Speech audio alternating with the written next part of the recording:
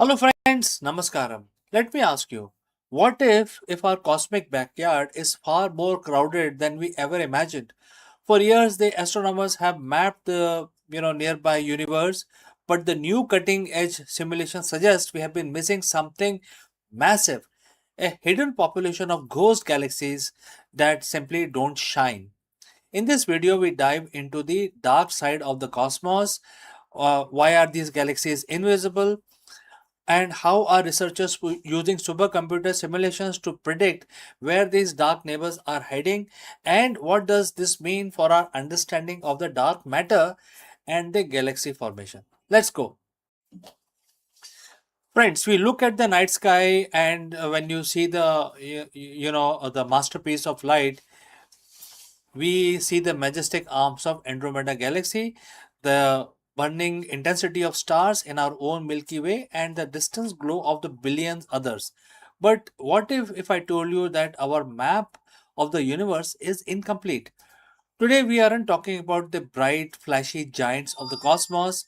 We are talking about the ghost galaxies, a hidden population of worlds that are lurking right in our own cosmic backyard, yet they remain almost entirely invisible to our most powerful telescopes. Why are they invisible? Because they don't shine, and yet new simulations are proving that they are not only there, they are essentially, we need to understand the very structure of the universe itself may change completely. Let's dive into this invisible. But before that, friends, if you have reached so far, please let us know from which city you have tuned in into this video. Alright, let's proceed with our analysis. To understand the ghost galaxies, we have to talk about how we observe the universe. Historically, we use light. If a galaxy is bright, we see it. If it is dense with stars, it pops out on our sensors. But there is a catch here. In astrophysics, we have a simple term called surface brightness. Think of this like a contrast on your computer monitor. If the object is so faint that its light is spread out over a vast area, it just blends into the background noise of the sky. These ghost galaxies, often called ultra diffuse galaxies or dark galaxies, are essentially ghosts. There are very few stars in these galaxies, and those stars are spread out so thin they don't produce concentrated light signature. They are the unseen workforce of the universe. They are there, they have mass, they exert gravitational influence, but optically they are invisible. So, how do we find something we cannot see? This is where the intersection of the technology and theory becomes very powerful. Rely on the cosmological simulation, and that is why we need these very huge supercomputers. Think of this like building a digital twin of the universe. Scientists take the known laws of physics, which is gravity, dark matter, and its behavior, expansion rates. They hit the play button and they simulate the history of the universe from Big Bang till today. And here is a fascinating part. The simulation tells us that there should be thousands of small, faint satellite galaxies orbiting major galaxies like the Milky Way. But when we look through our telescope, we don't see them. This has been as known as the missing satellite problem. This is where the breakthrough happens. New high resolution simulations are suggesting that these galaxies aren't missing, they are just ghosts. They were formed in dark matter halos, the invisible scaffolding of the universe, but for various reasons their star formation was stunted. They are the corporate startup of the universe that never quite scaled up to become an enterprise. They are there, held together by dark matter, just waiting for better technology to reveal them. Now, why should a business consultant or an entrepreneur or a student of strategy care about invisible galaxies? Now, this is a lesson here about the invisible infrastructure. In business, also, we often focus on the metrics that are obvious, things like revenue, user growth, immediate public milestone. and we call them the bright galaxies of our organization. But the stability of a company, the long term sustainability, often relies on the dark matter, the unseen processes, the organization culture, and the underlying infrastructure, and the quite steady work that doesn't generate headline but holds the entire enterprise together.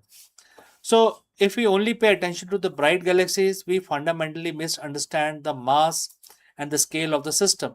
The same is true for the universe as well. By ignoring ghost galaxies, we were essentially miscalculating the mass of our own local group. We were miscalculating the distribution of the dark matter also. When we start acknowledging the invisible, we start seeing the real map. So, friends, what next? We are entering a new era of ghost hunting with the sensitivity of James Webb Space Telescope and the upcoming missions like the Roman Space Telescope. We are finally getting the resolution required to see the unseeable. We aren't just looking for the bright light anymore. We are looking for the subtle gravitational ripple and the faint, diffuse glimmers that betray the presence of these hidden worlds. We are on the verge of mapping our cosmic neighborhood with level of precision that humanity has never achieved before. We are moving from a universe of what we see to universe of what we understand. The universe is far more crowded, more complex, more mysterious when it looks than it looks in the first glance, and perhaps that is the most exciting part. So, friends, what do you think? Are we on the verge of discovering that our local group is twice as populated as we thought previously?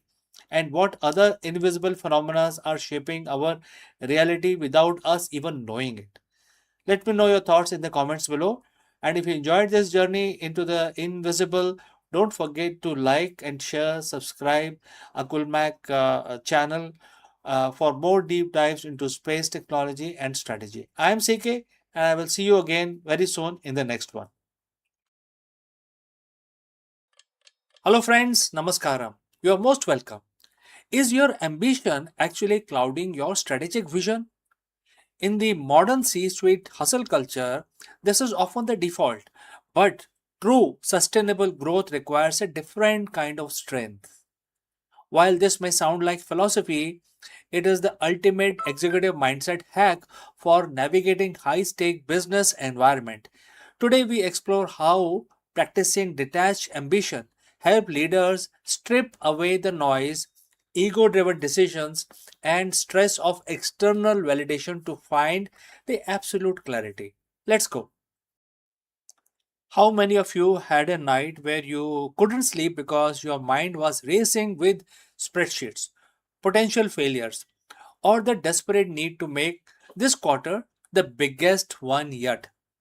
You are a leader, you are a normal leader, you are supposed to be in control. You believe that your grip on the business, every process, every detail, every outcome is the only thing keeping the ship from sinking. But what if I told you that your grip is actually the very thing that is slowing your growth? Welcome to the paradox of leadership. We are told that to succeed, we must possess, we must accumulate, and we must force outcomes. But today, we are looking at a different model of high performance leadership, one rooted in ancient wisdom that is arguably more relevant for today's C suite than any other modern management book or framework. We're diving into chapter 2, verse 55 of Bhagavad Gita, and the quote starts: when one is in a divine consciousness, one gives up all desires arising from the mind and finds satisfaction in the self alone. And the quote close. I know it sounds like a monk's vow, but not a business strategy. Let's stay with me. Let us proceed further and let's decode this. This is a secret to detached ambition. And by the end of this video, you will see why letting go might be the most aggressive growth strategy you have ever implemented. So, friends, if you have reached this far, please inform us from which city you have tuned in. This will help us determine the reach of our channel. Now, let us continue with our breakdown. Let's talk about the hero CEO syndrome. We live in a world that praises the founder who works 100 hours a week. We celebrate the leader who is in the weeds making every single decisions. But what happens when you are as a leader become a bottleneck? When you are obsessively attached to the outcome, when you need the deal to close, when you need the stock to hit a certain price to feel good about yourself, your decision making become extremely compromised. When you have a need, a burning, desperate desire, you act from fear. You become risk averse. You stop innovating because you're too afraid of losing what you have already built. You stop listening to your team because you are too busy proving your own brilliance. In this state of mind, as the Gita calls it, which is full of noise, it's craving validation, it's fearing judgment, and it is calculating the probability of failure. And when your mind is filled with that kind of a noise, you cannot see the market clearly, you cannot see your team clearly. So, what does the Gita actually means when it says to give up desires arising from the mind? Does it mean you should stop caring about the profit? Should you stop wanting to grow your business? Absolutely not. This isn't a call to apathy, it's a call to clarity. The desire arising from the mind are ego based desires. The need for external validation, the need to be the smartest person in the room, the need for the company to succeed so that you look good. When you detach from the ego driven outcome, you aren't quitting the game. You are finally playing it without the emotional baggage that makes you sloppy. Think about an athlete in the zone. If tennis player is thinking about trophy, the press, the money during the match, they miss the ball. They have to let go of the desires for the win to actually perform the action necessary to win. In business, equivalent is this: be fully committed to the work, the strategy, and the values, but be detached from the anxiety of the result. And here is a paradox: when you stop being desperate for the outcome, you actually become better at achieving it. Why? There are few reasons. First, you gain strategic perspective. When you aren't paralyzed by the fear of losing, you make bolder decisions. You can look at the failing project and cut it without personal shame. You can pivot faster because your identity isn't tied to the original plan. Second, you create an empowered culture. When you stop micromanaging, you stop signaling that you don't trust your team. When you lead from a place of inner satisfaction, knowing you are enough regardless of the Q3 numbers, you become a calm leader. And in a chaotic market, a calm leader is the most valuable asset in the company. Third, you find sustainable energy. Burnout comes from chasing some sort of result. It is the constant treadmill of needing more, being more, having more. When you find satisfaction in the self, a stable sense of worth, independent of your P and L statement, you stop burning the candle at the both ends. You lead with endurance, not just spikes of frantic energy. So, friends, how do you actually apply this on a Monday morning? There are few things I would like to suggest, starting with the outcome audit. That is the first one. Before your next high stake meeting, ask yourself: am I attached to this outcome because it is what the best for the business, or because I'm afraid of what people will think if I fail? Identify the fear and name it. That alone takes away its power. Number two, focus on the process, not the outcome. Shift your internal metrics. Don't wake up thinking about the stock price or the quarterly target. Wake up thinking about the quality of your leadership decisions and the culture you are building. You control the process, the market determines the outcome. Focus on what you control. And number three, lastly, the stillness practice. Every day, take 10 minutes, no phone, no email, no team, just you. This isn't just about relaxing, it's about reconnecting with a sense of self. that is separate from your title. If you can be satisfied in the silence, you will be the unstoppable in the boardroom. Leadership is not about how tightly you hold the reins, it's about how clearly you see the path. So, when you let go of the ego driven desires, you don't shrink, you actually expand. You become the kind of leader who can weather any storm because your foundation is built on something that can't be shaken by a market downturn or a bad press cycle.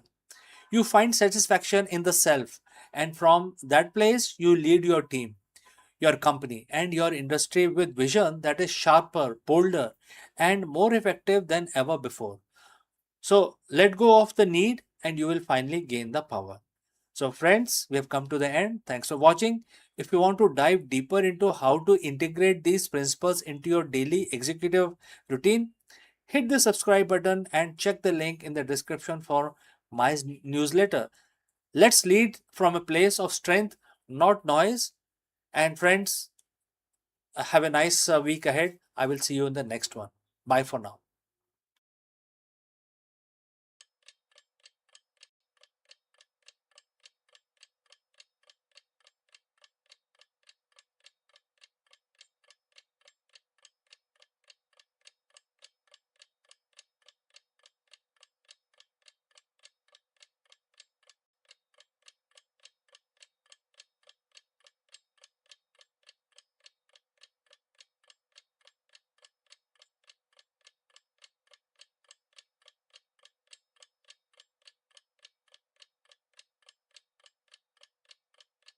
Namaskaram. You're most welcome. Imagine a world where very air you breathe is filled with vaporized metal and the clouds are made of liquid sapphire. On the ultra hot gas giants, temperatures are so extreme that it literally rains molten iron from the sky. Today, we are diving into the lethal physics of the iron rain paradox. In the deepest reaches of our galaxy, industrial elements are being transformed into terrifying weather system that defies logic. How can a planet sustain a thermal inversion layer strong enough to liquefy metal into shimmering deadly downpour? We are going to discuss and dissect these extreme chemical cycles to uncover the secret of exotic planetary heat. Let's go and explore this further. Imagine a planet where the sky doesn't just look stormy, it literally falls apart. No water, no cloud as we know them, just clouds of vaporized metal cooling into liquid droplets that plummet to the surface. Welcome to the world of ultra hot Jupiters, specifically the exoplanet WASP 76b. That is quite an innovative name. However, WASP 776b is an ultra hot Jupiter. Today, we are diving into the physics of how iron rain happens. To understand the rain, we first need to understand the stage. WASP 76b is tidally locked, just like our moon always shows the same face to the earth. This planet keeps one side permanently facing its host star. On the day side, the temperature hits over 2400 degrees Celsius, and that is hot enough not just to melt iron but to turn it into gas. It's literally furnace. But the physics get wilder when we look at the difference between the hemispheres. The key to this phenomena is the interplay between extreme heat and the atmospheric circulation. Because the day side is so hot, the pressure there is immense compared to the night side. The nature hates a gradient. It wants to balance the thing out. This pressure difference drives powerful supersonic winds, gales that drip across the planet at thousands of kilometers per hour. These winds act like massive conveyor belts, dragging that gaseous vaporized iron away from the furnace of the day side into the terminator zone, the thin silver of the dust that separate day from night. As the vapor crosses the terminator line, it enters the night side. The temperature drops to about 1500 degrees Celsius. While still scorching, this is the dew point for iron. Just like water vapor in our atmosphere, hits a cold surface to create a condensation, the iron gas begins to lose thermal energy. It transitions from gas back into liquid state. Tiny droplets of molten iron form, and they accumulate, and the gravity pulls them down. This is the physics phase and physics of the phase transition at the most extreme.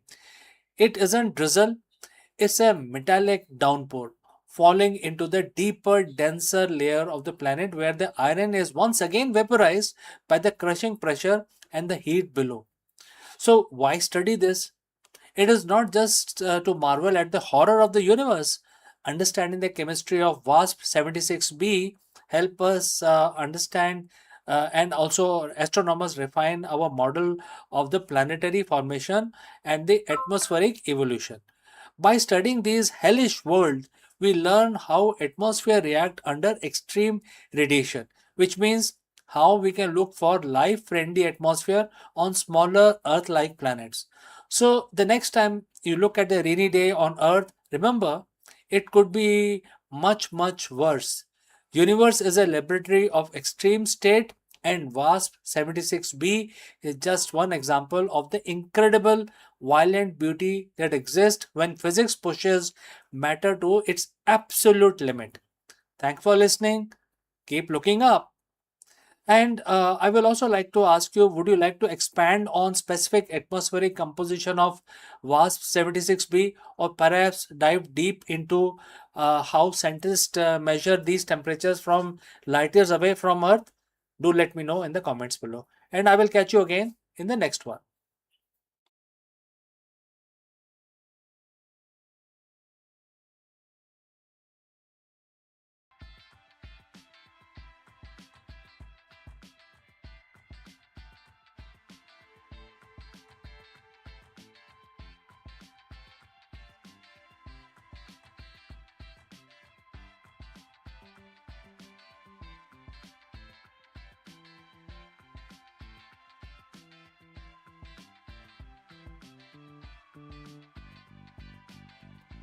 Hello, friends. What does a 7,000-year-old text have to teach today's high performing executives? In this video, we break down knowledge obtained from Bhagavad Gita and reveal why modern CEOs are using its timeless wisdom to build inclusive, high trust corporate culture.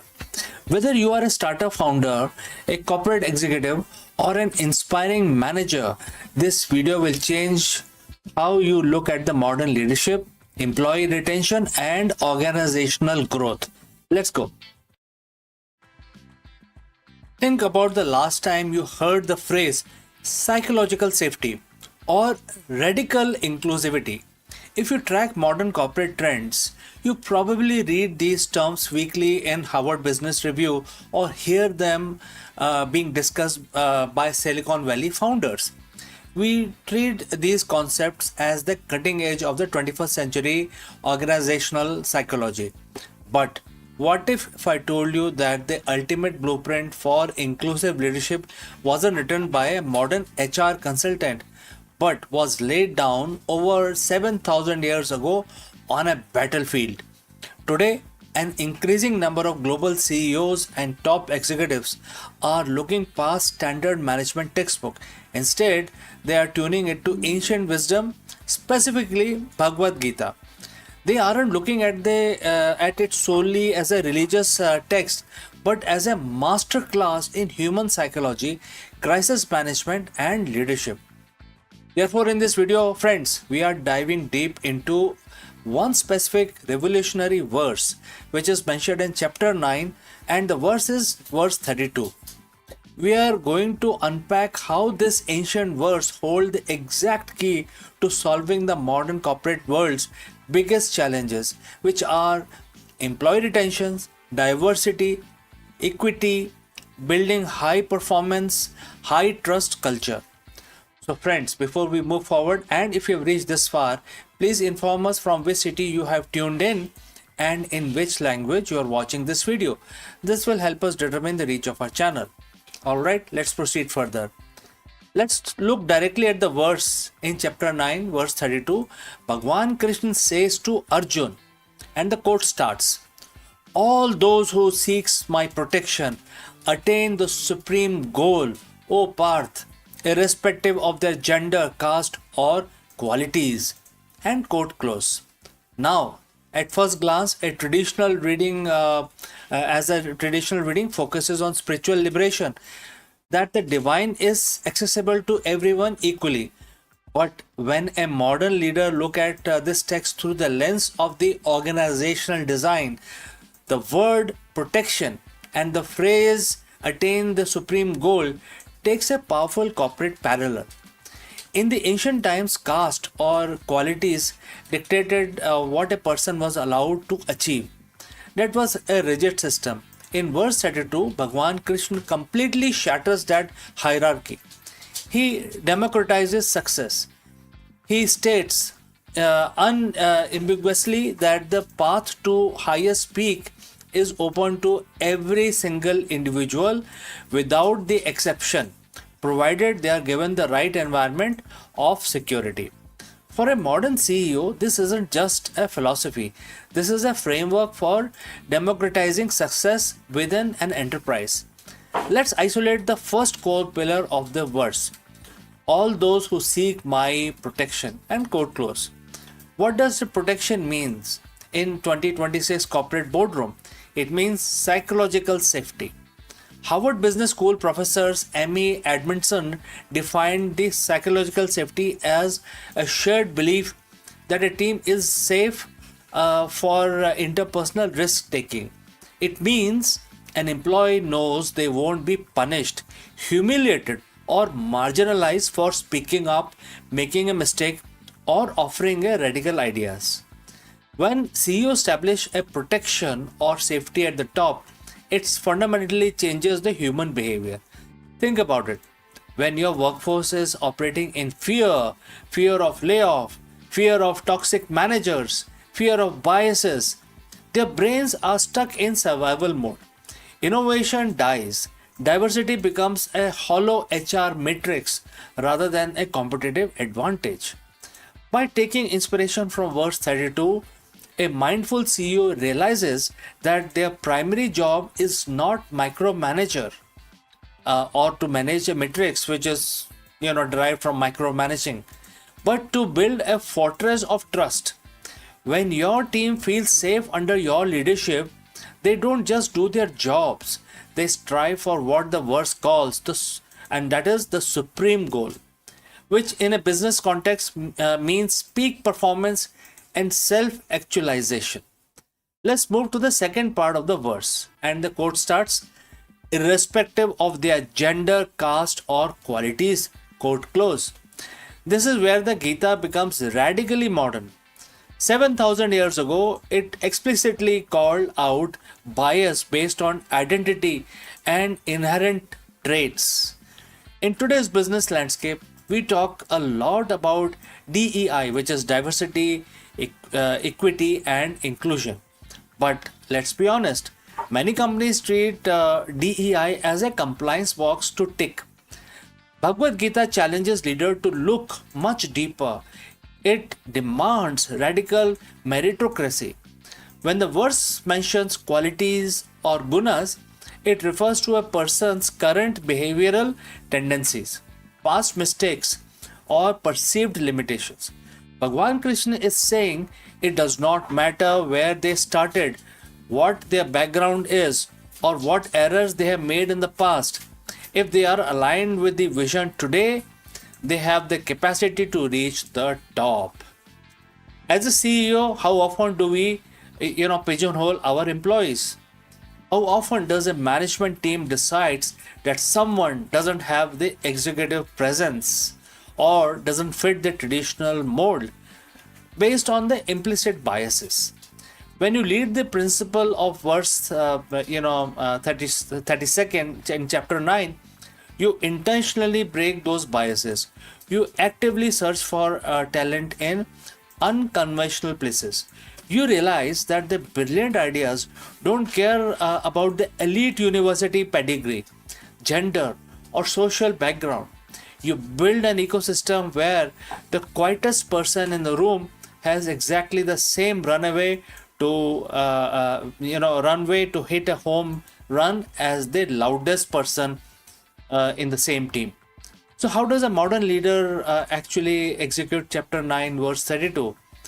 How do we translate this timeless spiritual law into an operational reality? And I would like to add 3 steps action plan for all the executive. Step 1, redefine the safety. That the first, audit your corporate culture. Do your employee feel protected to fail forward? Celebrate intelligence failure publicly. If an employee takes a calculated risk that doesn't pan out, don't penalize them. Show the organization that your protection is real and watch how fast your innovation cycle accelerate. Number 2, democratize growth and upskill, and therefore look at the promotions, development pipelines. Are opportunities open to everyone or just inner circle? Implement blind skill assessment, open access mentorship program, and structured upskilling. Give everyone, regardless of their starting qualities, the tool to reach the organization's supreme goal. Number 3, lead with purpose, not just profit. And therefore, remember that in the verse, the ultimate destination is the supreme goal. In business, employees, especially young generations, don't just work for paychecks anymore. They work for purpose. A CEO's job is to connect daily operational tasks to a higher, meaningful vision. When people know why they are fighting and who they are fighting for, their loyalty becomes unshakable. A challenge of a modern CEOs are complex. Market fluctuate, technology like AI disrupt industries overnight, and consumer behavior shifts constantly. But the fundamental core of the business has never changed. It is entirely driven by human beings. So Bhagavad Gita in chapter 9 verse 32 reminds us that leadership is not about wielding power from a corner office. True leadership is about creating an expansive, inclusive space where every individual feels secure enough to bring their whole authentic self to work. When you democratize success, you don't just build a more ethical company, you build an unstoppable business. So friends, thanks for watching, thanks for joining live. If this ancient perspective on the modern leadership resonate with you, hit that like button, share this video with fellow leaders, and subscribe for more deep dives into timeless wisdom for the modern business. I would love to hear your thoughts in the comments below. How do you build your psychological safety in your teams? So friends, until next time, lead with consciousness and keep building. Before I go, few words about our affiliate partner. Stop settling for a good enough video. If your built-in laptop camera looks like a grainy mess, it is time for an upgrade. Want to instantly level up your video presence? I like to present the Lenovo Performance FHD webcam. This is a game changer for your desktop setup. Technically, this is packed. It has a very sensitive RGB sensor, very crisp photographs it takes. Also comes with 2 microphones on board, which helps you to record very clear voice in stereophonic format. And these microphones are very sensitive. You can actually move away from the camera up to 2 meters and these microphones will pick up your voice without any problem. This is a very strong piece. This is very sturdy. Comes with tripod ready. Comes with a very long leash, so it gives you a lot of flexibility to place the webcam wherever you want to keep in your studio. And also it has a swivel base, which is also very handy. So if you want to basically level up your game and you want to pick up this camera at a discount, please click on the link here or scan the QR code. Now let's get back to our video.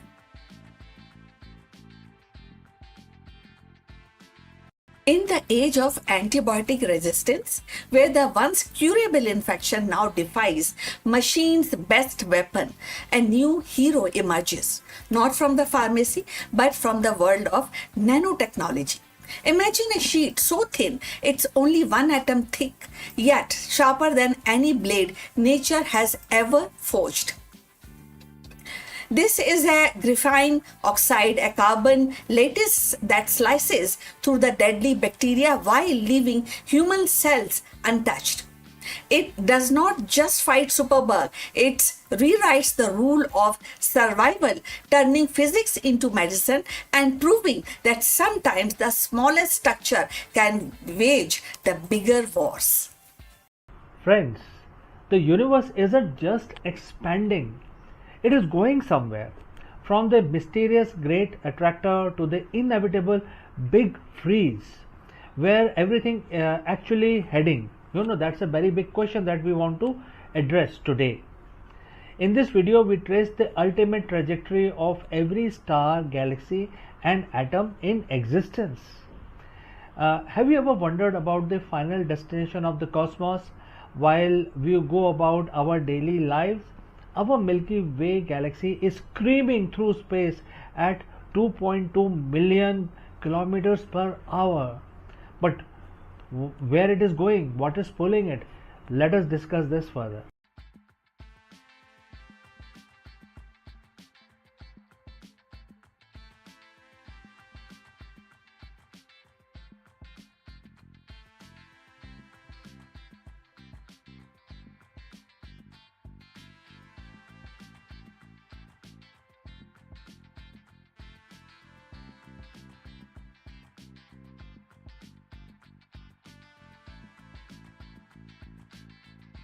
From counting steps to coaching lives, Google's health coach isn't just tracking your fitness, it is rewriting the future of wellness. With Gemini Premium as its stage, the Fitbit legacy bows out, and the new AI powered mentor steps in to guide every heartbeat, every habit, and every choice. So, let's find out more about this.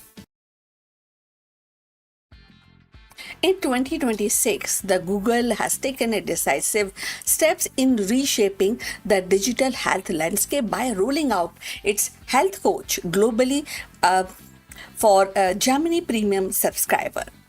This move marks the quiet sunset of Fitbit's standalone app and signaling a consolidation of Google's health ecosystem under Gemini AI umbrella. What was once a fitness tracker companion has now evolved into a full-fledged AI-driven health advisor designed not merely to log steps or monitor sleep, but to actively guide user towards healthier lifestyles with personalized context, awareness, and recommendation. So the health coach integrates seamlessly with Gemini's broader AI capabilities, offering a holistic view of wellness and its draw from the wearable data, nutrition log, and even the environmental cues to craft a tailored action plan. So unlike Fitbit's app, which largely focus on metrics, and progress tracking health coach positioning itself as a proactive partner and anticipating needs, suggesting the interventions and nudging the user towards sustainable habits. For example, the quality, it might recommend adjusting a evening routine or highlight dietary factors or even suggest mindful exercises, all backed by AI driven insight. So if you have reached this far, please inform us from which city you have tuned in and in which language you are watching this video. That will help us to determine the reach of our channel. So moving forward, the rollout effect Google's ambition to merge health and AI into a single premium experience. By embedding health coach into Gemini Premium, Google is not only monetizing advanced health feature, but also reinforcing the value proposition of its AI subscription model. So the shift underscores a broader industry trend. Health applications are no longer standalone and utilities, but integrated service within a larger AI ecosystem. Fitbit's application, once a pioneer in consumer health tracking, now becomes a legacy product and absorbing into the more expensive vision. So the implications are profound. On one hand, the user gain access to smarter, more adaptive health platform that can evolve with their needs. On the other hand, the question arises about the data privacy, the accessibilities, and the inclusivity. So, health coach reliance on AI means a sensitive personal data, a sleep cycle, maybe a nutrition, stress level are processed at a scale. While the Google promises robust safeguard, the consolidation of health data under a single corporate AI raising the inevitable concern about the transparency and control. Moreover, by tying a health coach to Gemini Premier, Google risk creating a two tiers health system where the advanced AI driven wellness tools are available only to those who can afford subscription fee. And from a cultural perspective, the replacement of Fitbit's application symbolizes the end of the fitness tracker era and the dawn of AI mediated health. Fitbit once represented the democratization of health tracking and simple device empowering everyday users to monitor their activity. But when we talk about the health coach, so health coach by contrast embodies the AI first philosophy of 2026, where the wellness is no longer just measured but actively managed by the intelligent system. And this shift mirrored the broader societal changes as AI became the embedded in daily life. Even the personal health is reframed through predictive algorithm and digital coaching. So critics definitely arguing that the more risk alienated a long time fitness user who valued the simplicity of the application. So the health coach AI, which is a heavy interface, may feel overwhelming or intrusive to those who are accustomed to straightforward tracking. Yet, the Google's bet is clear. The future of health lies not in a passive measurement but in active AI driven guidance. So, if the successful health coach could redefine as how individuals emerged with their wellness and transforming health application from passive record keepers into a dynamic partner in everyday life. So that is a change. And ultimately, the Google Health Coach globally rollout is more than a product update. It is a strategic orientation of digital health. So by folding Fitbit into Gemini Premium, Google signals the health is no longer a kind of a very different or very alone ecosystem. The move consolidates the Google position in competitive health tech market, challenges rivals like Apple Health and Samsung Health, and set the stage for future AI is not just a tool but a trusted companion in the personal well-being. So Fitbit era of simple tracking closes and the new chapter begins, where every choice is guided by intelligence that learn with you. And the Google Health Coach is not just an application, it is a whisper of tomorrow. So, wellness as digital mentor shaping the rhythm of human health in the age of AI. So, what do you think about this? So, I look forward for your comments, and we have come to the end. Thanks for watching, and please like and subscribe our channel. See you in the next one. But before we end, few words from our affiliate partner. Stop settling for a good enough video.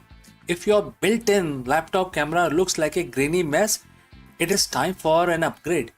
Want to instantly level up your video presence?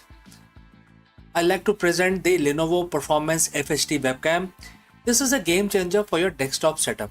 Technically, this is packed. It has a very sensitive RGB sensor, very crisp photographs it takes. Also comes with 2 microphones on board, which helps you to record very clear voice in stereophonic format. And these microphones are very sensitive. You can actually move away from the camera up to 2 meters, and these microphones will pick up your voice without any problem. This is a very strong piece. This is very sturdy. Comes with tripod ready. Comes with a very long leash, so it gives you a lot of flexibility to place the webcam wherever you want to keep in your studio. And also it has a swivel base, which is also very handy. So if you want to basically level up your game and you want to pick up this camera at a discount, please click on the link here or scan the QR code. Now let's get back to our video.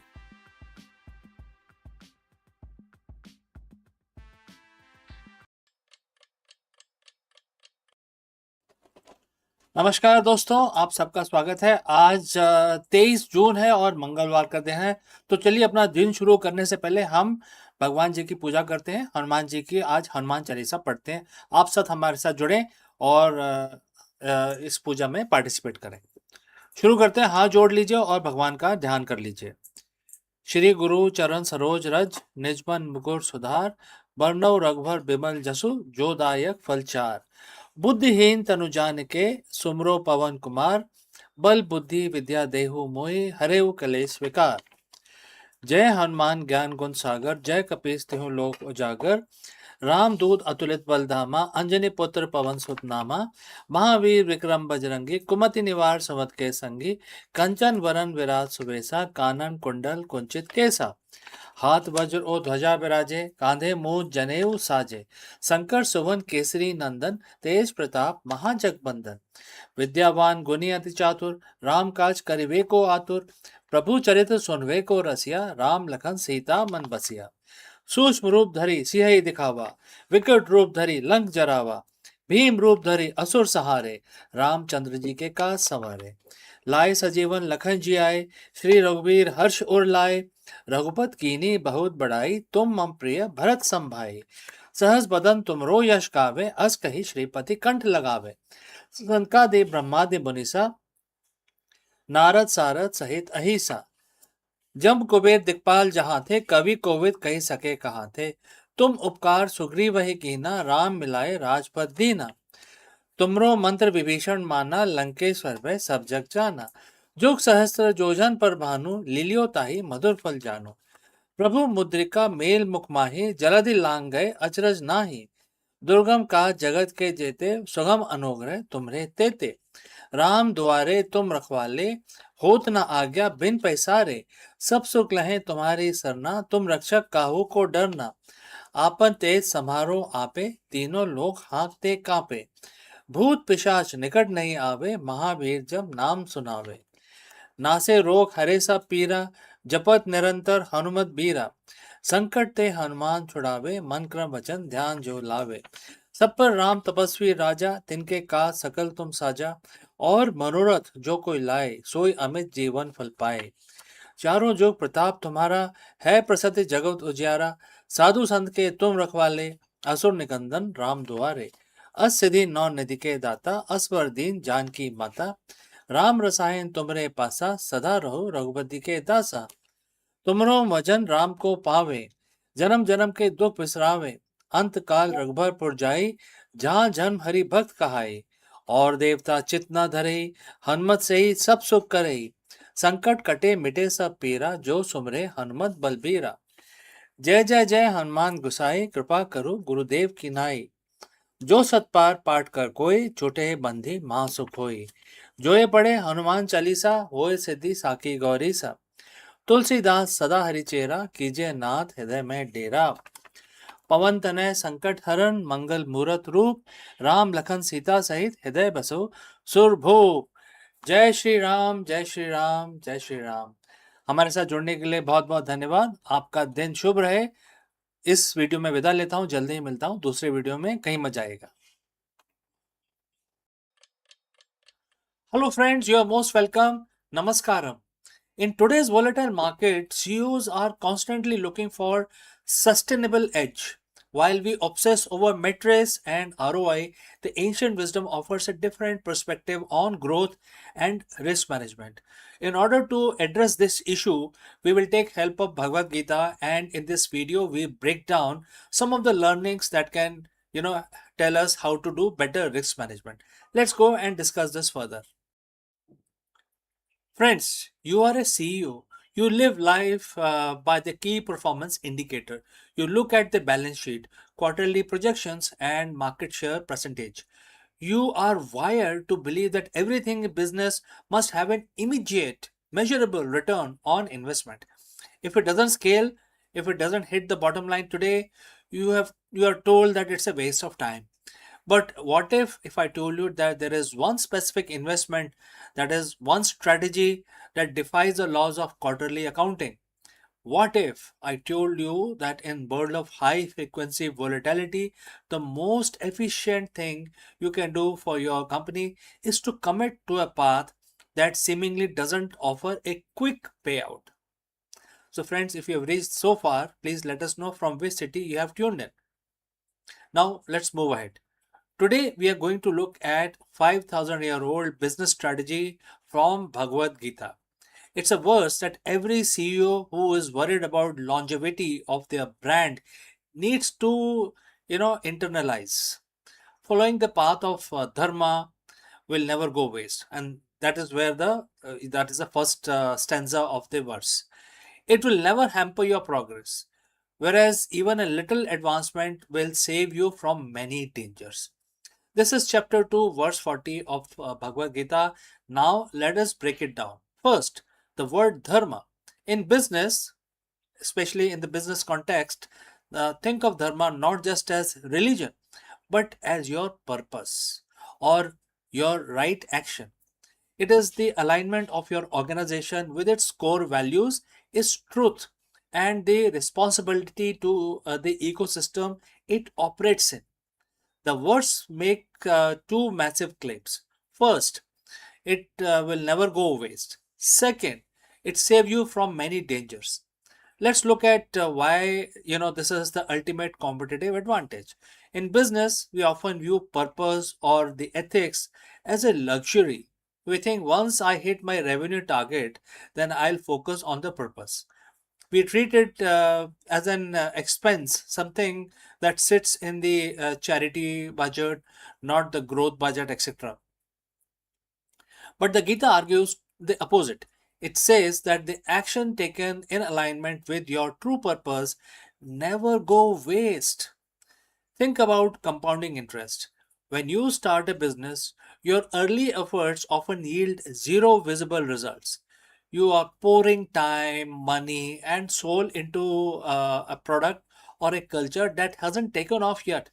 But the traditional metrics, that is wasted time, but Dharma says no.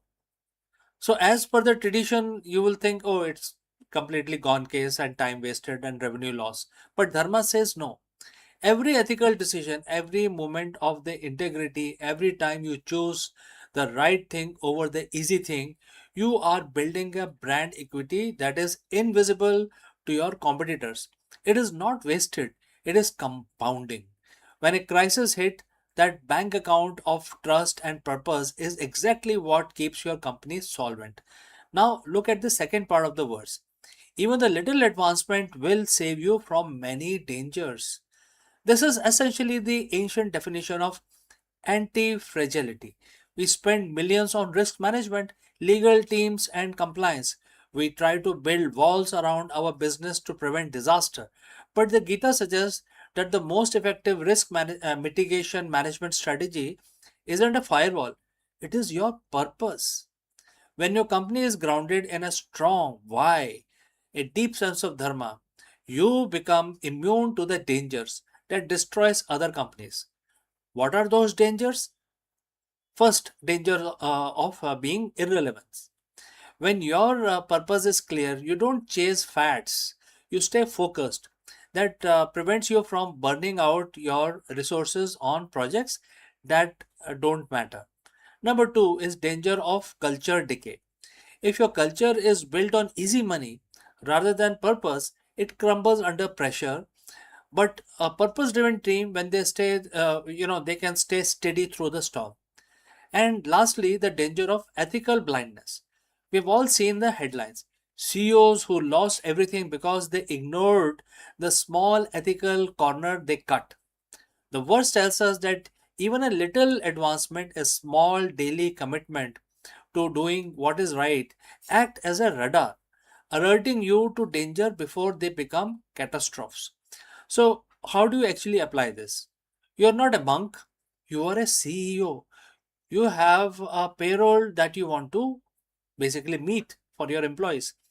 Here is your three-step strategy that you can actually use to operationalize this dharma. Number one, integrity audit. Once a week, ask yourself, are you doing this because it's the right thing for your customers and your long term vision, or because it is the path of the least resistance? If it is latter, you are deviating from your path. Number two, protect a small win. Don't dismiss the small ethical wins. Did you treat a junior employee with respect today? That's your dharma. Did you correct a minor error in a report that no one would have noticed? That's your dharma. There are small advancements that build your resilience. And lastly, long term horizon. When making a decision, extend your time horizon. If you make the decision, will it still hold up 10 years down the line? If the answer is no, you are inviting danger. If the answer is yes, you are building a legacy. The market changes, technology become obsolete, your competitors will innovate, pivot, and potentially disrupt you. But one thing that cannot replicate is the weight of the company that is grounded in its purpose. So Bhagavad Gita reminds us that we are not just running companies, we are building legacies. And a legacy is only as strong as the integrity with which it was built. So stop worrying about whether your purpose is efficient enough.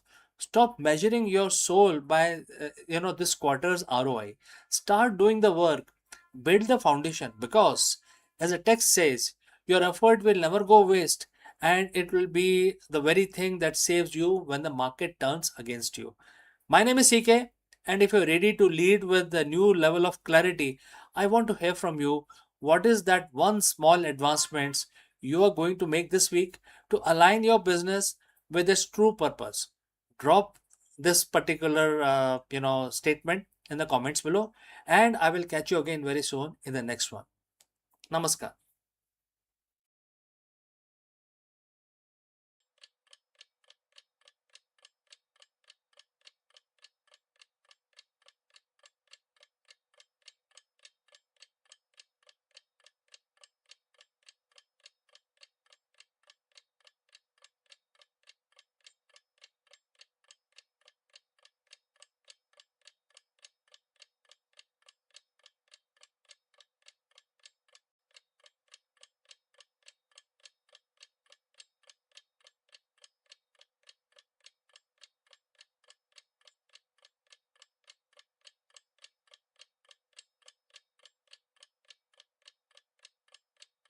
Namaskaram. You are most welcome.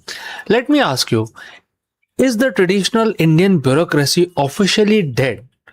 As of 2026, a radical administrative revolution is dismantling decades of red tape to prioritize digital sovereignty and smart city efficiency.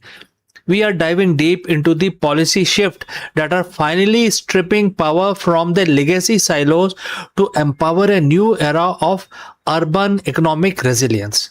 Let's go and explore this further. If you have traveled through any major Indian metro over the last decade, you have seen them. The monument to broken promises, ghost towers, rusted, reaching into the sky like skeletal fingers, projects frozen in time for 15, 20 years, while the people who poured their life saving into them were trapped in, some sort of a nightmare of the courtroom, the corrupt local bodies, and the phantom developers who vanished into thin air. For generations, Indian real estate was a wild west.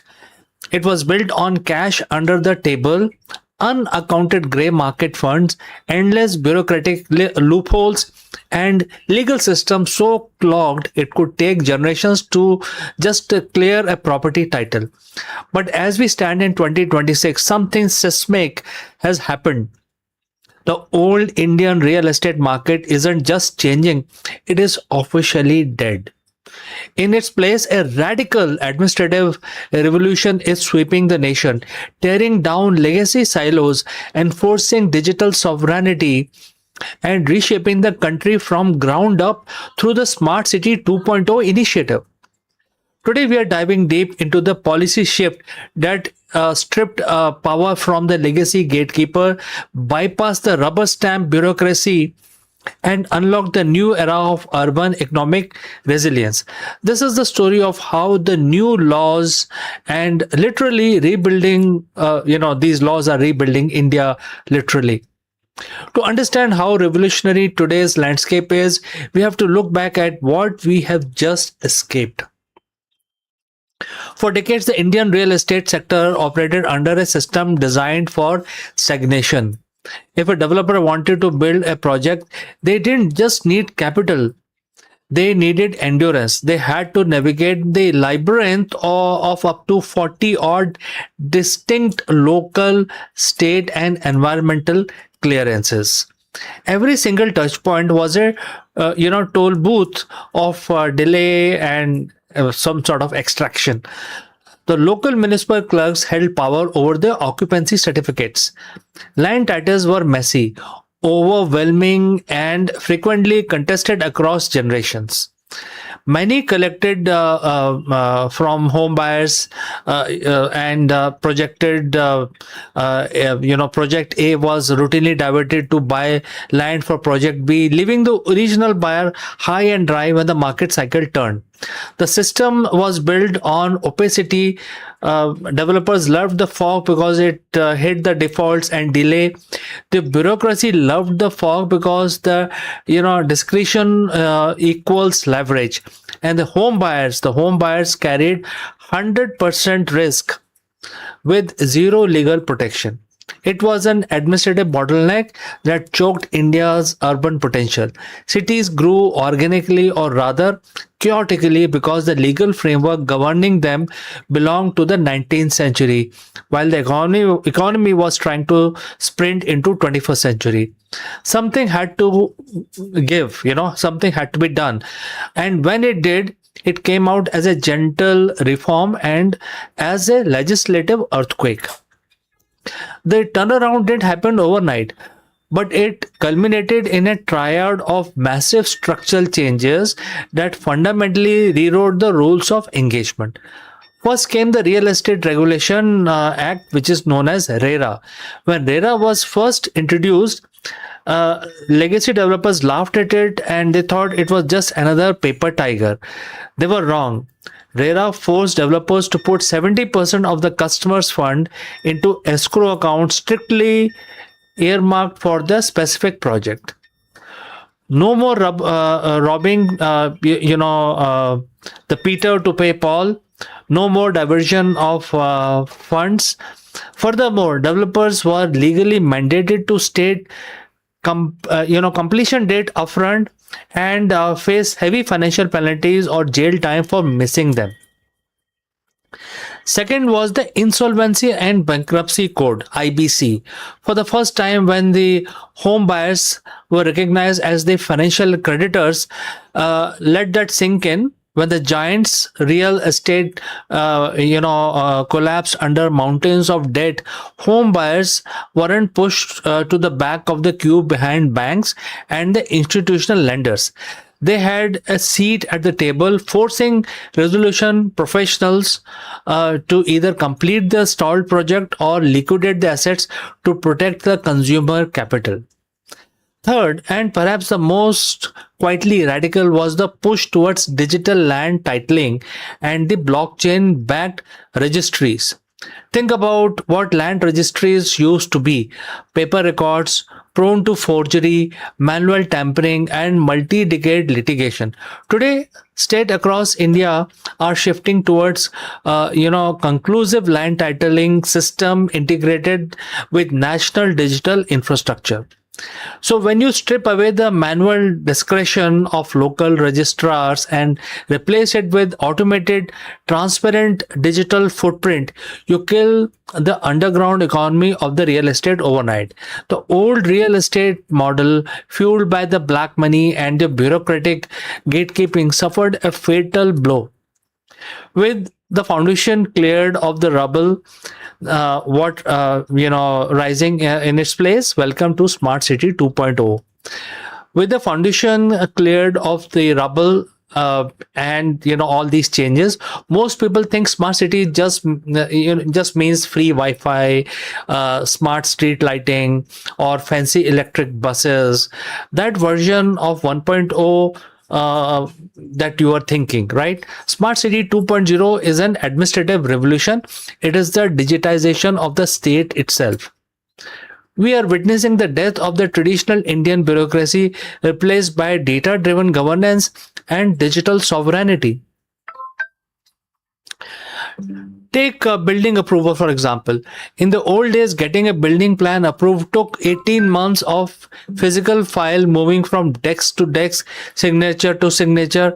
Today, under automated single window clearance system integrated with AI geographic information, which is also known as GIS, the standardized building plans are vetted and approved digitally in hours, not even in months. The algorithm don't take bribes. Algorithm don't lose files, so therefore they are much more efficient and flawless. Furthermore, urban planning is no longer reactive; it is predictive. Municipal authorities are leveraging IoT sensors and real-time economic data to map out infrastructure before congestion chokes a neighborhood. The water grid, the waste management, traffic flows, and the zoning laws are dynamically managed through centralized digital command centers. And for the citizen, it has translated into unprecedented empowerment through unified state apps and portal. You can verify a builder's RERA compliance record, check clear land titles, register properties, and file municipal grievances redresses with zero human friction.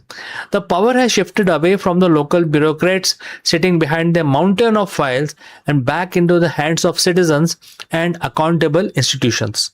So, what is the conclusion? Rebuilding India for the future.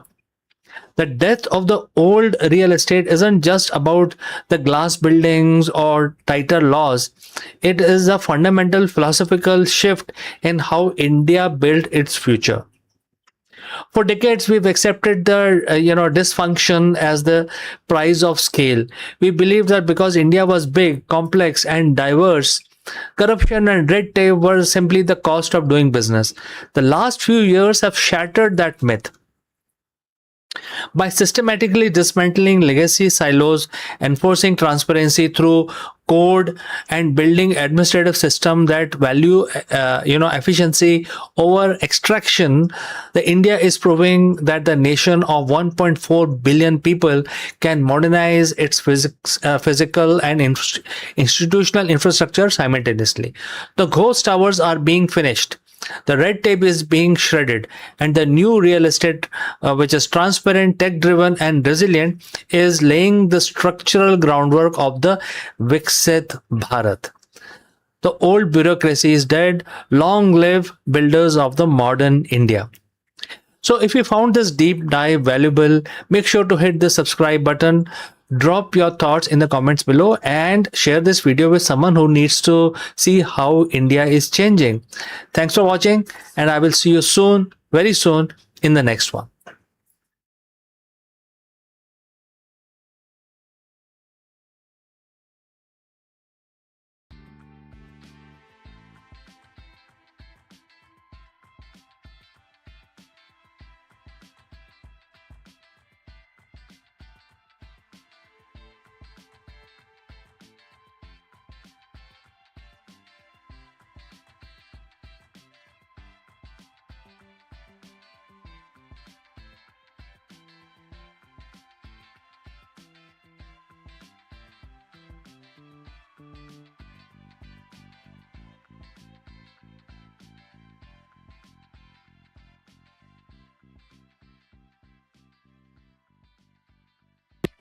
Hello friends and namaskaram.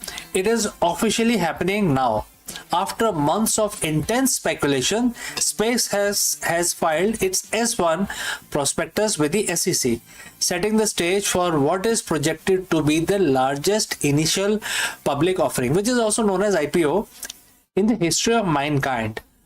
With a target valuation of up to 1.75 trillion, Elon Musk's space giant is ready to hit the Nasdaq under the ticker symbol SPCX.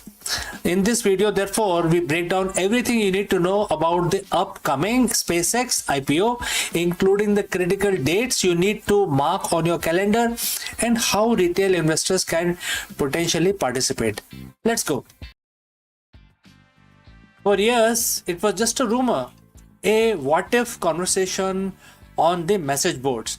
But today, the conversation is over. SpaceX has finally filed its S1 prospectus with the SEC, and we are witnessing what is arguably the most significant capital market event of the decade. We're talking about a company that has already changed the physics of rockets and space travel, now aiming for a 1.75 trillion valuation on the Nasdaq. I'm talking about the SpaceX IPO, and the ticker symbol is SPCX. And this is expected to hit the market as early as June 12th, 2026. So friends, if you've reached this far, please inform us from which city you have tuned in and in which language you are watching this video. This will help us determine the reach of our channel. Alright, let's proceed further. For a long time, Elon Musk was adamant SpaceX would stay private until we had a stable, functioning Mars colony. So what changed? The scale of ambition. Basically, SpaceX isn't just launching rockets anymore. It's an integrated powerhouse. Following the merger with XAI, the company is positioning itself as the backbone of space-based AI infrastructure. With a planned roadshow kicking off around June 4th, the company is looking to raise up to 75 billion to fuel its next phase of growth. So when you buy SPCX on the Nasdaq market, you aren't just buying rockets, you're buying a massive interconnected portfolio. What this portfolio contains? First, the Starlink, which is the crown jewel. It's profitable and currently drive massive chunk of company's revenue.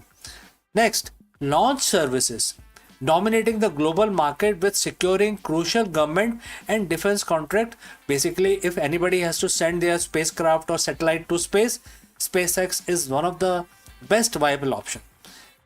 Third is the Starship itself, the key to lowering cost and enabling future Moon and Mars mission.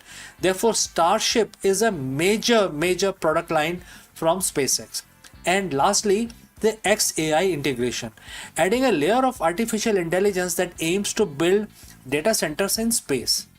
It isn't all smooth sailing. There is significant controversy regarding the governance structure. Reports indicate a dual class share structure where Class B shares, mostly held by Musk and the insiders, carry 10 votes per share, while the public Class A shares carry only one vote. The institutional investors have already voiced concerns about this level of concentration, noting that Musk will retain roughly 79% of the voting power. Add in the challenge of Musk juggling Tesla, X, Neuralink, and XAI, and you have some serious questions about where his focus truly lies. If you are a retail investor, this is what you have been waiting for. With the Nasdaq listing, direct exposure to the space economy is finally within reach. However, proceed with caution. IPOs, especially one with much hype, are notoriously volatile. Analysts are warning that you should look past the Musk factor and dive deep into their financials. Are you paying for the current reality, or are you paying for the next 20 years of projected growth? I mean, that's a very important question that every investor must contemplate. The countdown is officially on. Whether this becomes the IPO of the century or the cautionary tale, one thing is certain: the way we view the space, data, and the stock market is about to change forever. Keep an eye on the June 12th date, and as always, do your own due diligence before jumping into the stratosphere. My name is CK, and I will see you very soon in the next deep dive. Before I go today, however, a word about our affiliate partner.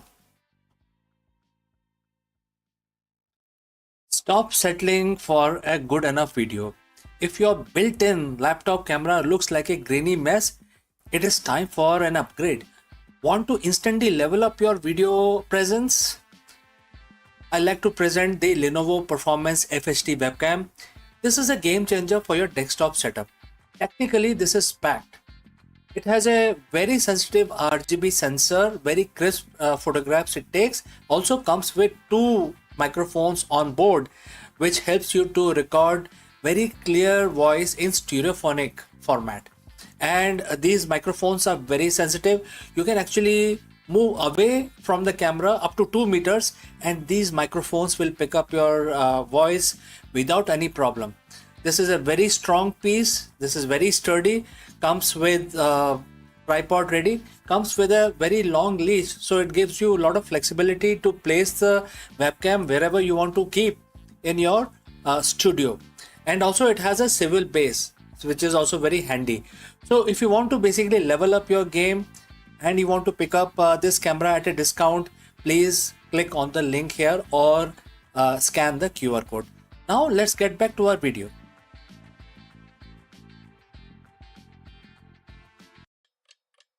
Hello friends and namaskaram.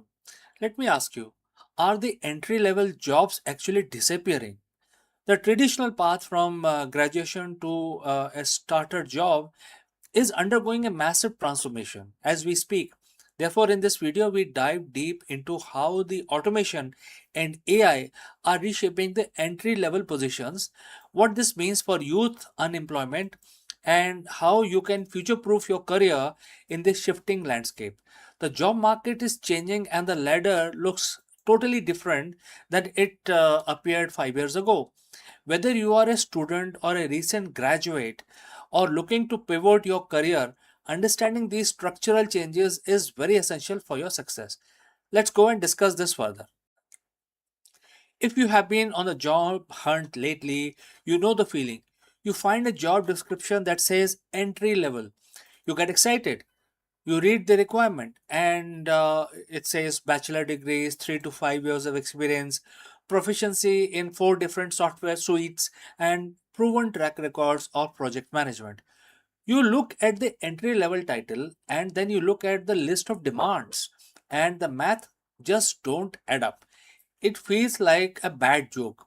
But here is a reality: it's not just a bad hiring practice, it is a fundamental shift in the economy. Today, we are talking about the death of the traditional entry level job. We are going to look at why your first job seems to be disappearing, how AI and automations rules are rewriting the various employment rules. The most importantly, how you can actually get your foot in the door when the door seems to be locked from inside. So, friends, if you've reached so far, please let me know from which city or country you're watching us. This will help us determine the reach of our channel. All right, let's proceed further. For decades, the career ladder was simple. You graduate, you get an entry level job, you learn the ropes, and you move up. Companies viewed entry level workers as investment. They were willing to pay to train you because eventually you would become a mid level expert. But something changed. We have seen the hollowing out of the middle class, but we are now seeing the hollowing out of the beginning of the career itself. Why is this happening? There are three reasons. First, AI and automation. The task that used to be the training wheel of a job, data entry, basic research, scheduling, drafting simple emails, are now being done instantly by AI. The proficiency mandate is the second one. In an era of the high interest rate and pressure for short term profit, companies don't want to pay to train someone for 6 months. They want a plug and play employee who can hit the ground running on day one. Next is outsourcing. Why hire a junior in a high cost city when you can contract a task to a specialized agency or an overseas freelancer for a fraction of a cost? This leads us to the dreaded experience trap. You can't get a job without the experience, and you can't get experience without a job. This is creating a dangerous ripple effect. If companies stop hiring juniors, who is going to learn the skill to become the seniors of tomorrow? We are essentially creating a generation of workers who are being bypassed by automation before they even get a chance to show what they can do. But here is the critical part. This isn't just about bad hiring managers, it's a structural change.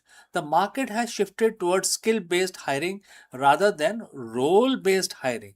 Companies are becoming less interested in your degree or your job title. They are becoming obsessed with your specific demonstrable skills. So, if the traditional entry level ladder is broken, what do? You stop looking for a ladder and start looking for a web. You need to stop selling yourself as a candidate and start selling yourself as a problem solver. Here is how you win in this new environment. First, build yourself, don't apply. If you are designer, don't just send a resume, send a link to a website you redesigned. If you are in finance, don't just say you can analyze data. Publish an analysis of a real market trend. A portfolio is the new resume. Number two, AI fluency. You are competing with AI, so you need to be the person who directs the AI. If you can show an employer how to use a tool to do work of two people, you become most valuable hire in the room. Number three, the gig entry point. Sometimes the way into the full time role is through a contract, a freelance project, or an internship. Don't turn your nose up at small work. It is the easiest way to prove you can do the job before they hire you permanently. I know this sounds daunting. It's scary to feel like the rules of the game changed, right? So, as you stepped into the field, but I want to offer you a different perspective. The gatekeeper are losing their power. The old world, you needed a manager to give you a job. Today, the tools to build, create, and launch are cheaper and more accessible than they were ever before in human history. You don't need an entry level job at a big corporation to prove your worth. You can prove your worth before you ever step into the office. That's the power. It's more work, yes, but it's more autonomy at the same time. The entry level jobs isn't dead, but the do nothing entry level job is actually over. Uh, and the one where you just show up and learn by osmosis is absolutely fading away. If you want to survive and thrive, you have to be architect of your own experience. Start the project, learn the software, build the portfolio. I put together a list of resources in the description below, including platforms where you can start finding these skills first and project to build your experience. So if you're feeling the pressure of the job hunt, you aren't alone. Drop the comment below. What is the craziest requirement you have seen in a job lately? Uh, in a job posting lately. Let's talk about it. Thanks for watching. Don't forget to subscribe, and I will see you very soon in the next one. Wish you all the best. Hello दोस्तों, नमस्कारम। आप सबका स्वागत है। आज हम space x के IPO के बारे में बात करेंगे। आपको सबको पता होगा कि रिसेंटली एक स्पेस एक्स का बहुत बड़ा एक आईपीओ आया है मार्केट में। आपने क्या उसमें निवेश किया है या सोच रहे हैं? एलन मस्क की कंपनी स्पेसएक्स शेयर मार्केट में एक धमाकेदार एंट्री ले चुकी है और आज हम इस वीडियो में बात करेंगे कि लिस्टिंग के बाद शेयरों में क्यों ऐसी इतना उछाल आया है, रॉकेट जैसी तेजी से बाजार में उछाल आया है और बाजार ने इतना पॉजिटिव रिएक्शन क्यों दिया है, इसके बारे में हम चर्चा करते हैं। चलिए आगे बढ़ते हैं। दोस्तों 12 जून 2026 को ये स्पेसएक्स का जो आईपीओ था वो लिस्ट हुआ था स्टॉक एक्सचेंज पे। और ये एक मामूली आईपीओ नहीं है, ये दुनिया का अब तक का सबसे बड़ा आईपीओ था। ट्रिलियंस ऑफ डॉलर्स की बात हो रही है इसमें। एलन मस्क की कंपनी ने शेयर बाजार में कदम रखा, पहली दफा रखा है और इसने इस रखते ही कदम रखते ही तूफान आ गया है, बहुत ज़्यादा तेज़ी से आगे बढ़ा है। और हम इसकी बात करेंगे, जब इसकी बात कर रहे हैं तो इसकी वैल्यू ऑलरेडी 2.1 ट्रिलियन का मार्केट कैपिटलाइजेशन कर चुकी है कुछ ही घंटों में, कुछ ही दिनों के अंदर।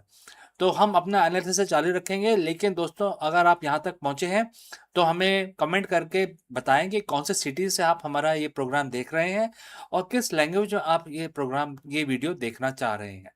तो चलिए आगे बढ़ते हैं। सबसे पहले नंबर्स की बात करते हैं।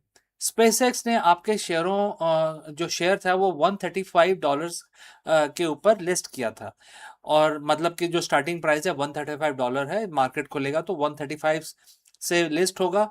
अब वहाँ पे जब खुलता है मार्केट तो उसके बाद ऊपर भी जाता है, नीचे भी जाता है, लेकिन सबको हैरान कर दिया। शेयरों ने जल्दी ही मार्केट खुलते ही 19% की उछाल मारी और डे का जो बिजनेस बंद होते होते 160.95 मतलब 135 पे ये चालू हुआ था और दिन के अंत होते होते $160.95 तक पहुंच गया। ये पर शेयर की प्राइस है। अब इसका सीधा मतलब ये है कि महज एक दिन में ही कंपनी की वैल्यूएशन 2.1 ट्रिलियन तक पहुंच गई और ये 21 बैंकों के सिंडिकेट द्वारा मैनेज किया गया एक विशाल ऑपरेशन था, जिसे इंटरनली एक प्रोजेक्ट एपेक्स के नाम दिया गया है। जो स्पेसएक्स ने इस प्रोजेक्ट को प्रोजेक्ट एपेक्स दिया गया है और ये ग्लोबल एक आईपीओ है जिसमें अमेरिकन तो इन्वेस्ट कर सकते हैं, लेकिन दुनिया में कोई भी इंसान इसमें इन्वेस्ट कर सकता है। अब ये इन्वेस्ट करना क्यों जरूरी है? देखिए, स्पेसएक्स जो कंपनी है एक प्राइवेट ऑर्गेनाइजेशन है, लेकिन उन्होंने एक बीड़ा उठाया है कि हम एक दूसरे ग्रह पे इंसानों को पहुंचाएंगे और वहां पे कॉलोनी बनाएंगे। तो ये अकेले तो कंपनी कर नहीं सकती। अगर अगर अकेले भी करे तो फिर वो कंपनी की एक प्रॉपर्टी हो जाती है, जैसे ईस्ट इंडिया कंपनी ने भारत पे अटैक कर दिया था 200 साल पहले, 300 साल पहले। तो अगर ये मार्स पे जाते हैं तो इनकी हो जाती है। लेकिन अगर अगर ये आईपीओ है और इसको शेयर मार्केट में लोगों ने पब्लिक ने इन्वेस्ट किया इसके अंदर, तो सबकी इसमें हिस्सेदारी हो जाती है। एक ये पब्लिक कंपनी बन जाती है, जिससे कि अगर वहाँ पे इस्टेब्लिश किया जाए तो जितने भी शेयर होल्डर्स हैं उनका पहला हक बन जाता है। तो इसीलिए ये जो आईपीओ है ये इतना इम्पोर्टेंट हो जाता है और इसी की वजह से जो लोग हैं काफ़ी एक्साइटेड हैं स्पेस एक्स में इन्वेस्ट करने के लिए। आप देखिए 2.1 ट्रिलियन हो गया, ये अब तक का सबसे बड़ा आईपीओ है दुनिया में। अब सवाल है कि आखिर इस कंपनी में ऐसा क्या है और ये सिर्फ क्या रॉकेट बनाने वाली कंपनी है? तो चलिए आगे बढ़ते हैं कि इसमें इतना एक्साइटमेंट क्यों आ रहा है लोगों को। सबसे पहले देखिए, स्टारलिंक स्टारलिंक जो एक कंपनी है एलन मस्क की, ये इंटरनेट प्रोवाइड करती है। तो ये इनका एक पार्टनरशिप है स्पेस एक्स के साथ, जो भी एलन मस्क की कंपनी है। तो स्टारलिंक अगर नहीं है स्पेस एक्स के साथ तो कम्युनिकेशन कितना डिफिकल्ट हो जाता है। अगर मार्स पे पहुंच गए तो कम्युनिकेट कैसे करेंगे, इंटरनेट कैसे चलेगा, ईमेल कैसे आएगी, तो उसके लिए स्टारलिंक है। और जिसके वजह से जो स्पेस एक्स है वो स्टारलिंक के टेक्नोलॉजी को लेवरेज कर सकता है जब वो मार्स पे अपनी कॉलोनी बनाए। इसके अलावा इनके पास इलेक्ट्रिक कार्स हैं, इनके पास इलेक्ट्रिक बैटरी मैन्युफैक्चरिंग जो टेस्ला है वो है। तो जब मार्स में जाएंगे तो उनको बैटरी बैकअप इक्विपमेंट लगेगा, वहाँ पे मार्स पे चलने वाली गाड़ियाँ लगेंगी। तो वो सब बनाने का जो टेक्नोलॉजी है वो टेस्ला के पास है। तो स्पेस एक्स हो गया, आपका टेस्ला हो गया, आपका स्टारलिंक हो गया। उसके बाद एलॉन मस्क की टनलिंग कंपनी है, बोरिंग कंपनी है, जो टनल बनाती है ज़मीन के अंदर। और तो मार्स पे जाएंगे तो ज़मीन के ऊपर रहेंगे या ज़मीन के नीचे कंस्ट्रक्शन वगैरह करना पड़ेगा, तो उसके लिए उनके पास टेक्नोलॉजी टनलिंग की होगी, जो बोरिंग करते हैं ज़मीन के अंदर, जिसमें बड़ी बड़ी ट्रेन्स चलाते हैं, तो वो होगा। अब ट्रेनों की बात हुई है तो इनके पास हाइपर लूप, आपने सुना होगा, कुछ साल पहले इन्होंने कंपनी स्टार्ट की थी हाइपर लूप की, जो जो जमीन के अंदर टनल के अंदर एक ट्रेन चलती है बिना किसी इंजन के, सिर्फ वैक्यूम से चलती है, तो वो भी इनके पास है।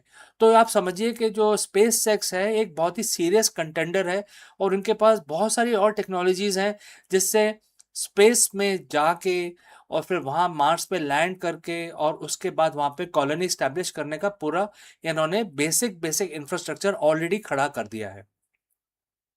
अब बात करते हैं एआई की। तो इलॉन मस्क की एक और कंपनी है जिसका नाम है एक्स एआई। ये जो कंपनी है ये इसको उन्होंने स्टारलिंक के साथ मर्ज कर दिया है। और आप देखिए ग्रॉक उनका जो एआई है जो ट्विटर पे चलता है, जिसको हम एक्स प्लेटफॉर्म बोलते हैं आज की डेट में, तो ये एक पावर हाउस है जो AI enabled machinery, AI enabled systems जो मार्स पे इस्टेब्लिश करने में सहायता करेगा, और ये इन्हीं के खुद का ओनरशिप है एलॉन मस्क का। तो इसकी वजह से लोग इसको देखते हैं कंपनी को, स्पेसएक्स को, कि ये अकेली एक रॉकेट बनाने वाली कंपनी नहीं है, इसके पीछे काफ़ी स्ट्रैटेजिक सॉल्यूशंस खड़े हैं जो इसी इकोसिस्टम से आते हैं। तो चलिए, मैंने काफ़ी एक्सप्लेन किया इसके बारे में। अब आगे बढ़ते हैं कि देखिए, ये आईपीओ है तो मार्केट रिस्क रिस्क तो होगा ही इसके अंदर। तो अपने होशो हवास ना खोएं, सोच समझ के अगर आप इन्वेस्ट करना चाह रहे हैं तो पूरा एनालिसिस करें, अपना एनालिसिस करके, और आपका लॉस एंड प्रॉफिट का एनालिसिस करके तभी इन्वेस्ट करें, क्योंकि मार्केट तो इस कंपनी पे भी वैसे ही लगेगा जैसे हर कंपनी पे लगता है। तो मार्केट वॉलेटिलिटी का ध्यान रखें, अपने होशो हवास खो के और इमोशंस में आके इन्वेस्ट ना करें, क्योंकि हर कोई ऐसा नहीं करता है, पूरा फ्यूचर और बैकग्राउंड फोरग्राउंड देख के करता है। अगर आप भारतीय निवेशक हैं और इसमें इन्वेस्ट करना चाहते हैं तो ये सेंसेक्स ऑफ निफ्टी के थ्रू भी ये इन्वेस्ट किया जा सकता है। एक प्रोसेस है जो हमारे जो स्टॉक एक्सचेंजेस हैं वो प्रोवाइड करते हैं कि कैसे फॉरेन ट्रेड के अंदर आप इन्वेस्ट कर सकते हैं। उसके लिए कुछ कागजी कार्रवाई करनी पड़ती है, तो वो एक स्टैंडर्ड कागजी कार्रवाई है। तो आप इंडिया में होते हुए भी स्पेस एक्स में इन्वेस्ट कर सकते हैं। तो इलॉन मस्क ने मतलब जैसे ही ये स्टॉक मार्केट में आया, आईपीओ आया, वो एक ट्रिलियनियर बन गए हैं, दुनिया के पहले ट्रिलियनियर कहलाएंगे वो, क्योंकि आजकल तो बिलियनियर्स का ज़माना है, लेकिन वो ही अकेले ऐसे हैं जो ट्रिलियनियर बन गए हैं इस आईपीओ के आने के बाद। तो दोस्तों, ऑल इन ऑल ये जो आईपीओ है काफ़ी पॉजिटिव लग रहा है। लेकिन जैसे मैंने कहा पहले कि आप एनालिसिस पूरा करें, उसके बाद ही इसमें आगे बढ़े अगर आप इन्वेस्ट करना चाहते हैं। लेकिन ओवरऑल काफ़ी पॉजिटिव न्यूज़ लग रही है इस आईपीओ के वजह से, तो इसके बारे में आपसे मैं चर्चा करना चाहता था। और मैं ये भी चाहता था कि आप सारी चीज़ों को समझें, और इसलिए मैंने एक चीज़ को आपको समझाने की कोशिश भी की इस वीडियो के अंदर। तो दोस्तों, अगर आपके कोई और सवाल हैं तो ज़रूर हमें कमेंट करके बताएं। मिलता हूँ अगले वीडियो में। जय Hind.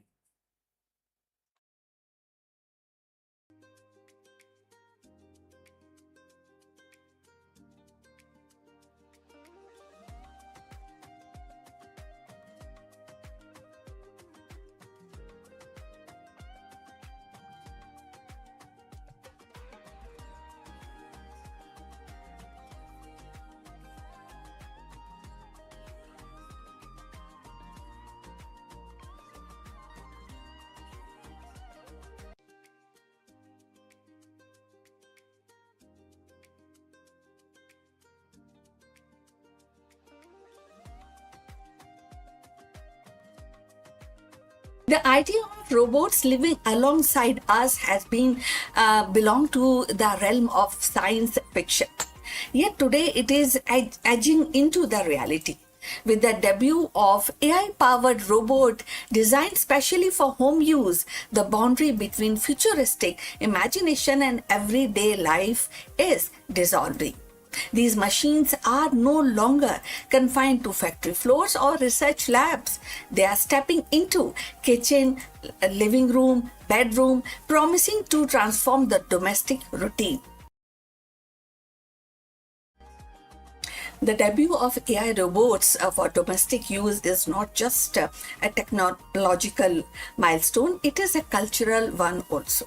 It sparks curiosity, inspires hope, ignites debate. So, are we welcoming helpful assistants into our lives or surveillance device disguised as a companion? The answer may shape not only the future of our household but also the broader relationship between human and intelligent machine. Artificial intelligence has begun to step out of the research lab and corporate offices into the most intimate of the space, our home. So debut of AI powered domestic robots marks a turning point in consumer technology, one that blends convenience with controversy. So these machines are designed to handle everyday tasks, tidying rooms, monitoring energy use, assisting with cooking, or even offering companionship. And this appeal lies in the promise of freeing up time, reducing household stress, and creating a seamless, smart living environment. For many consumers, the idea of robot that can anticipate the need and act autonomously and feel natural is the next step after smart speakers and connected appliances. Yet that excitement is tempered by uneasy, and that is privacy debate over flared almost immediately. Unlike a vacuum robot that simply mop your floor plans, and these new AI robots can equipped with advanced sensory cameras, microphones. So they don't just clean, they observe, interpret, and learn. That means that they are constantly collecting data from household routine, personal habits, even private conversations. So for some, this feels like inviting a surveillance device into the living room. The questions become: who owns that data and how securely it is stored? So if you have reached this far, please inform us from which city you have tuned in and in which language you are watching this video. This will determine the reach of our channel. So going forward, the consumer interest is undeniable. Early demonstrations have drawn crowds, and pre-order suggests a strong demand. Families imagine robots that can help elderly relatives, parents, and vision assistants with the childcare. And the professionals see value in delegating some routine work. So, but alongside with enthusiasm, the critics warn of the risk of dependency and erosion of boundaries. So, if a robot can recognize emotions, respond to the stress, and adapt to the personal preferences, does it cross into the territories of replacing human interaction? So, and if the companies monetize the insight gathered from these robots, does the home cease to be a private sanctuary? So this tension between innovation and intrusion defines the current debate. On one hand, AI robot for home could actually revolutionize the domestic life. It can provide easiness in the domestic life, making home safer, more efficient, and more responsive. On the other hand, they raise profound ethical questions about autonomy, consent, and surveillance. The debut of these robots is not just a technological milestone, it is a cultural one too. It actually forces society to grapple with what we value more: convenience or privacy, automation or intimacy. For now, the spotlight remains on consumer curiosity. The allure of futuristic living is strong, and many are eager to experiment. But as adoption spread, the conversation will inevitably shift from novelty to accountability. The home, once the most private space, is becoming the next frontier for AI, and how we navigate this frontier will shape not only our domestic life but also our broader relationship with technology. The arrival of AI robots in our home is more than a technical upgrade. It is definitely, as we are discussing, cultural shift. These machines promise efficiency, they also promise safety, and even the companionship, yet they are that is a challenge of our notion of privacy, intimacy within the household. So, as consumer embrace this, and society must also confront the deeper questions: how much of our personal lives are we willing to share with the machines, and who ultimately control that information? So, so that is that whether they become a trusted helper or controversial intruders will depend only on the technological itself, but also value we choose to uphold as we invite artificial intelligence into our most private corners of our lives. So we have come to the end. Thanks for watching. Please like and subscribe our channel, and see you in the next one. But before we close this live streaming, few words about our affiliate partner. Stop settling for a good enough video. If your built-in laptop camera looks like a grainy mess, it is time for an upgrade. Want to instantly level up your video presence? I like to present the Lenovo Performance FHD webcam. This is a game changer for your desktop setup. Technically, this is packed. It has a very sensitive RGB sensor, very crisp photographs it takes. Also comes with two microphones on board, which helps you to record very clear voice in stereophonic format. And these microphones are very sensitive. You can actually move away from the camera up to 2 meters, and these microphones will pick up your voice without any problem. This is a very strong piece. This is very sturdy. Comes with tripod ready. Comes with a very long leash, so it gives you a lot of flexibility to place the webcam wherever you want to keep in your studio. And also it has a swivel base, which is also very handy. So if you want to basically level up your game and you want to pick up this camera at a discount, please click on the link here or scan the QR code. Now let's get back to our video.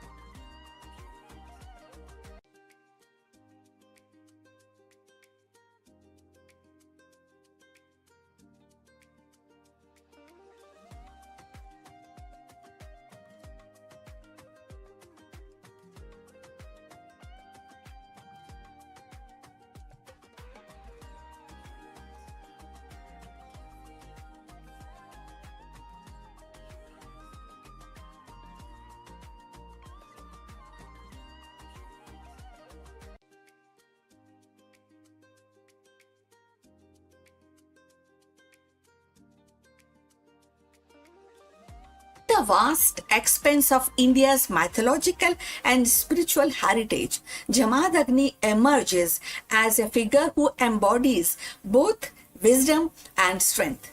A sage of Bhrigu lineage and one of the revered Saptarishi, he was not confined to meditation alone. His life was a rare fusion of scholarship and martial mastery. Jamadagni's household was a sanctuary of Vedic learning where the sacred hymns were preserved, transmitted, yet it was also a place where the science of weaponry, the art of warfare were refined into discipline of dharma, that is righteousness. His bow, saranga, and his knowledge of Dhanur Veda symbolize the union of intellect and arm, teaching the weapon are not instrument of conquest but the guardian of righteousness.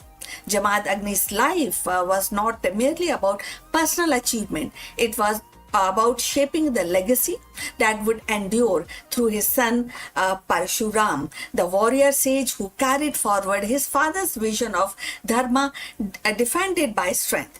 Thus, Jamadagni stands at the crossroad of meditation and battlefield, of the scholarship and strategy, reminding us that the true greatness lies in the harmonizing wisdom with power. In the tapestry of ancient Indian tradition, Jamadagni stands as a figure of profound duality.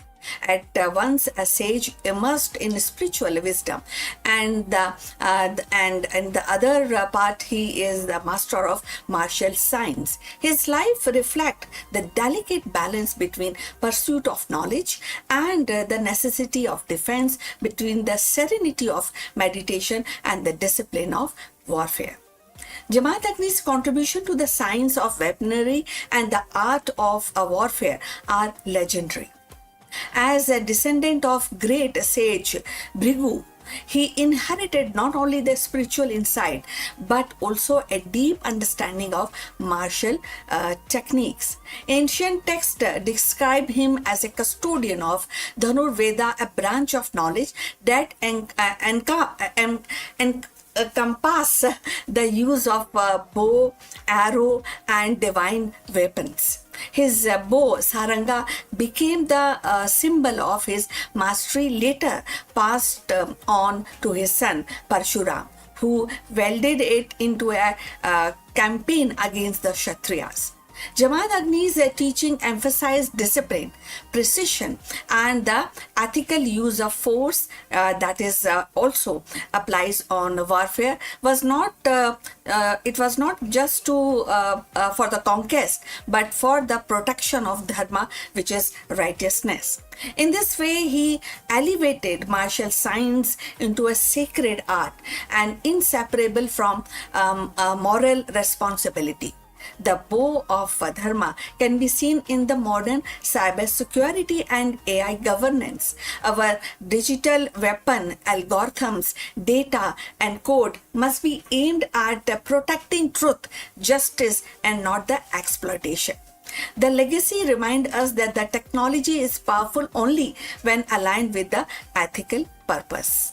So if you have reached this far, please inform us from which city you have tuned in and in which language you are watching this video. This will determine the reach of our channel. So going forward, yet the Jamadagni was not merely a warrior sage. His spiritual and scholarly contributions are equally profound.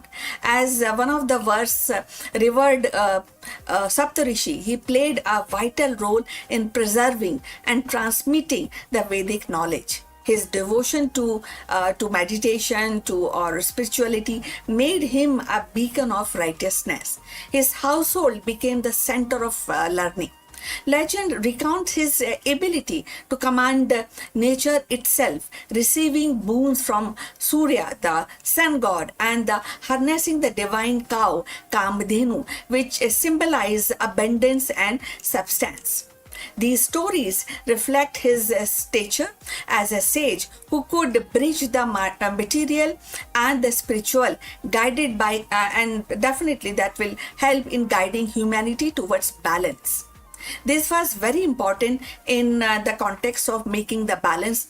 If we think deeper and find out in 2026, that is actually more relevant. This continuity reflects how knowledge passes from one generation to the next, and today's AI pioneering inherit both innovation and responsibility. The art of war in 2026 is not just about weapon, but about navigating global conflict in cyber space, in trade wars, and AI ethics. Jamaat Agni's story reminds us that every new generation must weld its tool with wisdom. The tragedy of Jamadagni's death, slain by the men of King Kartivirya Arjun for refusing to surrender Kamdhenu, underscores the eternal tension between the spiritual authority and the worldly power. His martyrdom ignited Pashuram's vow to rid the earth of oppressive rulers, ensuring that Jamadagni's legacy lived on not only in a scholarship but also in action. Through his son, his teaching on weaponry, dharma were carried forward, shaping one of the most dramatic cycles in Hindu mythology. So Jamaat Agni's life thus embodies a rare synthesis, the science of warfare tempered by spiritual wisdom. He demonstrated that true mastery of arms must be guided by restraint, ethics, and devotion to higher principle. His scholarly contribution ensured the continuity of Vedic tradition, while his martial legacy empowered future generation to defend righteousness. And him, the sage and the warrior, were not opposite, but it is kind of a two-face of one life dedicated to preservation of dharma, that is righteousness. Now, if we see in the context of 2026, this mirrors actually how nations and corporations debate the ethical use of AI autonomous weapon. Just as Jamadagnis insisted on restraining, today's leaders grappled with ensuring AI-driven defense system remain accountable to human values. So Jamadagni's life is a reminder that the pursuit of wisdom and the mastery of strength are not opposite paths, but a complementary one. As sage, he safeguarded the Vedic tradition, nurtured the scholarship and the spiritual discipline. As a master of weaponry, he elevated warfare into a sacred science, teaching that arms must serve the righteousness rather than ambition. His martyrdom at the hand of worldly power underscores the kind of softness of spiritual authority. Yet, through Parshuram, his legacy endured and ensured that righteousness would always find a defender. So in Jamadagnis, we see the rare union of scholar, warrior, and meditation, and of course, the meditation and the battlefield. His contribution continues to inspire, remind us that the true greatness lies not in domination, but in harmonizing knowledge with the responsibility and strength with virtue. So Jamadagni's contribution lies in his rare synthesis, and also it also reminds us, his story continues to inspire us, remind us that wisdom, strength must walk hand in hand. So please send your comments and subscribe our channel for more insight into Indian mythology and spirituality. See you in the next one. But before we close this live stream, a few words about our affiliate partner. Stop settling for a good enough video. If your built-in laptop camera looks like a grainy mess, it is time for an upgrade. Want to instantly level up your video presence? I like to present the Lenovo Performance FHD webcam. This is a game changer for your desktop setup. Technically, this is packed. It has a very sensitive RGB sensor, very crisp photographs it takes. Also comes with two microphones on board, which helps you to record very clear voice in stereophonic format. And these microphones are very sensitive. You can actually move away from the camera up to 2 meters, and these microphones will pick up your voice without any problem. This is a very strong piece. This is very sturdy. Comes with tripod ready. Comes with a very long leash, so it gives you a lot of flexibility to place the webcam wherever you want to keep in your studio. And also it has a swivel base, which is also very handy. So if you want to basically level up your game and you want to pick up this camera at a discount, please click on the link here or scan the QR code. Now let's get back to our video.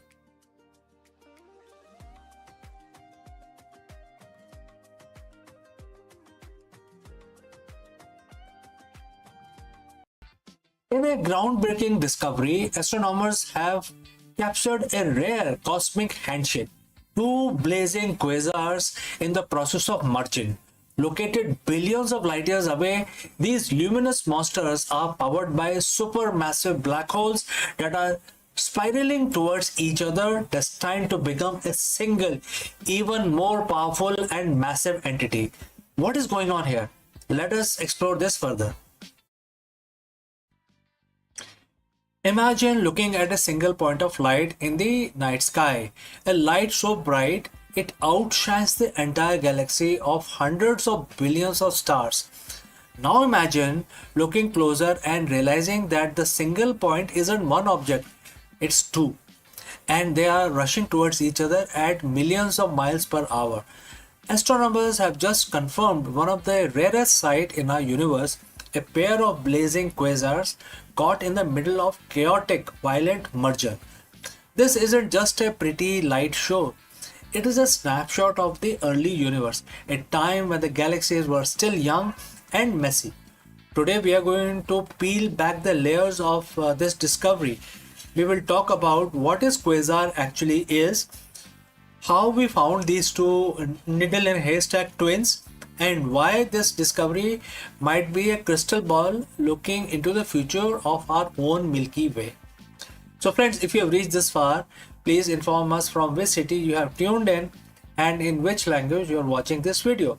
This will help us determine the reach of our channel. Alright, let's proceed further. Before we can understand the collision, we have to understand the titans involved here. The word quasar, which is in short for quasi-stellar radio source, to the early telescope of the 1960s, they looked like stars, but they behaved like monsters. At the heart of every quasar is a supermassive black hole, but the black hole itself isn't the light you see. Black hole by definition don't let light escape. Instead, the glow came from the accretion disk, and as the black hole's gravity pull in massive amount of gas, dust, and even entire stars, that material spins around the center like water goes down the drain.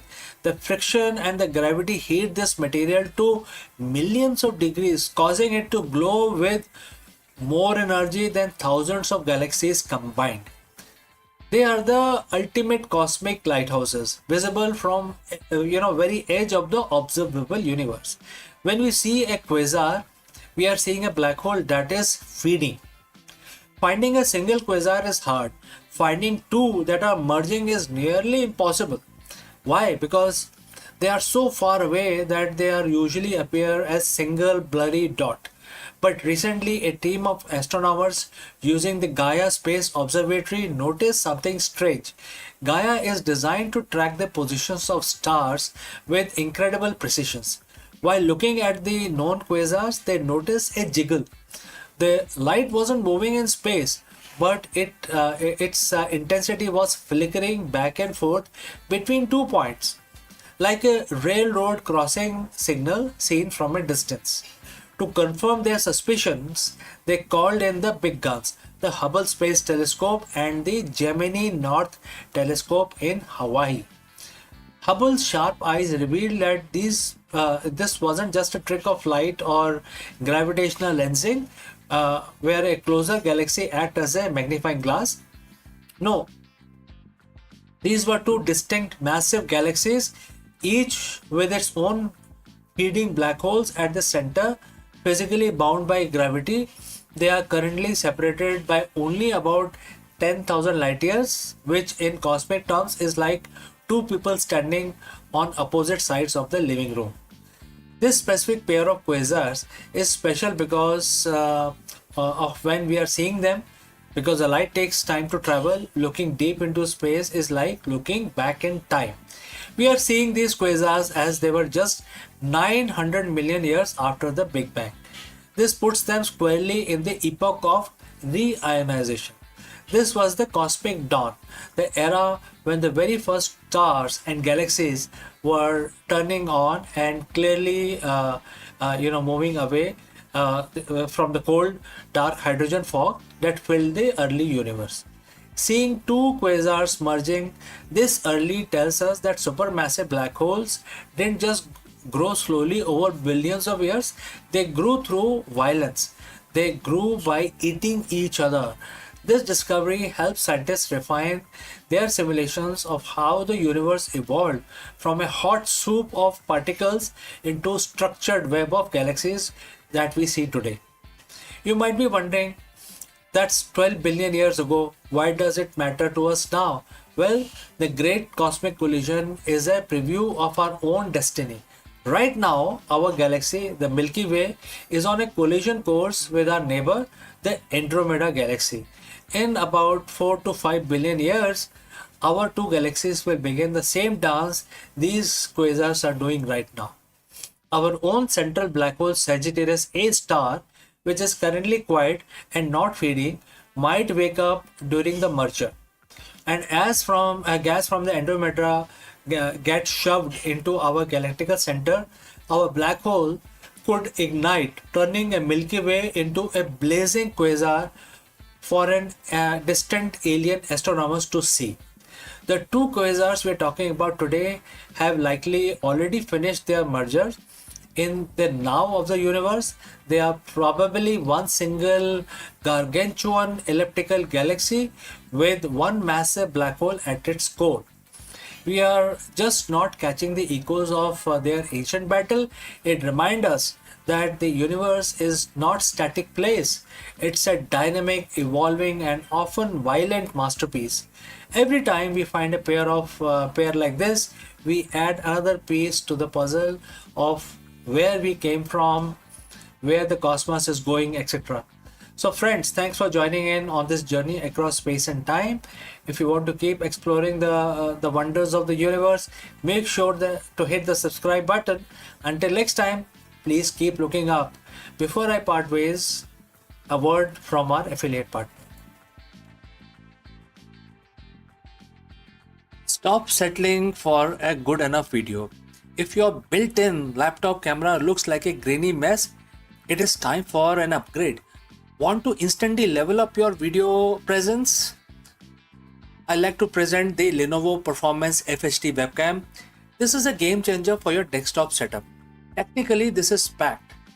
It has a very sensitive RGB sensor, very crisp photographs it takes. Also comes with two microphones on board, which helps you to record very clear voice in stereophonic format. And these microphones are very sensitive. You can actually move away from the camera up to 2 meters and these microphones will pick up your voice without any problem. This is a very strong piece. This is very sturdy. Comes with tripod ready. Comes with a very long leash, so it gives you a lot of flexibility to place the webcam wherever you want to keep in your studio. And also it has a swivel base, which is also very handy. So if you want to basically level up your game and you want to pick up this camera at a discount, please click on the link here or scan the QR code. Now let's get back to our video.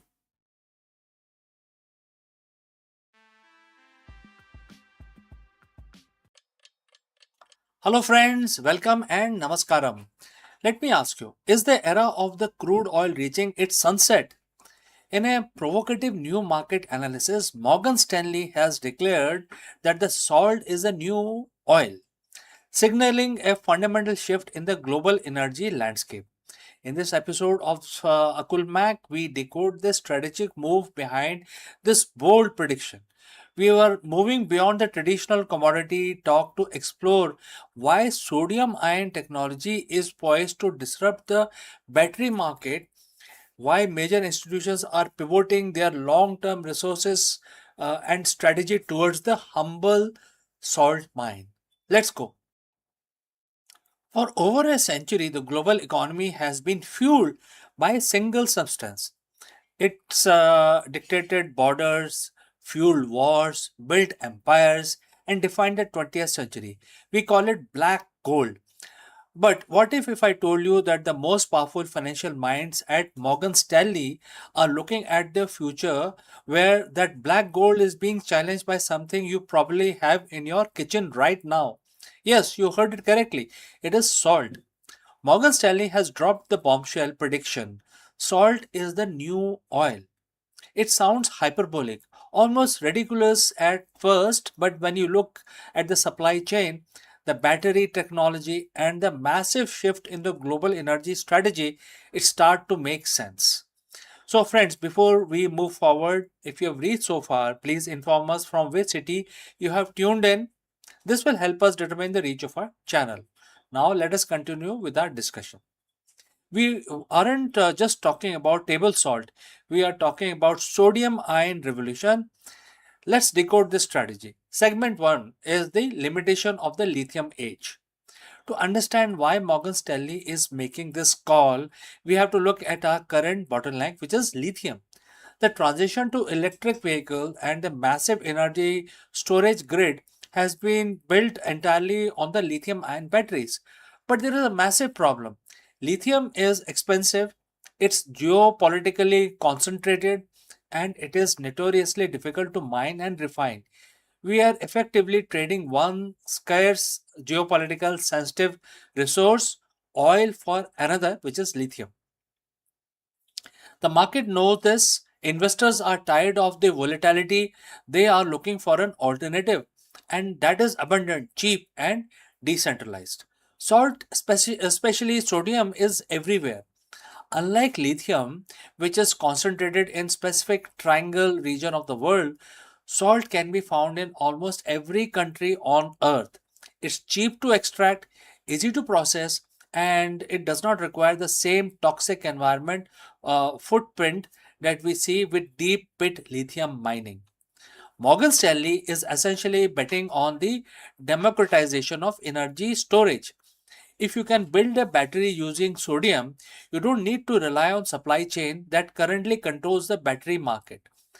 And now with this, let's move to the next phase, which is the physics and the logic. So how does it actually works? This isn't just theoretical. Sodium ion battery technology has been in development for years, but the economics have been recently shifted to make it much more viable. The beauty of sodium is its stability. It performs better in cold weather than lithium, a huge factor for the automotive market. And it's inherently safer. While energy density is slightly lower than lithium for stationary storage, think powering a data center or a home backup system, sodium is absolutely winner. Think of it this way. Lithium is for high performance smartphones in your pocket. Sodium is for your massive power grids and electric trucks that move the global economy. So, Morgan Stanley analysts are looking at the scale. The future of the global economy isn't just about high speed EVs, it's about energy infrastructure. And when you calculate the cost per kilowatt hour at a global scale, sodium doesn't just compete with lithium, it threatens to dominate it. Next is the strategic shift and the geopolitics. Now, let's look at this through the lens of a business strategy. When a major institution like Morgan Stanley makes a prediction like this, they aren't just talking about batteries, they are talking about reshuffling of the global balance of power. If the energy storage becomes cheap and abundant because of salt, the geopolitical power of countries that currently control the rare earth and lithium supply chains start to diminish. It's a total decentralization of energy empire. So we often discuss the logistics empire on this channel. This is the ultimate logistic disruption. So if you can create energy security using a resource that is abundant within our own borders, why would you ever go to the current fragile global supply chain? It's about resilience. It's about unshakable, leadership. The leaders who recognize this shift now, before it becomes mainstream news, are the ones who will secure the supply chain for the next decade. And the philosophical perspective also is important. There is a lesson here that reminds us about the ancient wisdom we often explore on the channel. We talk about equanimity, staying steady in the face of change. The markets are currently experiencing a frantic gold rush for batteries, but the unshakable market player doesn't chase the noise. They look for the foundation. They look for the substance that is quite abundant and enduring. Perhaps the reason, real, reason that salt is the new oil isn't just about batteries. It's about the value of simplicity. In a world of complex, volatile, and expensive system, sometimes the most disruptive innovation is the one that was right in front of us the whole time. Is this just a speculative bubble, or are we witnessing the beginning of sodium era? I want to hear from you. Do you think salt will actually replace oil, or is the infrastructure barrier too high? Drop your thoughts in the comments below. Let's debate about this data. If you enjoyed this deep dive, make sure to hit that like button, subscribe our channel. We cover the intersection of business, astronomy, tech, and the future of human progress. So don't want to miss our next broadcast? Definitely you want to hit that bell icon as well. I'm CK and I will see you very soon in the next one, my friends.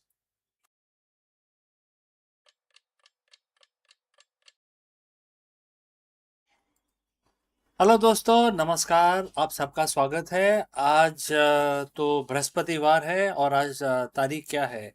आज 18 तारीख है मेरे ख्याल से। तो आज बृहस्पतिवार को तो का जो दिन होता है, आप सबको पता है, वो भगवान विष्णु के लिए समर्पित होता है। तो आज हम अपना दिन शुरू करेंगे भगवान विष्णु की स्तुति करके, पूजा करके, एक मंत्र का उच्चारण करेंगे। आप हमारे साथ इसको हमारे साथ जुड़िए और इस हमारे साथ ही इस मंत्र का उच्चारण करिए। ठीक है? तो आपको जैसे पता है कि मैं इस काउंटर का इस्तेमाल करता हूँ, जिससे हमें सहूलियत होती है। सिर्फ 11 दफ़ा करना है, बहुत जल्दी हो जाएगा। इससे भगवान का भी नमन हो जाता है और आपका दिन भी अच्छा निकलता है। चलिए हाथ जोड़ लीजिए। एक छोटा सा मंत्र हम भगवान विष्णु को समर्पित करते हुए, याद करते हुए, पूजा करते हुए हम करेंगे। तो चलिए हम शुरू करते हैं। ओम नमो भगवतु वासुदेवाय नमः। ओम नमो भगवते वासुदेवाय नमः। ओम नमो भगवते वासुदेवाय नमः। ओम नमो भगवते वासुदेवाय नमः। ओम नमो भगवते वासुदेवाय नमः। ओम नमो भगवते वासुदेवाय नमः। ओम नमो भगवते वासुदेवाय नमः। ओम नमो भगवते वासुदेवाय नमः। ओम नमो भगवते वासुदेवाय नमः। ओम नमो भगवते वासुदेवाय नमः। ओम नमो भगवते वासुदेवाय नमः। ओम नमो भगवते वासुदेवाय नमः। तो हमारी पूजा संपन्न हुई, हम अपना दिन शुरू कर सकते हैं। हमारे साथ जुड़ने के लिए बहुत बहुत धन्यवाद। आपका दिन शुभ हो। जल्दी मिलता हूँ दूसरे वीडियो में।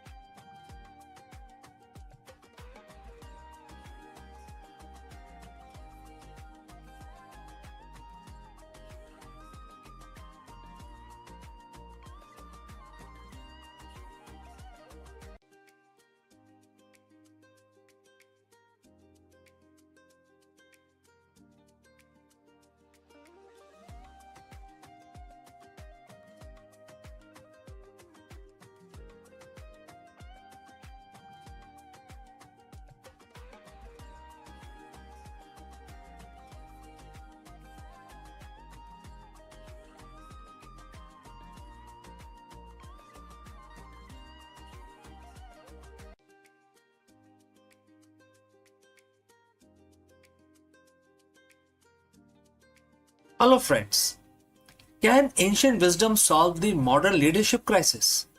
In this executive training session, we dive deep into the Bhagavad Gita to explore the concept of transcendent leadership. The true leadership excellence isn't just about strategy, it's about being.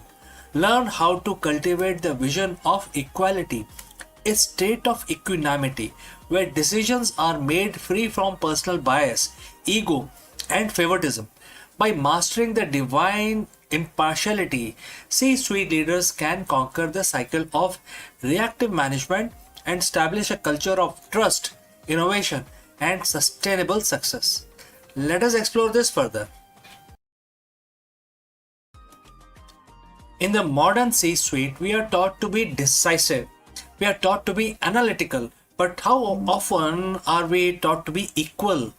Every day you face a storm of preferences, you have favorite projects, difficult stakeholders, and team members who either mirror your energy or drain it. This is the cycle of the corporate life. The constant swing between liking and disliking, winning and losing. But what if there are a third way? A way to lead from place so stable that the market volatility cannot shake your inner clarity. 7,000 years ago, Bhagavad Gita identified this state in chapter 5, verse 19, and it says, quote starts, even here in this world, they have conquered creation. Those whose minds are established in equality, since the eternal is defect free and equal, they are established in the eternal. Quote close. Today we call this transcendent leadership. Now, friends, if you have reached this far, please inform us from which city you have tuned in and in which language you are watching this video. This will help us determine the reach of our channel, and also I will know who is watching and who is not. The words mention two critical words, equality and impartiality. In business context, impartiality is often taken for being cold or indifferent. That is a misconception. Divine impartiality is not about caring less, it's about seeing more. Most leaders see through a lens of utility. They ask, how is this person useful to me right now? This creates a fragmented organization built on transactional relationship. The transcendent leader, however, sees the eternal in everyone. They recognize that every employee, from the intern to the CFO, is a manifestation of the same underlying potential. When you lead with this vision, you stop reacting to people's personality and start responding to their potential. By being defect free like the eternal, you remove the defects of leadership and also remove biases, nepotism, and ego driven anger. You become the steady point in a turning world. The words claim these leaders have conquered creation. In the boardroom, creation is the project, the product launch, or the quarterly earnings. We usually live in a cycle of various things, starting with attachments, whether this project succeed or if not, then I will not feel successful, right? Next is fear. What if we fail? Third is reaction, micromanagement, or blame somebody else. So transcendental leadership breaks the cycle. When your mind is established in equality, you realize that your worth is not tied to the birth of a success or the death of the failure. Think about most respected leaders that you know, right? They are the ones who stay calm when the stock price drops and stay humble when it soars. They conquered their emotional cycles of the workplace. They are the transcendental leaders. They are actually living on a transcendental situation. They operate from a higher frequency where they can see the solution while everyone else is still panicked by the problem. So friends, how do you apply the verse 5.19 tomorrow morning? And I would like to suggest 3 pillars for you to basically implement this theory in practice, starting with 360-degree human view. That is the first thing that you need to change in your personality. So next time you are in a meeting, consciously look at the person you disagree with most. Remind yourself that their core essence is no different from yours. This doesn't mean that you agree with their strategy. It means you respect their presence. This dissolves hostility and opens the door to genuine negotiations. Second, decision making in the gap. So, that is the second change that you need to bring about. Between a stimulus and your response, there is a gap. Use that gap to ask, am I deciding based on the personal preference, or am I deciding based on the equal good of the organization? Third is relinquish I actor, which is, in other words, is ego.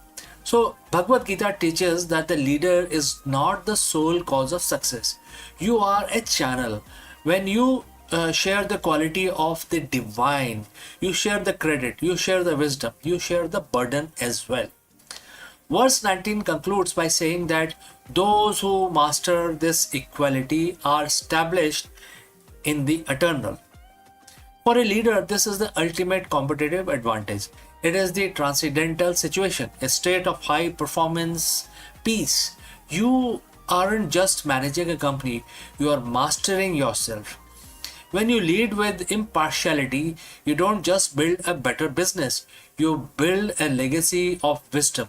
You become a leader that people don't just follow because of a paycheck, but because your very presence brings clarity to their chaos. The challenge for you today is therefore is simple. Find one situation where you are biased and bring the light of equality to it.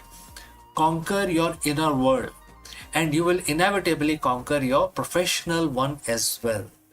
So, friends, thank you for your presence and your leadership, and thanks for joining live with me. We have come to the end, but before I end, a word about our affiliate partner. Stop settling for a good enough video. If your built-in laptop camera looks like a grainy mess, it is time for an upgrade. Want to instantly level up your video presence? I like to present the Lenovo Performance FHD webcam. This is a game changer for your desktop setup. Technically, this is packed. It has a very sensitive RGB sensor, very crisp photographs it takes. Also comes with two microphones on board, which helps you to record very clear voice in stereophonic format. And these microphones are very sensitive. You can actually move away from the camera up to 2 meters, and these microphones will pick up your voice without any problem. This is a very strong piece. This is very sturdy. Comes with tripod ready. Comes with a very long leash, so it gives you a lot of flexibility to place the webcam wherever you want to keep in your studio. And also it has a swivel base, which is also very handy. So if you want to basically level up your game and you want to pick up this camera at a discount, please click on the link here or scan the QR code. Now let's get back to our video.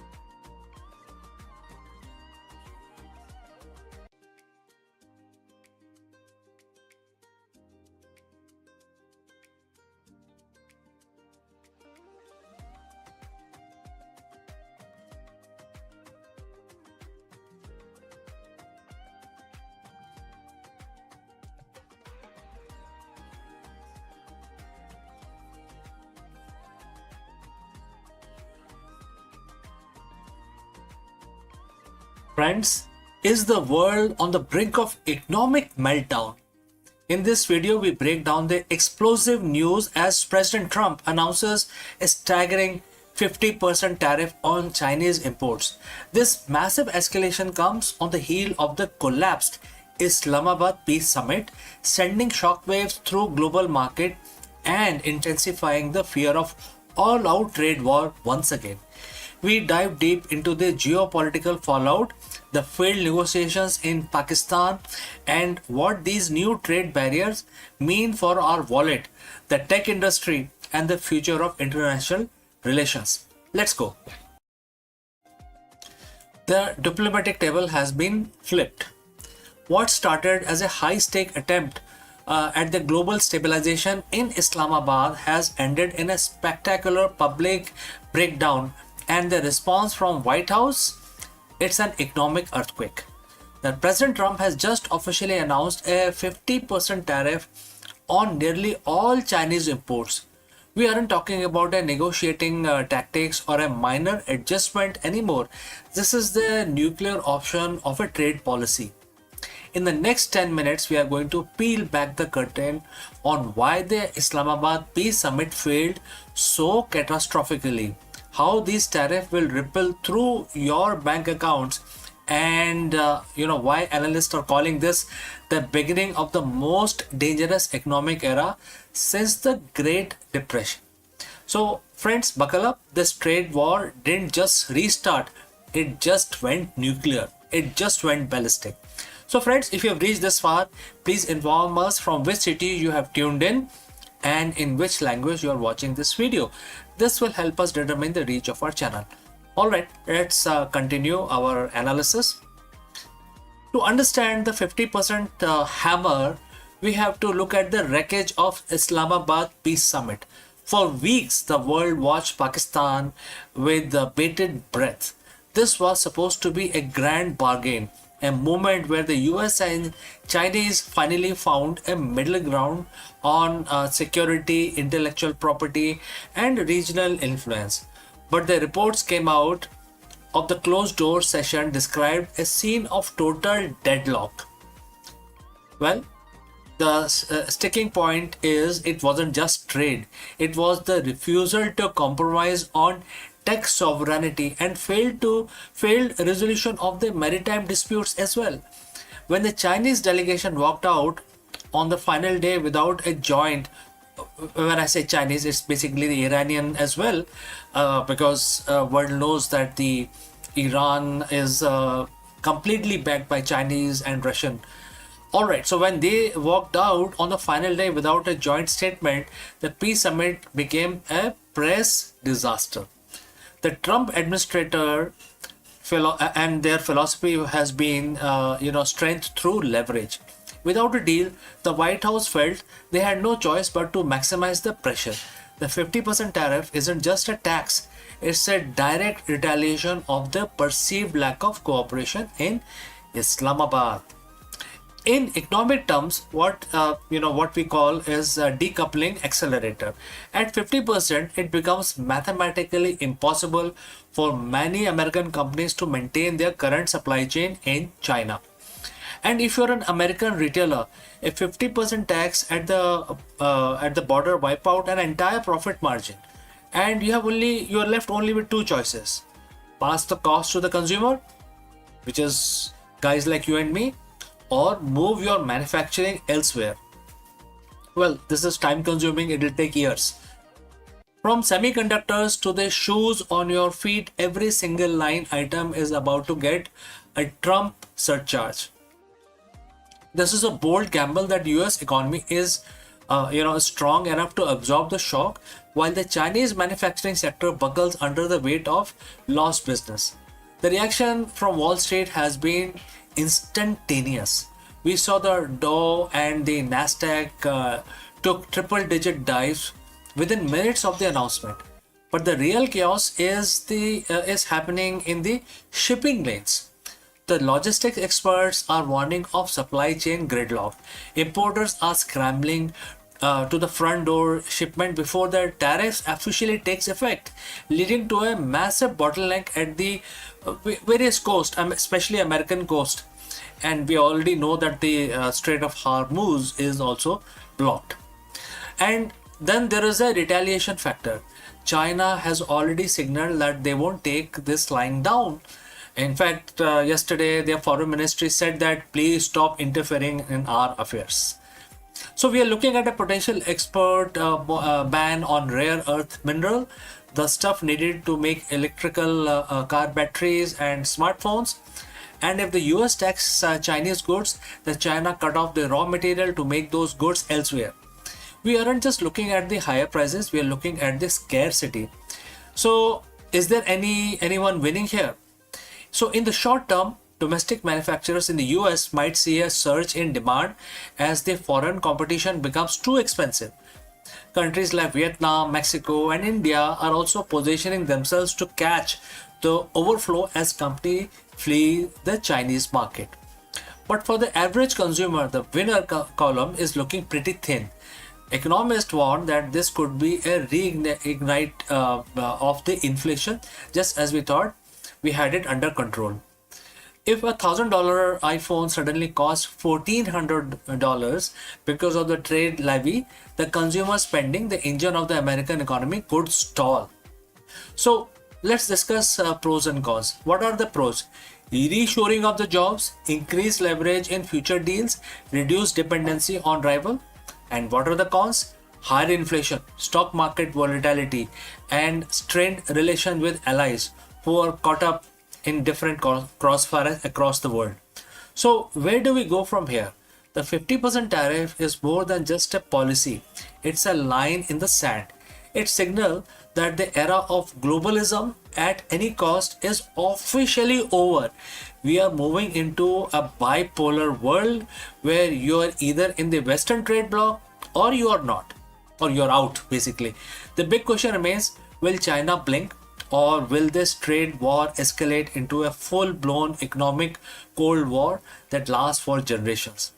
One thing is certain, the failure in Islamabad wasn't the end of the story. It was the prologue to a much more intense chapter in global history. So friends, I want to hear from you. Do you think 50% tariff is the right move to protect the American interest? Or is it the risk of a global recession too high? Drop your thoughts in the comments, and after receiving your comments, I will basically start making more analysis in future on the same subject. Don't forget to hit the subscribe button and the bell icon. We are going to be tracking this market reaction throughout the week and keep bringing the analysis to you. Thanks for watching. I am CK, and I will catch you again in the next one. Before I leave this section, a word about our affiliate partner. Stop settling for a good enough video. If your built-in laptop camera looks like a grainy mess, it is time for an upgrade. Want to instantly level up your video presence? I like to present the Lenovo Performance FHD webcam. This is a game changer for your desktop setup. Technically, this is packed. It has a very sensitive RGB sensor, very crisp photographs it takes. Also comes with 2 microphones on board, which helps you to record very clear voice in stereophonic format. And these microphones are very sensitive. You can actually move away from the camera up to 2 meters, and these microphones will pick up your voice without any problem. This is a very strong piece. This is very sturdy. Comes with tripod ready. Comes with a very long leash, so it gives you a lot of flexibility to place the webcam wherever you want to keep in your studio. And also it has a swivel base, which is also very handy. So if you want to basically level up your game and you want to pick up this camera at a discount, please click on the link here or scan the QR code. Now let's get back to our video.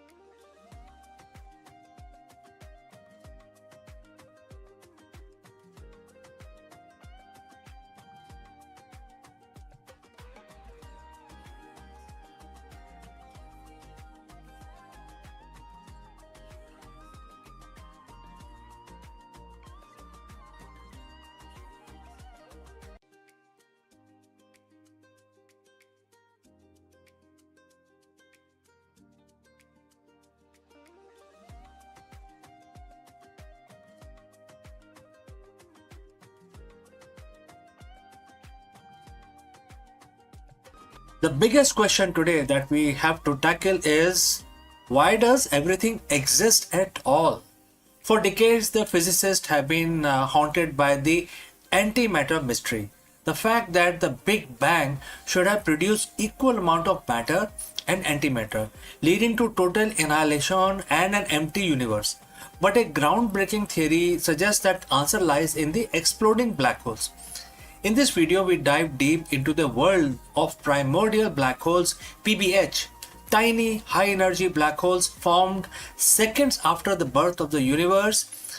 Unlike their massive cousins, these tiny titans don't just sit there, they evaporate through Hawking radiation, eventually ending in violent explosions.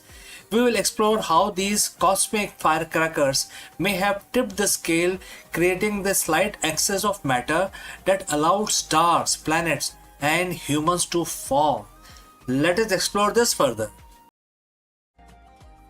Friends, what happens is that everything eventually fall into black hole. If you go very close to the black hole, you will see that the black hole will actually pull you in and then devour you, spedify you, and you know really bad thing happens to you. Your energy is sucked out and becomes part of the black hole. And so scientists used to wonder, what will happen to black hole. Are they eternal? And it turns out that the Stephen Hawking said no, they are not, because they are also radiating. And that radiation, very minute radiation, very faint, is now what we call the Hawking radiation. Well, this video is not about Hawking radiation, but the important part is that even black hole, which are the biggest sucker of the universe, also radiate, and therefore if they are radiating, that means their mass is going to reduce eventually, and then they will have to completely evaporate.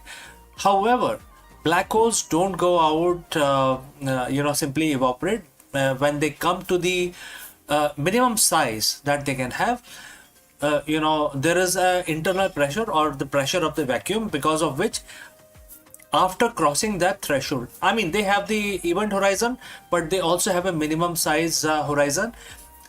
Once they cross that, they simply explode. They cannot, the inward pressure cannot hold, and it evaporates or explode instantaneously, and the energy is released back into the universe. And that is what may have caused the extra matter that we see, the energy released after exploding of the initial black holes. So now scientists have debated, and they have agreed upon that when the universe formed, there were trillions, gazillions of the primordial black holes formed. These are microscopic black holes, and they are very small as a proton, but they have a mass equal to a moon. So they have still very strong power. They can pull things towards them. They can devour everything, but they are quite small, very difficult to detect. And since they are small, that means their time came before our solar system took birth. When we started coming to the world, the primordial, that's the assumption again, the primordial black holes would have been long gone. So now going back to the mystery. The mystery is, when the universe formed, there should be equal amount of matter and antimatter. Matter is what we are made of, and antimatter is equally an opposite matter.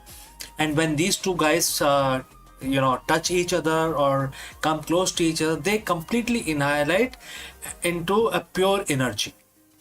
So now we know that there was equal amount of matter and antimatter was formed in the initial first day of the universe, and then after some time the matter antimatter came close again and annihilated, and therefore there was a second bang.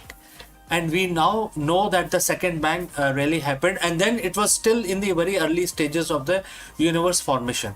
However, if we take the if we consider the PBH, which is the primordial black hole, very tiny small black holes, if they were also formed before the annihilation happened, that means that portion of the matter was not part of the second bang, right?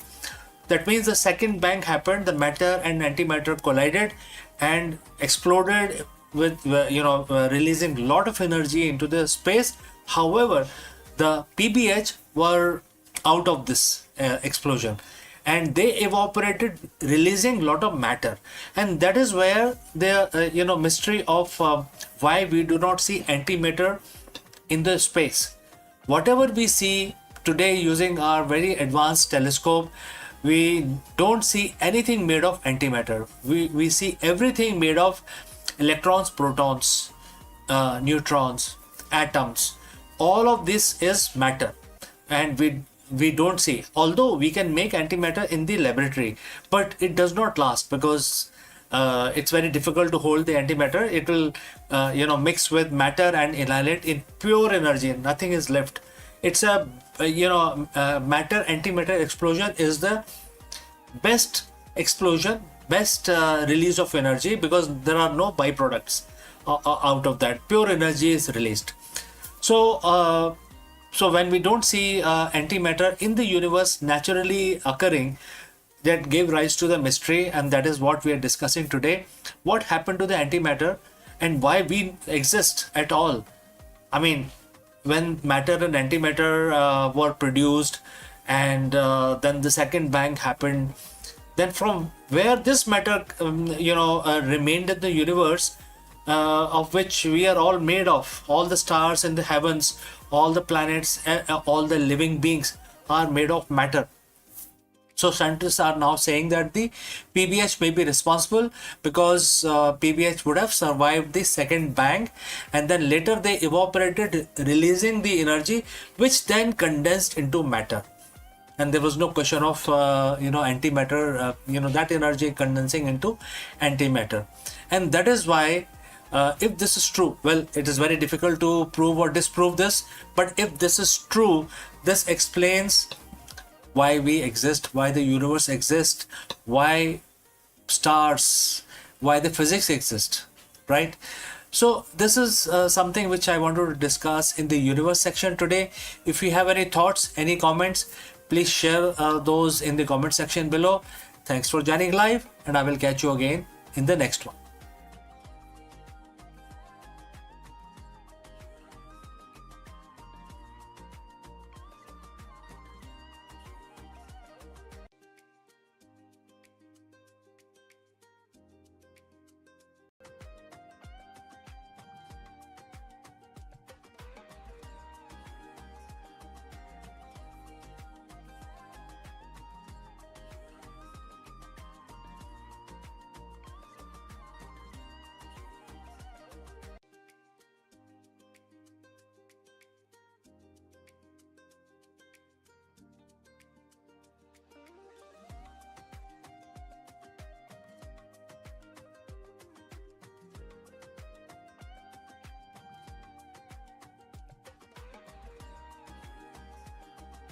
The resume is fading and the algorithm are rising.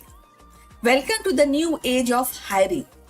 For a generation, the resume has been the passport to opportunity, a single sheet of paper meant to capture the essence of person's career, ambition, and potential.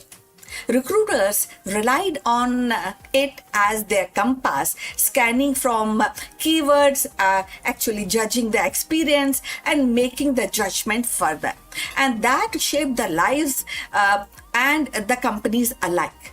But in today's corporate world, the compass is being recalibrated. Artificial intelligence has entered the hiring arena, shifting the focus from polished resume to predictive algorithm. What once depended on the human intuition is now increasingly governed by machine logic. And the ripple effect are transforming not only how company recruit, but also how candidates present themselves. For decades, the hiring process has revolved around the resume, carefully crafted document meant to summarize a candidate's skill, experience, and aspirations. Recruiters would shift through the stacks of resumes, searching for the right fit and often relying on the intuition and human judgment. But today, the familiar ritual is being disrupted. Algorithms are shaping in and reshaping corporate hiring strategies and slowing down the traditional recruitment as we know it.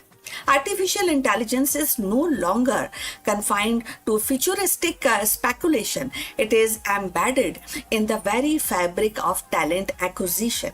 So companies are deploying AI-driven platform that scan thousands of applications in a second, identifying patterns invisible to human eye.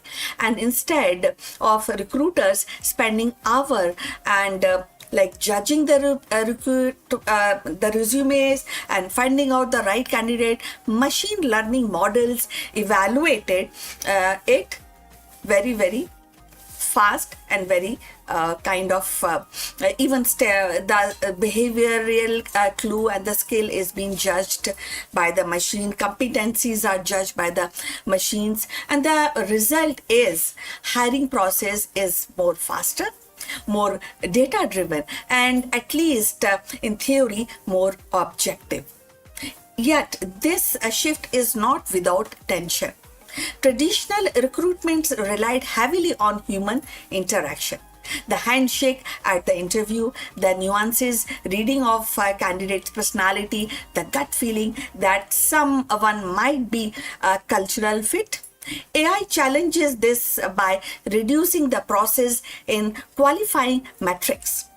So algorithm can rank candidate by predictive job preferences, but they cannot replicate the warmth of human connection.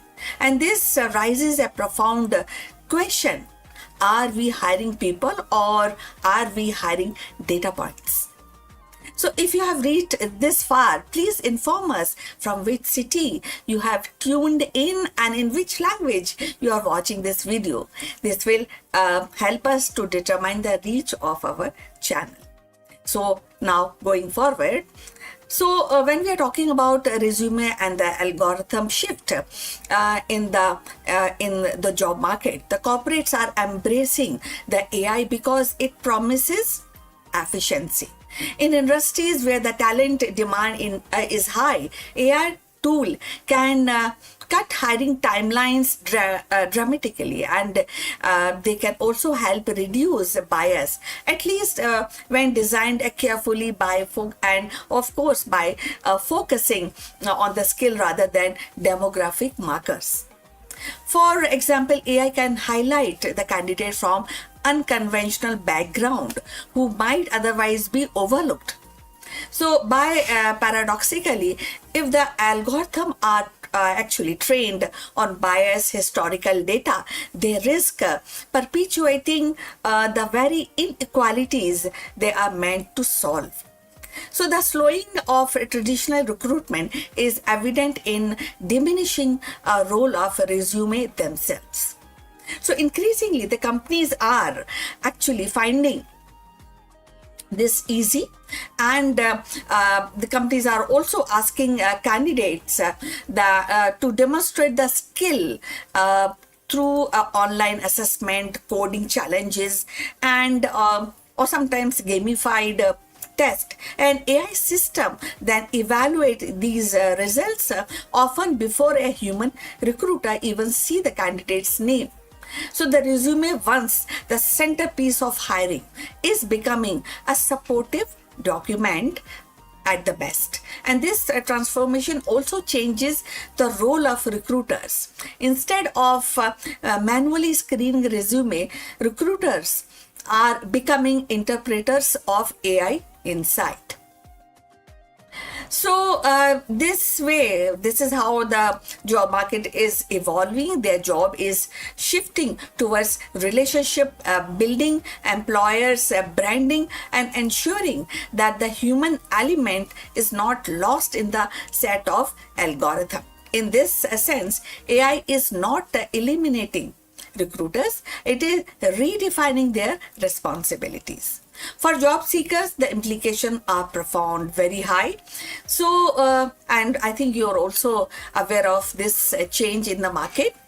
So when we talk about the candidates and the getting hired by big companies, by corporate, so there's the role of crafting a resume with a clever wording may no longer be enough. Candidate must learn to speak algorithm and tailoring their application to highlight measurable skills, and also the AI system which actually AI system recognize. At the same time, they must prepare for the recruitment journey that feels less personal, more automated, and sometimes opaque. Transparency is how these algorithms work and will be crucial to the meaning of trust for hiring also.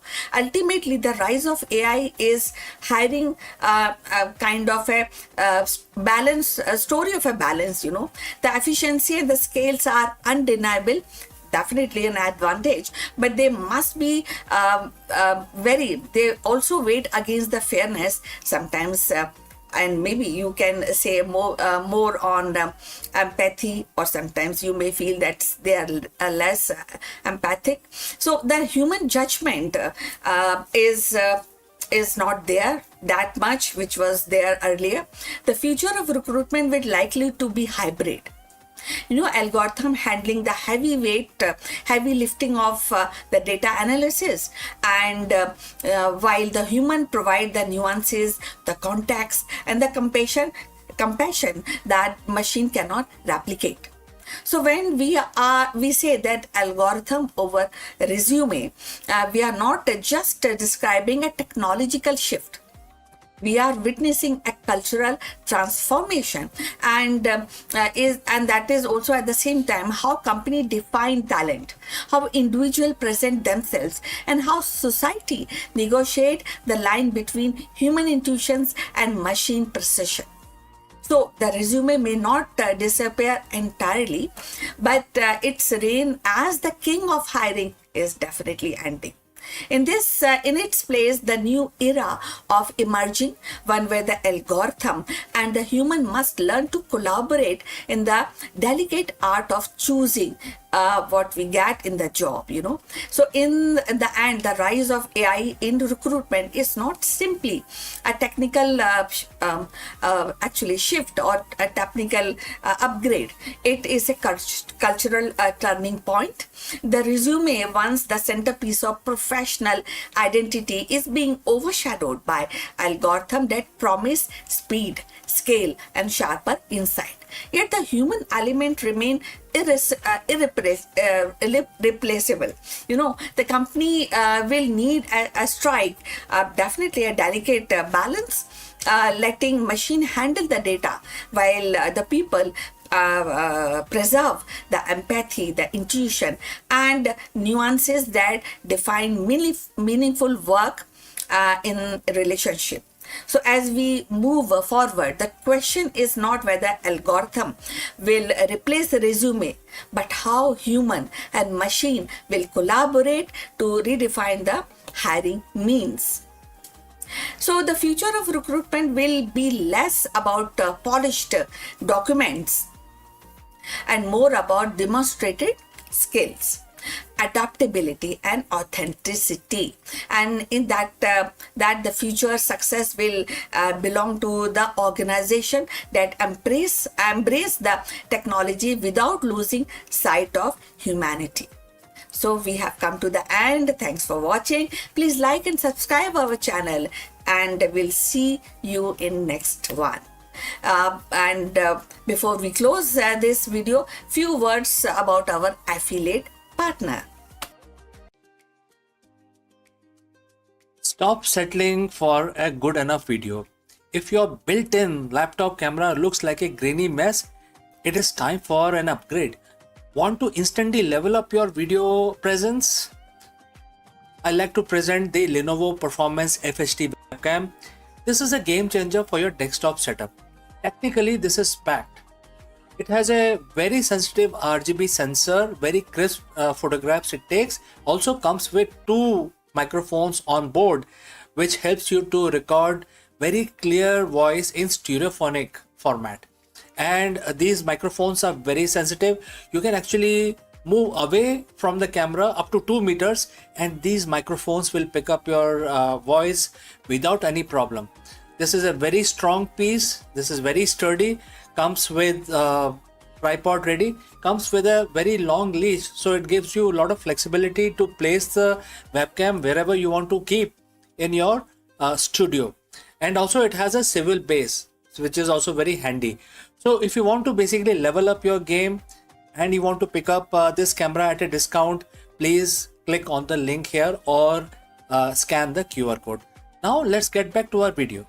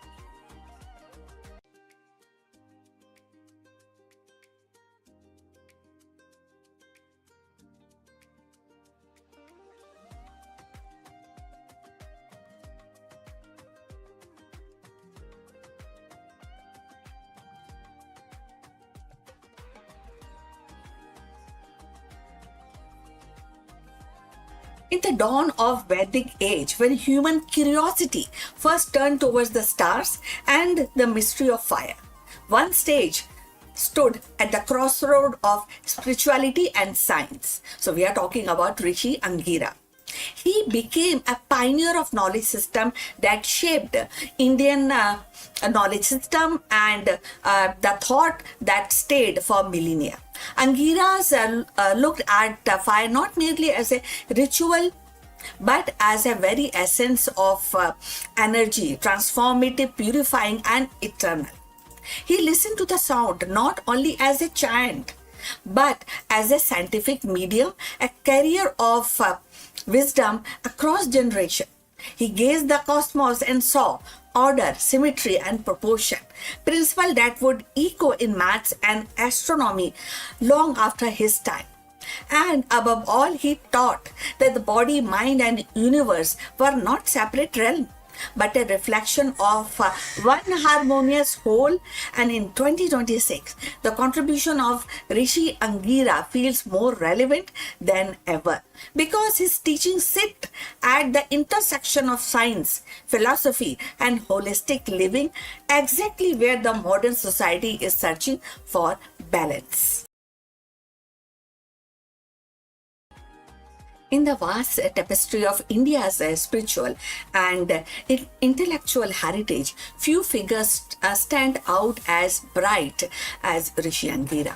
Counted among the Saptarishi, he was not only a seer of divine truth, but also a pioneer where the insight laid the foundation of astronomy and mathematics, and definitely the sound and how to actually handle the sound and the holistic philosophy. His legacy reminds us that the root of science and spirituality in India are deeply intertwined. So, Angira is often described as the sage of fire. In Rig Veda, his hymn of Agni reveals a profound understanding of fire, not merely a physical phenomena, but as a universal principle of energy, transformation, and purification. Fire consume and transform, and also that.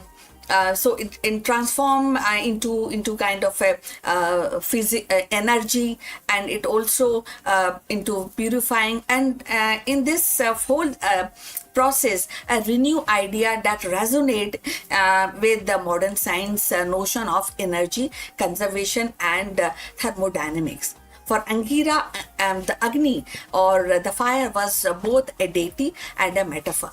The eternal flame that linked the material world with the cosmic order. His vision of fire as energy linked to the transformation and purification, and that even resonate today also, and we that also focus on renewable energy and sustainable practices. So Angira reminds us that the energy is not just a resource, but a principle of harmony. So today we are keen regarding energy and sustainability, aren't we? So, but Angira's vision extended far beyond fire. He was deeply engaged with the cosmos and observing the star and the cycle of time. His association with the Rishi constellation reflect the Vedic tradition of linking sage to celestial bodies. In this way, Angira helped establish astronomy not merely as a tool but for a ritual, but a science of cosmos rhythm. His teaching emphasized that the heavens were not a distinct mystery, but a living pattern guiding human life. Now in 2026, with the space exploration and AI-driven astronomy advancing rapidly, his emphasis on cosmos rhythm and the cycle offers a philosophical ground and seeing the universe not as a chaos but as an order pattern we have learned from. So if you have reached this far, please inform us from which city you have tuned in and in which language you are watching this video. That will that will help us to determine the reach of our channel. So going forward on Angira, perhaps his most enduring contribution was in the realm of sound and knowledge transmission.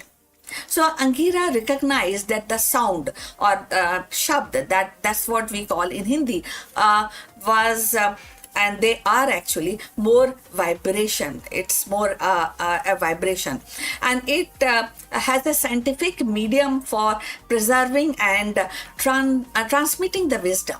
In the age before the writing, he developed the method of oral transmission that relied on rhythm, repetition, and precise articulation.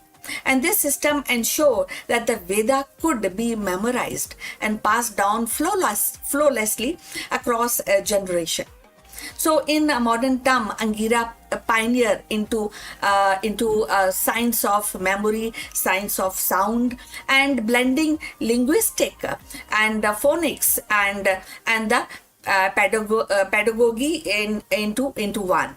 And even now in the age of digital communication, Angira's recognition of sound or shabd, that's what we call in Hindi, as a scientific medium, and that mirrors how we use data transmission today. His oral method of preserving knowledge and anticipating the importance of precision is definitely very much relevant in information system. So his hymn also reveal a fascinating with order, symmetry and proportion. So ritual were not a random act but a carefully measured sequences reflecting mathematical precision, and this emphasis on structure influenced later in Indian tradition in maths, and where the proportion and the balance became the guiding principle. So in Angira's worldwide view, the maths was not an abstract, it was a language of harmony, in a way the mirror the cosmos into human practice. His focus on order, symmetry and proportion aligned with the modern mathematics and coding and design thinking, where the structure and the balance are essential for innovation. So equally important was his teaching on balance between body, mind and cosmos. So Angira saw human being as a microcosmos of universe. Just as a fire purifies and a star guide, so too our individual alignment in their inner energy of us and yours inner energies with the rhythm of nature. So this holistic vision foreshadowed the Ayurveda and other Indian science that emphasize equilibrium as the key of health and wisdom. Perhaps most importantly, his teaching that body, mind and cosmos must remain in equilibrium and speaks directly to 2026 challenges of mental health and environment crisis and technological actually the overload. So taken together, Angira's contribution form a remarkable legacy. He gave us the vision of fire as an energy, astronomy as a cosmic order, sound as a scientific transmission, and mathematics as a symmetry, and philosophy as a balance. So his work reminds us that science, spirituality were never separate in Vedic age. They were two sides of one quest for truth. So as we look back and as we analyze the teaching of Angira, though in that context, Angira emerged not only as a sage but as scientist of soul and cosmos. His insights continue to inspire, urge us to see the universe not as a collection of isolated phenomena, but as a living, ordered whole. In his hymn, we hear the echoes of timeless truth, that knowledge, whether spiritual or scientific, is a flame meant to illuminate, transform, and guide humanity towards harmony with the cosmos. So in Vedic dawn, the Angira lit the flame of knowledge, of science, where the fire becomes energy, sound becomes knowledge, and cosmos becomes order. So in the end, Rishi Angira emerged not as a sage of Vedic age, but a visionary who saw science and spirituality as two currents of same river. His hymn to fire reveals the energy as a principle of transformation and purification. His devotion to sound gave humanity a flawless system of oral knowledge transmission, ensuring the wisdom echo across the centuries. And his fascination with symmetry and proportions seeded the spirit of mathematics, while his gaze at the star aligned human life with the cosmos rhythm. What Angira taught us was simple yet profound. The body, the mind, and the cosmos are not separate realm, but reflection of the same kind of alignment, same as a kind of living, the way of living actually. So when we go forward about his teaching, I would also request you to send us the comments what you think, and if you want to add something on this in this context, please, we welcome your comments. So his vision was knowledge was not a possession but a flame meant to illuminate, purify and guide. As we look back today, his legacy reminds us that the true wisdom lies in the balance and between energy, order, and between sound and silence, between the human and the cosmos. So please send, as I was requesting you, send your comments on this subject, and also please subscribe our channel for more insights to Indian spirituality, mythology. So see you in the next one. But before we end, few words about our affiliate partner.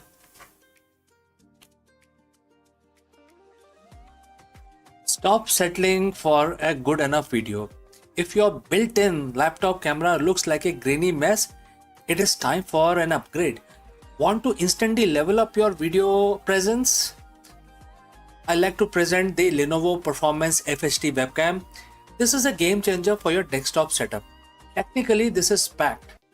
It has a very sensitive RGB sensor, very crisp photographs it takes. Also comes with 2 microphones on board, which helps you to record very clear voice in stereophonic format. And these microphones are very sensitive. You can actually move away from the camera up to 2 meters and these microphones will pick up your voice without any problem. This is a very strong piece. This is very sturdy. Comes with tripod ready, comes with a very long leash, so it gives you a lot of flexibility to place the webcam wherever you want to keep in your studio. And also it has a swivel base, which is also very handy.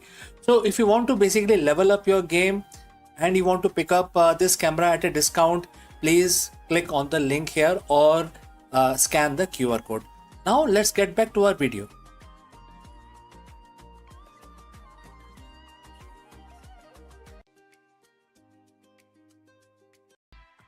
Friends, the universe isn't just expanding, it is going somewhere. From the mysterious great attractor to the inevitable big freeze, where everything actually heading? That's a very big question that we want to address today. In this video, we trace the ultimate trajectory of every star, galaxy, and atom in existence. Have you ever wondered about the final destination of the cosmos? While we go about our daily lives, our Milky Way galaxy is screaming through space at 2.2 million kilometers per hour. But where it is going, what is pulling it? Let us discuss this further. On a clear night, the universe looks like a photograph, frozen, eternal. But the truth is, we are living inside a cosmic stampede. Right now, you are sitting on a planet that is spinning at 1,600 kilometers per hour. The planet is orbiting a star at 107,000 kilometers per hour.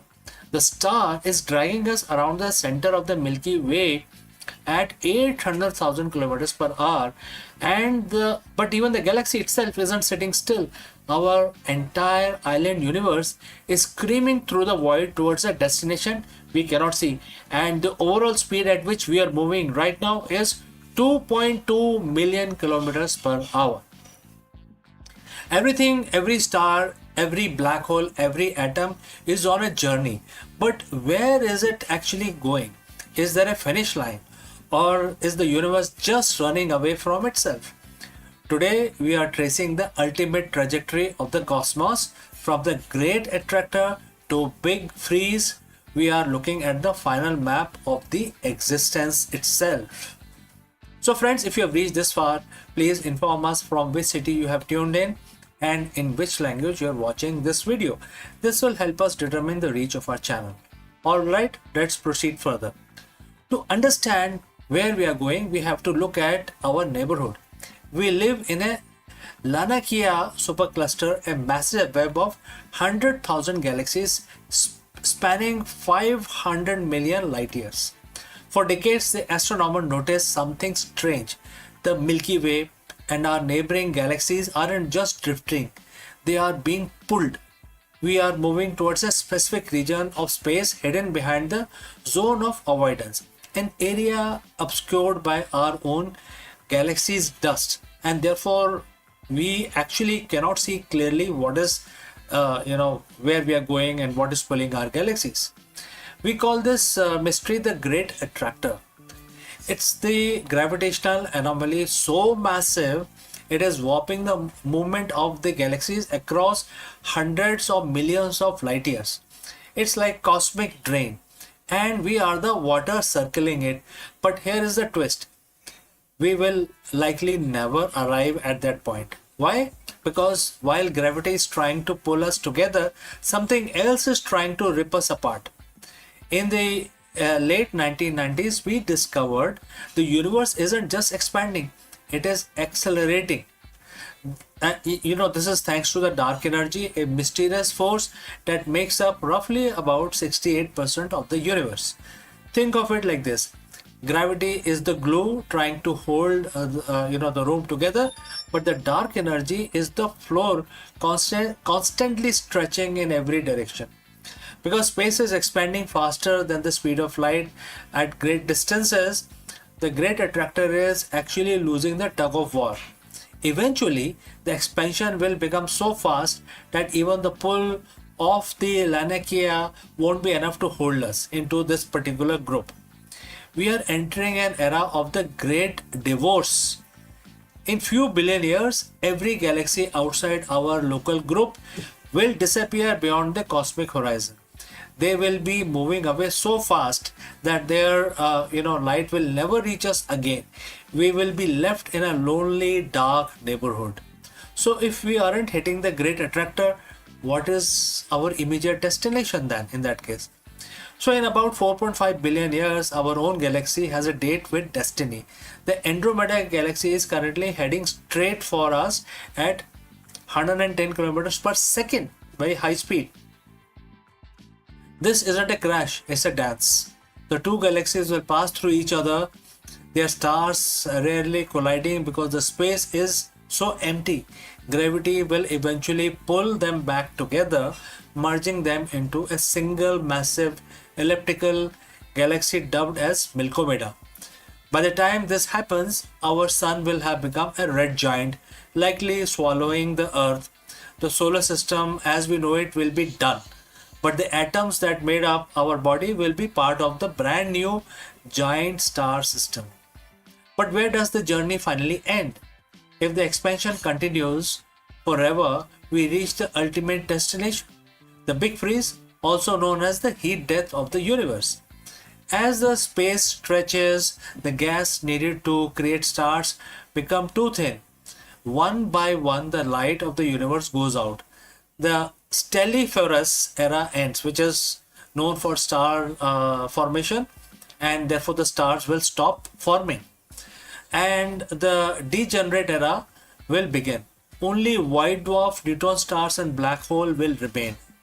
The black hole era will be the third one, when black holes eventually evaporate through Hawking radiation. So what is left? A universe at a uniform temperature of nearly absolute zero, no energy, no movement, no time. Everything that was once a planet, a person, or a galaxy will be reduced to thin mist of photons and electrons drifting in an infinite cold dark. It sounds bleak, but look at in another way.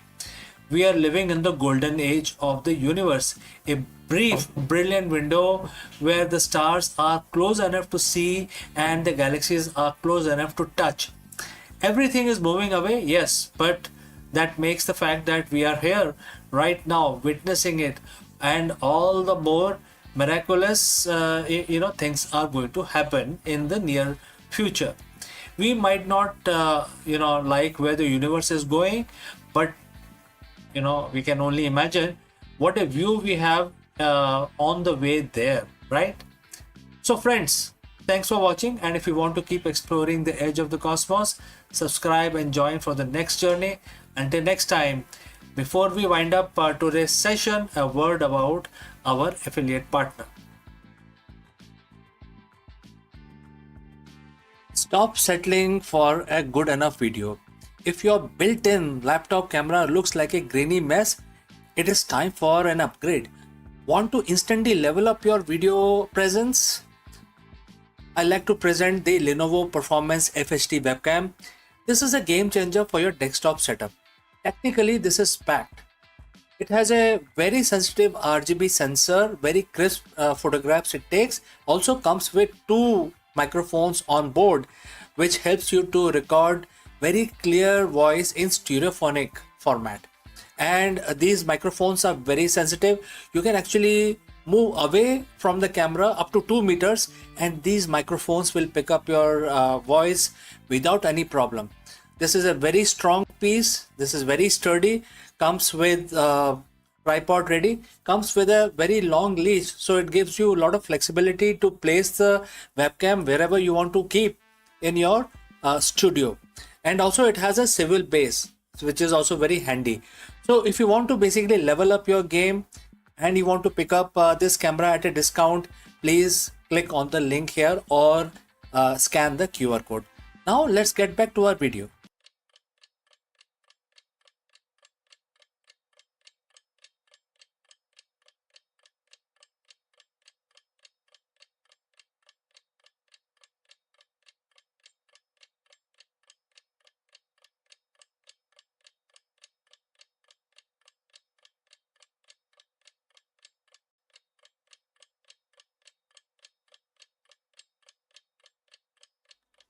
Imagine a darkness so deep it lasts 336 hours, where temperatures plummet to a lethal minus 170 degrees Celsius. If our technology fails for even a second, the Artemis base camp batteries will freeze solid, ending the mission forever. Here is how we use the fission power to survive the shadow. So in this video, we will learn more about it. NASA is about to build the ultimate fortress on the surface of the lunar South Pole. But there is one giant problem: the brutal 2 week night. By deploying a towering vertical solar array and burying the habitats under the protective lunar regolith, we are finally hacking the moon's environment. Therefore, in this video, friends, we will be studying the engineering behind our lunar survival. Let's go. Welcome once again, everyone. When we talk about returning to the moon, we often focus on the excitement of the landing, the dust kicking up, the iconic first steps, and the exploration of the lunar surface. But there is a silent, invisible antagonist that has claimed more missions than any other, which is the lunar night. For those living on Earth, night is brief 12-hour cycle, but on the moon, the sunset and doesn't return for 14 Earth days. During this time, temperature plummet to below minus 280 degrees Fahrenheit. If we want to establish a permanent presence with the Artemis base camp, we cannot simply pack up and leave when the sun goes down. Today, we are going to explore the cutting edge engineering that will keep our astronauts and equipment alive through the brutal conditions in the solar system. But first, let's talk about the energy cap. Without the sunlight, traditional solar panels, our primary source of power go dark. To survive the Artemis base camp, it relies on a multi-layered power strategy, as visualized by the NASA, and we will discuss this more in detail. Starting with the regenerative fuel cells, RFCs. During the 14 days lunar day, we don't just use power, we bank it. Through electrolysis, we store energy as hydrogen and oxygen. When night falls, these fuel cells recombine that energy is provided like electricity, acting as a massive chemical battery. Modular nuclear fission is the next one. While the batteries and the fuel cells are essential, there are limits to it. To provide a reliable, constant base load power supply, NASA is developing a small modular fission reactor. These reactors operate independently of sun, ensuring that the heaters, life support systems, and communication remains operational even in the depth of 2 week dark period. And the power is only half the battle. If you have all the electricity in the world but can't manage heat, you're still in trouble. The vacuum of space is a perfect insulator, which means heat generated inside the base has nowhere to go and heat outside has no way to keep the base warm. So, friends, as you would have understood by now that the thermal management is a two-way street. Starting with insulation. The base modules are protected by advanced multi-layer insulations, which is also known as MLIs, and vacuum jacketed shells, which acts like a high-tech thermo to prevent heat loss. Next is the active thermal control system, which is in short known as ATCS. Inside the habitat, we use specialized fluid loops to collect waste heat from electronics, life support system, circulating it where it is needed the most. Next is the phase change material. We also use thermal mass as buffer. Think of this as thermal sponges. During the day, they absorb excess heat. During the night, they release that energy slowly to keep the interior's climate stable. This survival isn't just hardware, it is a strategy. Operational planning is kind of divided into two phases, which is day and night. And friends, you must be knowing that the lunar day is equal to 14 days, and likewise the night as well, 14 earth days. Now what we need to do now, we have to make a daytime preparation. This is the harvest phase. We maximize power storage, ensure the habitats are perfectly insulated, and preheat the thermal mass of the base to give us a running start when the sun set for 14 days. Remember that. The nighttime conversion is must be seamless. Once the sun goes down, the base shift into a low power mode. Non-essential systems are powered down, lights are dimmed, and the base transition to the autonomous state governed by the predictive algorithm that manages energy consumption to prioritize life support. Lastly, we have to also talk about redundancy. If one system fails, we have to have a backup of a backup of a backup, right? Because it's about survival of our people. Whether it is the small pressurized rover or providing a mobile shelter or secondary fission unit coming online, the goal is always total system reliability. The lunar night is brutal, unforgiving, and relentless, but it is not unbeatable. By combining nuclear energy, advanced chemistry, and the intelligent thermal management, we are turning the moon from a place where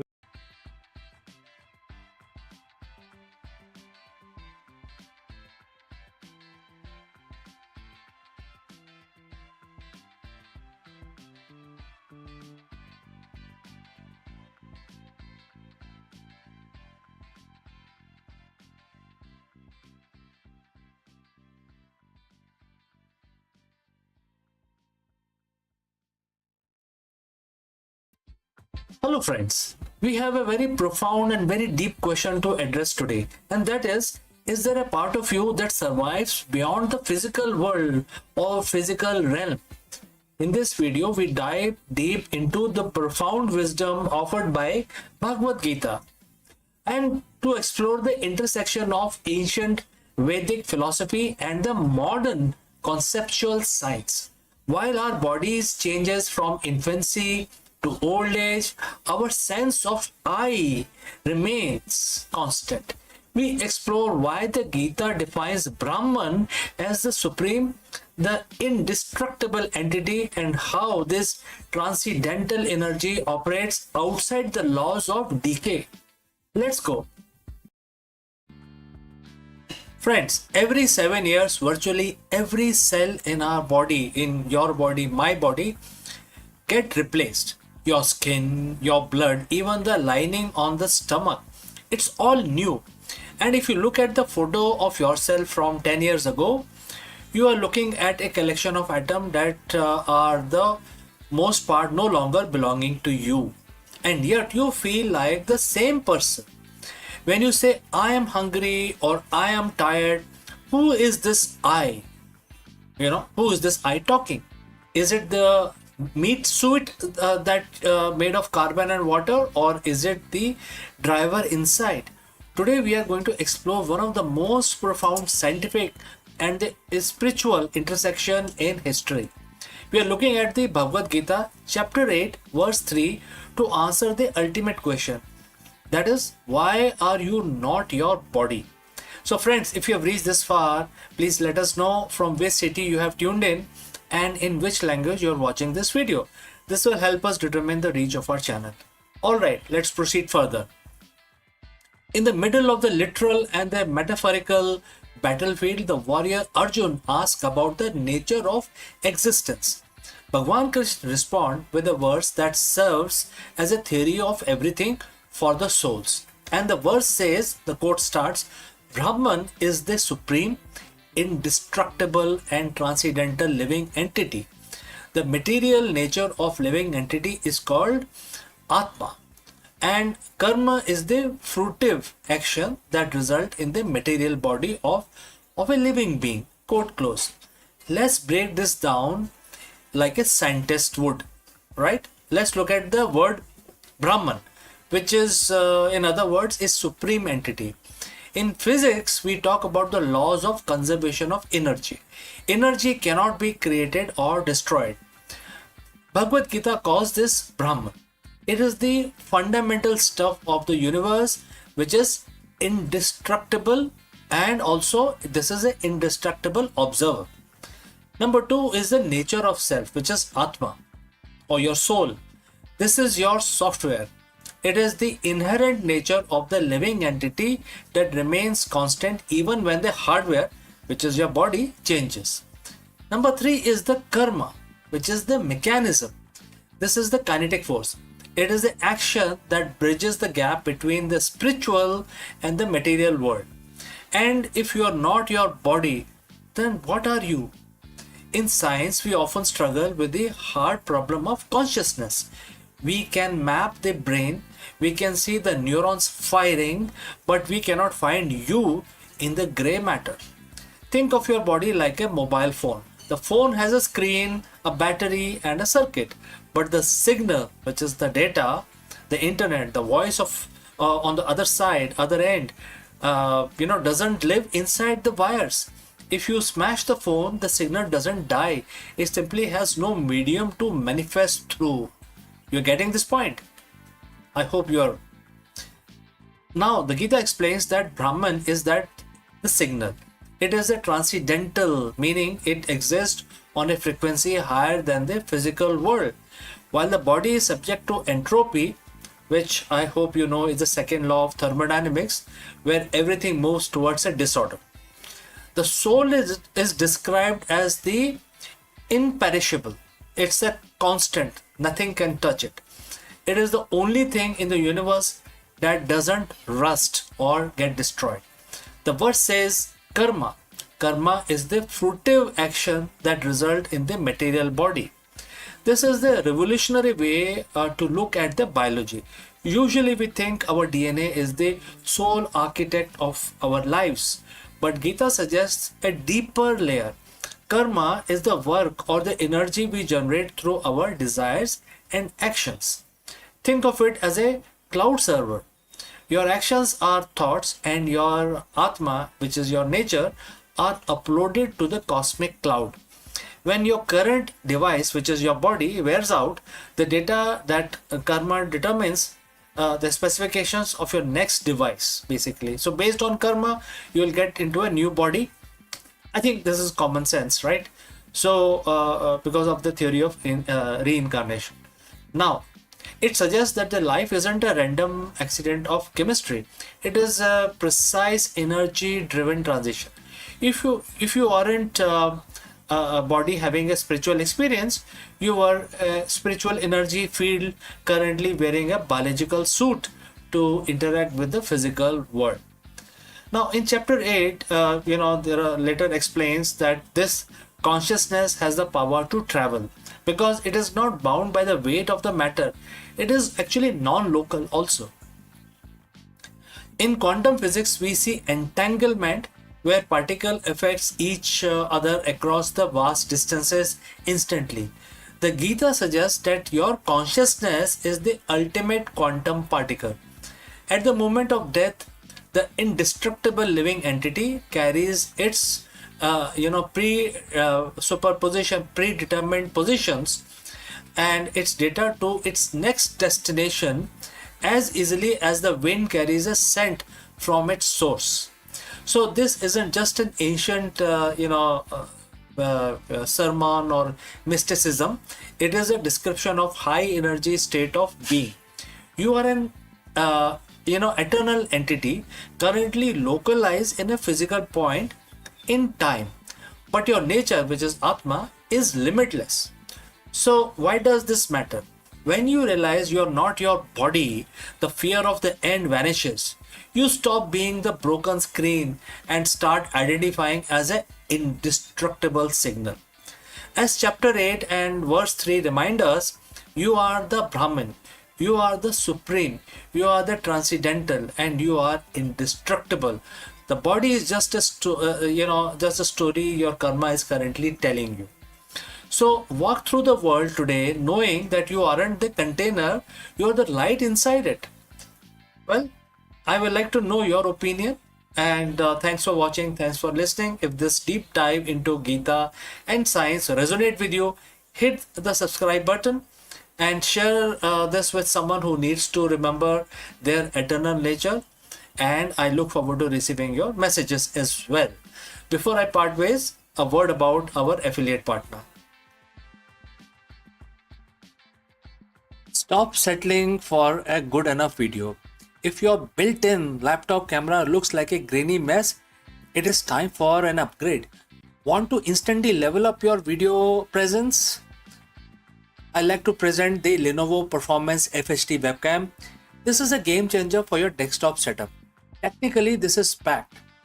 It has a very sensitive RGB sensor, very crisp photographs it takes. Also comes with 2 microphones on board, which helps you to record very clear voice in stereophonic format. And these microphones are very sensitive. You can actually move away from the camera up to 2 meters and these microphones will pick up your voice without any problem. This is a very strong piece. This is very sturdy. Comes with tripod ready. Comes with a very long leash, so it gives you a lot of flexibility to place the webcam wherever you want to keep in your studio. And also it has a swivel base, which is also very handy.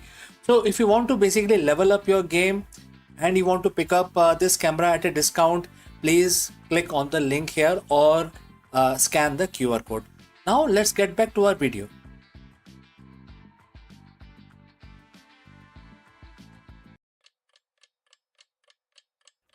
A new eye is about to open upon the universe.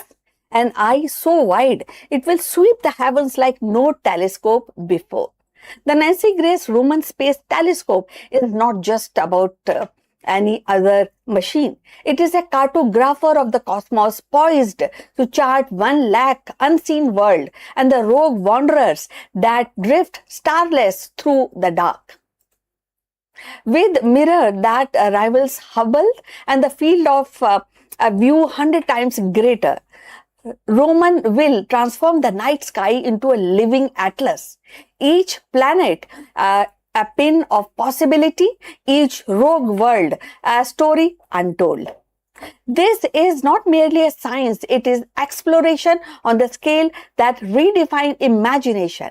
Romans gaze still stitch together galaxies, measure the invisible hand of dark energies, and reveal that universe is not sparse but teeming, restless, alive.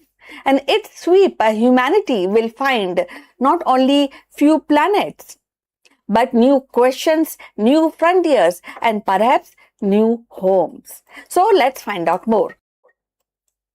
The Nancy Grace Roman Space Telescope is poised to become one of the NASA's most ambitious instruments, a cenital designed to widen humanity's cosmic horizon.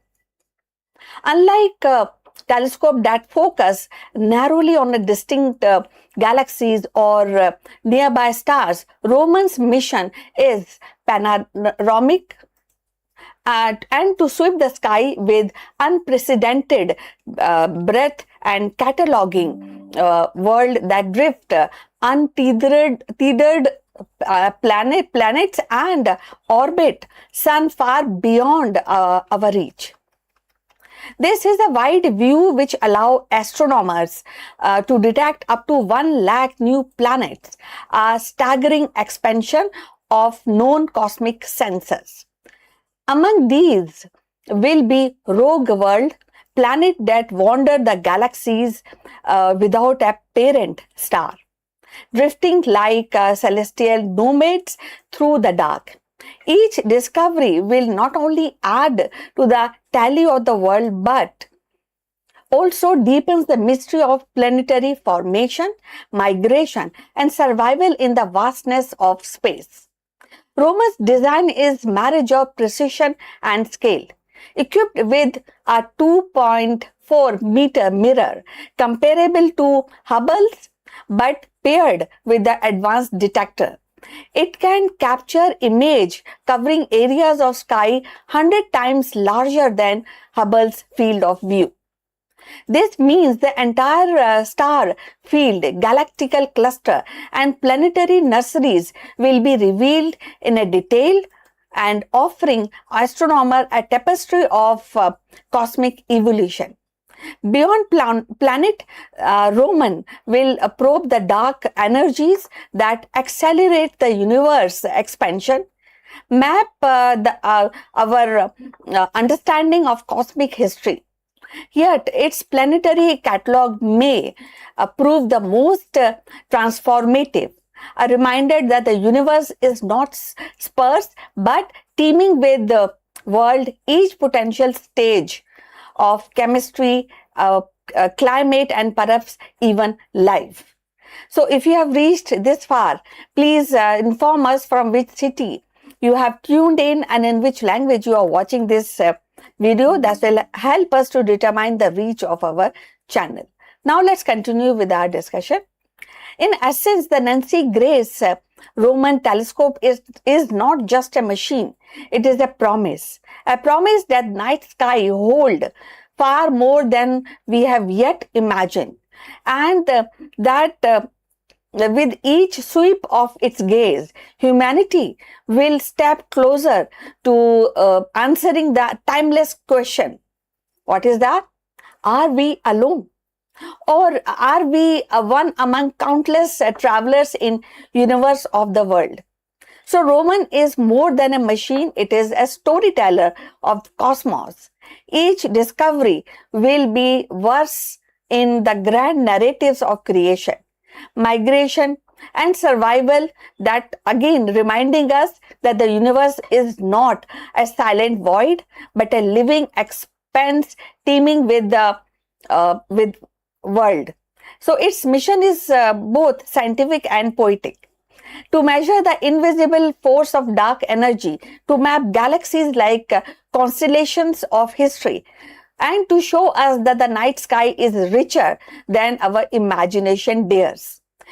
As Roman prepare to open its gaze, it carries with it the hope that somewhere among these countless world lies the answer of our most enduring question. So, in a sweep of Romans' vision, the universe will no longer be a distant mystery, but a vast, untold atlas of world.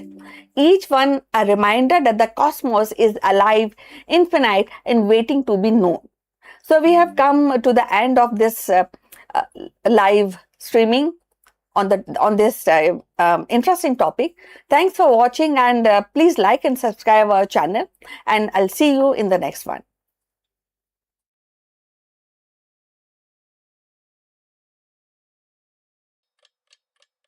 Hello, friends. Welcome. Namaskaram. Are you obsessed with hitting your target at the expense of your performance?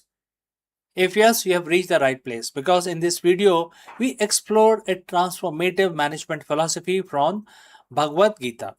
The ancient concept of Nishkam Karma, performing your duty without attachment to the result, might sound counterintuitive in today's performance driven culture. However, it is actually the secret to sustainable growth, sharper decisions making, and long term business success. Let us go and explore this concept further. As a CEO or an executive, you are defined by your results. You live and die by the quarterly reports, the growth percentage, and the share price and the KPIs. If you miss, you answer for it. If you hit, you get a pat on the back, and then you are expected to do even better next quarter. It's a relentless cycle, but I want to ask you a question that might sound counterintuitive. What if your obsession with the result is actually the reason you have not got the result that you want? In the corporate world, we are conditioned to believe that we aren't fixated on the outcome. We aren't serious about the business. But today, I'm going to share a perspective from 5,000 years ago, which is Bhagavad Gita, specifically chapter 2, verse 47, that suggests that exact opposite of whatever we think, whatever the modern playbook tells us. It suggests that the secret to exponential growth isn't about obsession. It's a profound strategic form of detachment. So, friends, if you have reached this far, please let me know name of your city and the country so that we are in a position to ascertain reach of our video. All right, let's move ahead. Let's look at the psychology of the high performance. When you are a hyper focused on the result, let's say a specific revenue target, you inadvertently do three things that damage your business. One, your current tunnel vision. When you only look at the target, you ignore the peripheral data, the market shifts, and the subtle innovation that could actually move the needle. Number two, you inject fear in your culture. If the CEO is terrified of missing a number, that fear cascades. Your team becomes risk averse. They stop innovating because innovation, by definition, involves risk of failure. They play it safe to hit the number, and in doing so, they miss the massive opportunity. Next, you lose your cognitive bandwidth. Stress isn't just an emotion, it's a biological drain. When your brain is occupied with what if we don't hit the number, you have less mental energy to solve the complex problem that actually drives the number. We have all seen the result obsessed leaders. They are reactive, they are micromanaging, they are usually burnt out. But there is a better way to lead, a way that is ancient yet arguably more relevant to the modern business landscape than ever before. Let's look at the verse. It is one of the most famous line in Bhagavad Gita, and the quote starts, "You have a right to perform your prescribed duties, but you have no right to the fruits of your action." Quote close. At first glance, this sounds like it goes against everything we teaches in business schools. No, right to the results. Yes, if you don't care about result, won't I fail? That's a big question that you might ask me. No, This is a misunderstanding. This is not a philosophy of passivity. It is a philosophy of extreme ownership of the process. Think about it like an archer. You can control the stance, the grip, the breath, and the release of the arrow. Those are your duties. The target is 100 yards away. Can you control what happens to the arrow once it leaves your bow? No. A gust of wind could move it, the target could shift, etc. If you're obsessed with the target, your hand shakes, you overthink, you tense up. But if you are entirely focused on the process of the shot, the technique, the result becomes a natural, inevitable consequence of your skill. In business terms, your duty is the strategy. The team, the culture, the product development, and the customer experience. Those are the archery skills. The revenue, the market share, the stock prices, those are the wind and the target. They are the outcome. The verse is telling you put your heart into the work because that is the only thing you actually control. So, how do we apply this in our boardroom? How do we use this to drive our growth? First, shift the KPI focus. Don't just track lagging indicators, things like revenue, profit, the result, etc. Heavily weigh your management towards leading indicators like employee management, R&D, progress, customer satisfaction, scores, etc. These are the duties you control. If you master these, result will come automatically. Number 2, foster safe failure. If you detach from the fear of outcome, you can give your team permission to experiment. When the team knows that a failed experiment isn't a career ending disaster, they innovate, they move faster, they uncover the next big product. It is how you drive growth by removing the paralysis of outcome anxiety. Third, gain the CEO's composure. When a market crash happen or a competitor undercut you, the result obsessed CEO panics. The detached CEO assess the situation calmly because their ego isn't tied to being the person who never fails. They can pivot, adapt, and iterate with cold, clear head. The paradox of Gita is that by letting go of the desperate need for the result, you actually become more capable of achieving it. You work smarter, not harder. You lead with clarity instead of chaos, etc. The most effective leader I've studied are not those who spend every waking hour trembling about the bottom line. They are the ones who build incredible systems, nurtured incredible teams, and focus obsessively on craft of building the business, not the result. The result weren't their masters. The result was a byproduct of their excellence. So here is a challenge for the next 3 months, for the next quarter. Identify the things you're doing solely because you are afraid of the result, and then shift your energy. Pour it into the process, pour it into the people, pour it into the strategy. Let go of the outcome and watch how much more effective you can drive the growth that you're looking for. Because when you stop shaking from the pressure of the result, your aim becomes incredibly steady. So, friends, thanks for watching. If this perspective resonated with you, I invite you to share your thoughts in the comments below. What is one process you have been neglecting because you were too busy chasing a result? Let us discuss this further in the next video. Friends, have a nice day ahead, and I will catch you again in the next one. आकाश हमेशा से मानवता का सबसे बड़ा रहस्य रहा है। जब ग्रह एक साथ आकाश में पंक्तिबद्ध होते हैं, तो ये दृश्य केवल खगोल विज्ञान का गणित नहीं, बल्कि संस्कृति और कल्पना का उत्सव बन जाता है। मायन सभ्यता ने इन्हें समय का चक्र का संकेत माना है। यूनानी और रोमन ने इन्हें देवताओं की इच्छा समझते थे वे लोग, और भारतीय ऋषि ने इन्हें जीवन के शुभ अशुभ का फलादेश से जोड़ा। आज भी जब बुध, शुक्र और बृहस्पति जैसे ग्रह एक साथ चमकते हैं, तो हमें याद आता है कि ब्रह्मांड की भाषा केवल दूरबीनों और समीकरणों से नहीं, बल्कि मिथकों, कविताओं और कहानियों से भी समझी जाती है। यही निरंतरता प्राचीन आकाश दर्शन से आधुनिक विज्ञान तक मानवता का साझा यात्रा ये रही है। और जहां ज्योतिष, प्रतीकवाद और विज्ञान खोजे एक ही आकाश के दो पहलू बन जाते हैं। तो चलिए जानते हैं इसके बारे में और कुछ ज्यादा। रात का आकाश सदियों से मानवता के लिए रहस्य और आकर्षण का स्रोत रहा है।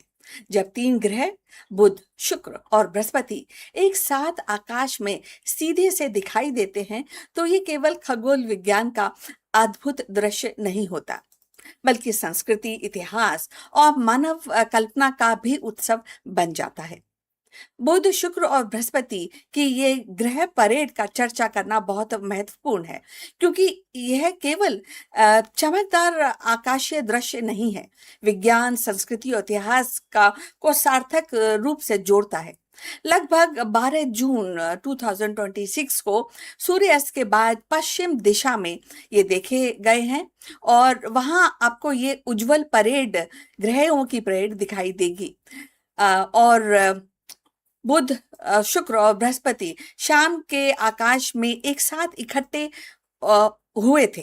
और ये एक छोटी सी जो परेड है, क्योंकि इसमें केवल 3 ग्रह शामिल हैं, लेकिन 2026 की सबसे आसान ग्रह परेड में से एक है, क्योंकि सभी 3 ग्रह हम बिना दूरबीनों के अपनी आंखों से हमने देखे।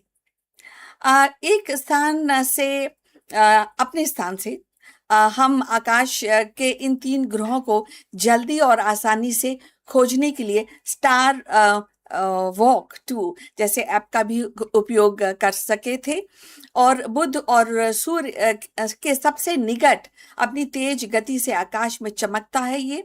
और शुक्र, जिसे प्राचीन सभ्यताओं ने सुबह का तारा और शाम का तारा कहा है, अपनी उज्जवल आभा से रात को रोशन उसने किया था। और बृहस्पति, देवताओं के राजा, आप अपनी विशालता और चमक से आकाश के प्रभुत्व में जमाता है और उस दिन भी जमाया था। जब ये तीनों एक साथ आकाशीय रेखा में खड़े हुए थे तो ऐसा लगा जैसे कि मानो ब्रह्मांड स्वयं कोई कथा सुना रहा हो। इतिहास में ऐसे ग्रह संयोग को शुभ या अशुभ संकेत माना गया है। भारतीय ज्योतिष में ग्रहों की स्थिति को मानव जीवन से जोड़ा गया है, तो यूनानी और रोमन सभ्यताओं ने इन्हें देवताओं के संदेश के रूप में देखा।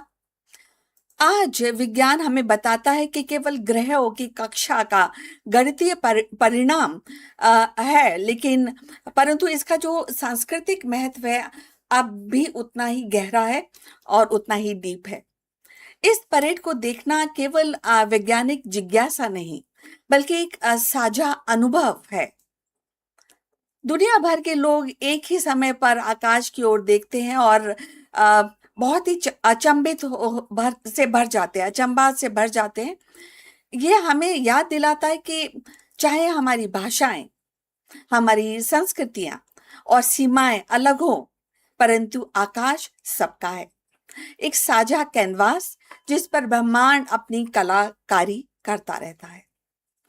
ग्रहों की ये परेड हमें यह भी सिखाती है कि ब्रह्मांड में सब कुछ एक लय और एक ताल में चलता है। जैसे कि संगीत के सुरों का संगम होता है, वैसे आकाश में ग्रहों का संगम हमें सामंजस्य और संतुलन का भी संदेश देता है। और यदि आप यहाँ तक पहुंचे हैं तो कृपा करके हमें बताइए कि आप किस शहर से जुड़े हैं, किस भाषा में ये वीडियो देख रहे हैं। इससे हमें अपने चैनल की पहुंच को समझने में मदद मिलती है। और आइए अब चलते हैं, अपनी चर्चा को आगे बढ़ाते हैं। मानव सभ्यता की शुरुआत से ही आकाश की ओर देखना केवल जिज्ञासा नहीं, बल्कि जीवन का मार्गदर्शन रहा है। ये ग्रह एक साथ आकाश में दिखाई देते हैं तो ये दृश्य प्राचीन सभ्यताओं के लिए देवताओं का संकेत माना जाता था। मायन सभ्यता ने ग्रहों की गति को अपने कैलेंडर और अनुष्ठानों से जोड़ा। उनके लिए ग्रहों का संगम समय के चक्रव्यूह को समझने का साधन हुआ करता था। यूनानी और रोमन सभ्यताओं में इन देवताओं इसे जो पूरा जो परेड होती है ग्रहों की, उसको देवताओं की इच्छा की तरह उसको समझा गया और माना गया। बृहस्पति का उदय शक्ति का प्रतीक, शुक्र का चमकना प्रेम और सौंदर्य का संकेत। भारतीय परंपरा में ग्रहों की स्थिति को ज्योतिषीय गणना से जोड़ा गया है। वैदिक ऋषियों ने ग्रहों के संयोग को शुभ या अशुभ फलादेश से जोड़ा और ये परंपरा आज भी जीवित है। दो ज्योतिष प्रतीकवाद ग्रहों की परेड को दो ज्योतिष से अत्यंत शक्तिशाली माना गया है। बुध बुद्धि का संचार का प्रतीक, शुक्र प्रेम और कला और सौंदर्य का प्रतीक, और बृहस्पति ज्ञान धर्म और विस्तार का प्रतिनिधि करता है। जब ये तीनों एक साथ आते हैं तो इसे मानव जीवन से परिवर्तन या नए अवसर या सामूहिक ऊर्जा का संकेत माना जाता है। यही कारण है कि आज भी ग्रहों की जो परेड है वो सांस्कृतिक विमर्श से प्रासंगिक बनी हुई है। कथा कला और संस्कृति मूल्य ऐसे आकाशीय संगम केवल गणितीय घटनाएं नहीं बल्कि कथा कौशल के स्रोत हैं। एंड अगर हम जो स्टोरीज हैं, जो कहानियां हैं, उनके बारे में सोचें या देवताओं के मिलन का जो कहानियां होती हैं उनके बारे में सोचें या युद्ध हो या आशीर्वाद हो, ये सारी कहानियों में हमें यही संकेत मिलता है कि ये जो पूरा संगम हो रहा है तीन ग्रहों का जो हुआ था 12 जून के आसपास, वो कितना ही महत्वपूर्ण है, जो हमारे जीवन से जुड़ा हुआ है। कला, चित्रकार, मूर्ति कला, ये ग्रहों का संगम माना जाता है। कविताएं आकाशीय घटनाओं को प्रेम या आशा या नियति के रूप में प्रस्तुत करती रही हैं और आज भी करती हैं। आज भी जब लोग ग्रहों की परेड देखते हैं तो उन्हें ये प्रेरणा मिलती है, वो प्रेरित होते हैं कि नई कविताएं लिखने के लिए, चित्र बनाने के लिए, विज्ञान की को एक्चुअली संस्कृति से जोड़ने के लिए। आधुनिक विज्ञान से निरंतरता हम समझते हैं, क्योंकि जो ग्रह है वो एक स्पेस है जहां पर कई सारी जो इनोवेशंस, कई सारी खोजें की जा रही हैं। हम आज जानते हैं कि ग्रहों का संगम केवल उनकी कक्षाओं का परिणाम है, परंतु ये तथ्य प्राचीन परंपराओं को नकारता नहीं, बल्कि उन्हें और गहराई से देखता है, उसको गहराई से स्टडी करने के लिए हम सभी को प्रेरित करता है। खगोल विज्ञान हमें बताता है कि ग्रहों की गति गणित के नियमों से संचालित होती है। ये तो सभी बात जानते हैं। और लेकिन अगर हम संस्कृति की बात करें तो संस्कृति हमें याद दिलाती है कि इन नियमों को समझने के लिए मानव ने मिथक या ज्योतिष का सहारा लिया, पहले भी लिया और कभी कभी का हम आज भी लेते हैं। प्राचीन आकाश दर्शन से लेकर आधुनिक दूरबीनों तक यह यात्रा हमें दिखाती है या हमें सिखाती है कि विज्ञान और संस्कृति की एक का ही ये आकाश है, लेकिन उसके दो पहलू हैं जिसको हम अलग अलग तरीके से देखते हैं और उसको अलग अलग तरीके से समझते हैं।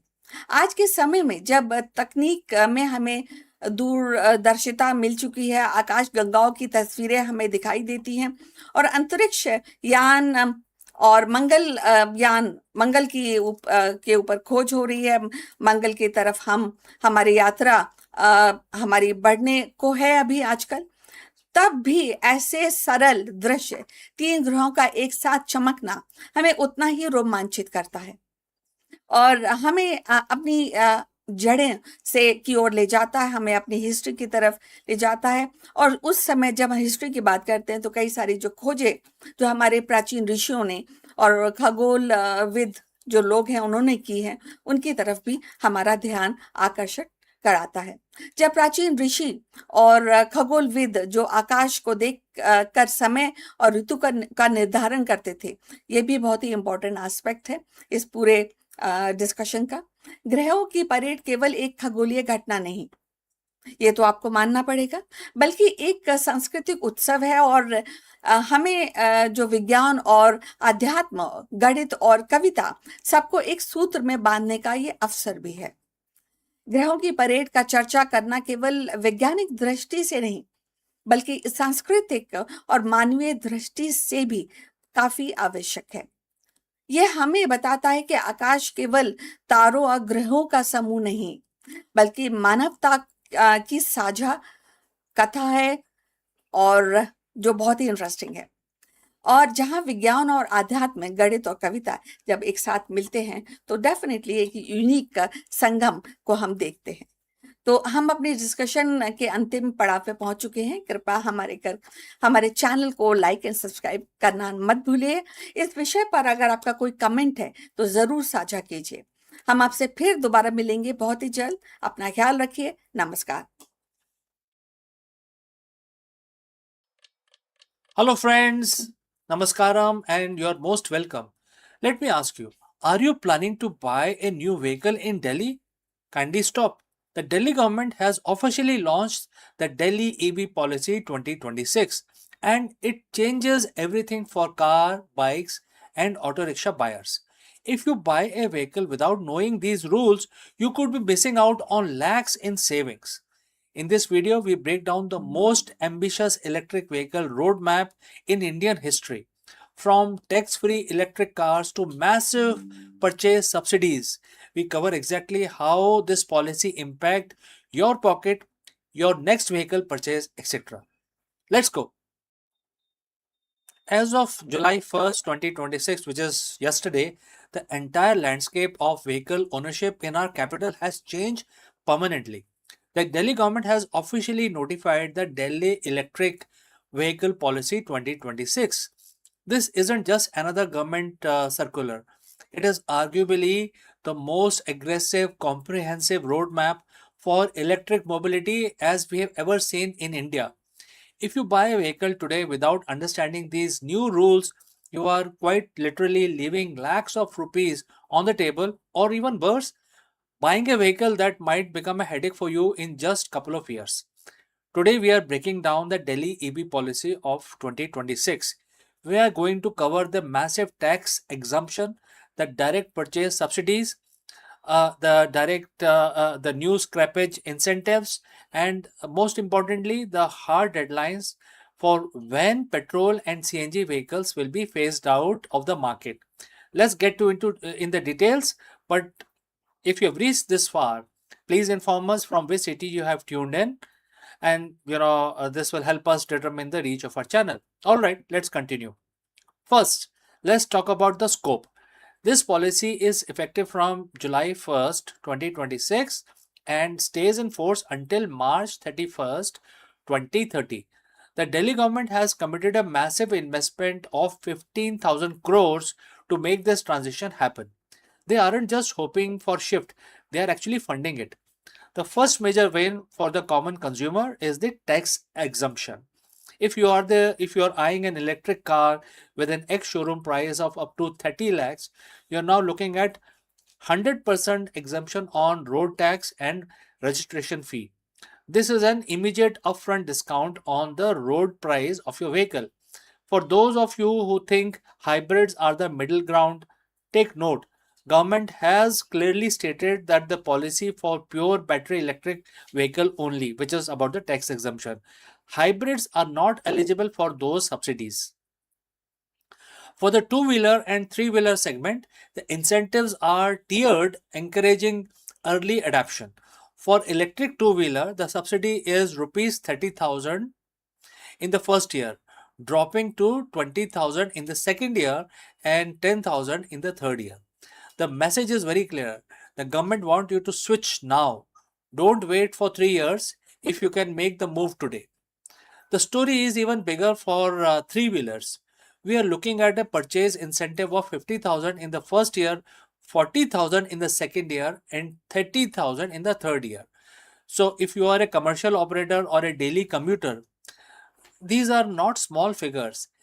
They are game changer for your operational cost. Now let's talk about the old car or the bike sitting in your garage. If you own a BS4 or older vehicle, you have been looking for an excuse to get rid of it. Well, you think this is it. Let's get rid of it. The policy introduced a scrappage incentive of rupees 1 lakh for those who scrap their old four-wheeler and replace it with a new electric car. For two-wheeler, the incentive is 10,000 rupees. The commercial truck, it goes up to 50,000 rupees. But and this is a big but, you need to follow the process correctly. You need to obtain a certificate of deposit of your scrapped vehicle and purchase your new EV within a specific window to claim these benefits. These payments will be processed via direct benefit transfer or DBT directly into your bank account. So ensure your documentation is seamless. Why is this titled Don't Buy Before Watching This? Because the window for conventional fuel is simply closing. From January 1st, 2027, you will only be able to register an electric auto rickshaw in Delhi. And for the two-wheeler market, which is huge in Delhi, the deadline is April 1st, 2028. After that day, the registration of new petrol and CNG two-wheelers will be completely phased out. Does this mean your current petrol bike is illegal? No, existing vehicles are safe, but it does mean that resale value of the conventional vehicles might shift significantly as we approach 2028. The government is also targeting 30,000 to 32,000 public charging points by 2030 to support this fleet. They are effectively building the gas station network of the future right under our noses.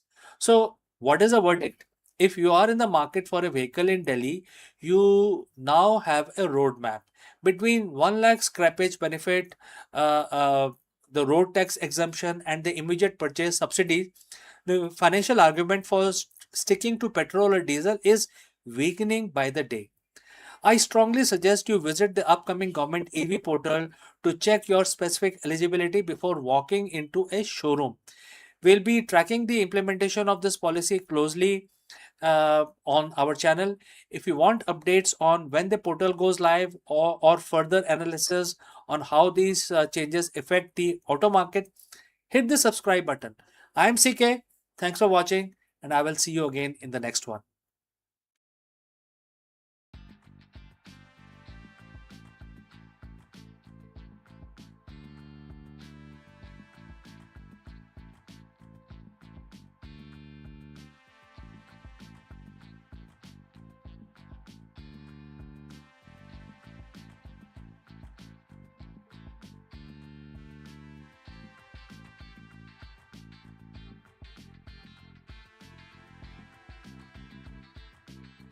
Hello friends, welcome. The big question that we want to answer today is, can the ancient wisdom solve the 21st century CEO's biggest challenges? In this video, we break down the profound business implications as mentioned in Bhagavad Gita. While written thousands of years ago, this specific shlok offers masterclass in high performance leadership and strategic focus. The verse instruct basically asking the CEOs to keep away, and for the modern CEO this isn't just a spiritual advice, it's a blueprint for the flow state. Let us explore this further. Imagine you are a CEO in the middle of a high-stake acquisition. Your board is demanding results, your competitors are closing in, and your team is looking at you for a vision. You feel that the weight of thousands of decisions is too much on your shoulders. Your mind is a storm of what ifs. Now imagine a warrior standing on a literal battlefield, paralyzed by the same doubt. This was Arjun 7,000 years ago. So often we think of ancient wisdom as something for a yoga retreat or a quiet temple, but the most powerful leadership manual ever written, and that is Bhagavad Gita, wasn't spoken in a forest. It was spoken in the middle of a war zone. Today we are diving into one of the specific verse, which is chapter 8 verse 7, that contains the ultimate formula for modern executive performance. It is a secret to bring all in without burning out. So friends, if you have reached this far, please inform us from which city you have tuned in and in which language you are watching this video. This will help us determine the reach of our channel. Alright, let's proceed further. Now, let's look at the text. Bhagwan Krishna tells Arjun, and the quote starts, "Therefore, at all times, think of me and fight. With your mind and intellect surrounded to me or surrendered to me, you will surely come to me." At first glance, a busy executive might say, "I don't have time to think of God while I'm looking at Q3 projections." But look closer at the duality Bhagwan Krishna proposes. He doesn't say stop fighting or meditate. He says think of me and fight. Right? So in business context, me is the divine, represents your higher purpose or your inner center. This is a double focus strategy. And there are several things which are associated with this. First is the internal, maintaining a core of stillness and value. What is external? Executing your duty with 100% intensity. Most CEO think performance comes from juggling 10 things at once. Science tells us that that's a lie. Multitasking is just switching tasks rapidly, which lowers your IQ by 10 points. Verse 8.7 offers a different way, which is absorption. When Bhagwan Krishna says surrender your mind and intellect, he is describing what modern psychology calls the flow state. When you surrender the outcome, the anxiety of whether the deal will close or if the stock will dip, you basically free up 100% of your cognitive resources for the action itself. You aren't fighting the market and your own anxiety at the same time. You are just fighting the market without any anxiety. And that makes you dangerous for the competitors. Don't you think so? So how do you actually do this in the boardroom? It comes down to 3 pillars. Number 1, the intentional detachment. You are responsible for the effort, not the fruit. If you're obsessed with fruit, which is things like bonus, ego, praise, your hand will shake definitely. If you focus only on the duty, which can be strategy, the team, and the product, and your strike is true. Second is the anchor. What is the anchor here in this case? What Bhagwan Krishna is asking you to do? Before a big meeting, find your me. For some it is like a 30-second breathing exercise. For others, it's a core value like integrity or service. That is your anchor. You think of me, which is the anchor, and then you fight, which is the meeting. Number 3 is surrendered intellect. This means during your homework, the data, the spreadsheet, the research, and then trusting your intuition. You have done the work. Now let the higher intelligence take over. So why do CEOs burn out? It is not the hard work. Humans are built for hard work. We burn out because of the emotional friction. Emotional friction is a thought of me being replaced by thought of me. How do I look? What if I fail? What will they think of me? Etc. etc. Verse 8.7 removes the I from the equation. When you are absorbed in me, you are a vessel for the task. The work becomes a worship. When work is worship, it doesn't drain you, it sustains you. The verse ends with a promise, you will reach me certainly. And the quote close. In the spiritual sense, this is the liberation. In the business sense, this is the pinnacle of leadership. It is a point where you are no longer a victim of the market volatility or internal stress. You are a leader who is both a warrior and a sage. So tomorrow morning when you open your laptop or walk into the keynotes, remember the command from 7,000 years ago. And it says, don't just fight. Think of me and fight. So internalize and stillness, they externalize the excellence. That is how the ancient wisdom powers the modern performance. So, friends, please let me know what you think about this. And if you have any questions or any doubts, please do not hesitate to send it across in the comment section below. Before I close this session, I would like to speak few words about our affiliate partner. Stop settling for a good enough video. If your built-in laptop camera looks like a grainy mess, it is time for an upgrade. Want to instantly level up your video presence? I like to present the Lenovo Performance FHD webcam. This is a game changer for your desktop setup. Technically, this is packed. It has a very sensitive RGB sensor, very crisp photographs it takes. Also comes with two microphones on board, which helps you to record very clear voice in stereophonic format. And these microphones are very sensitive. You can actually move away from the camera up to 2 meters, and these microphones will pick up your voice without any problem. This is a very strong piece. This is very sturdy. Comes with tripod ready. Comes with a very long leash, so it gives you a lot of flexibility to place the webcam wherever you want to keep in your studio. And also it has a swivel base, which is also very handy. So if you want to basically level up your game and you want to pick up this camera at a discount, please click on the link here or scan the QR code. Now let's get back to our video.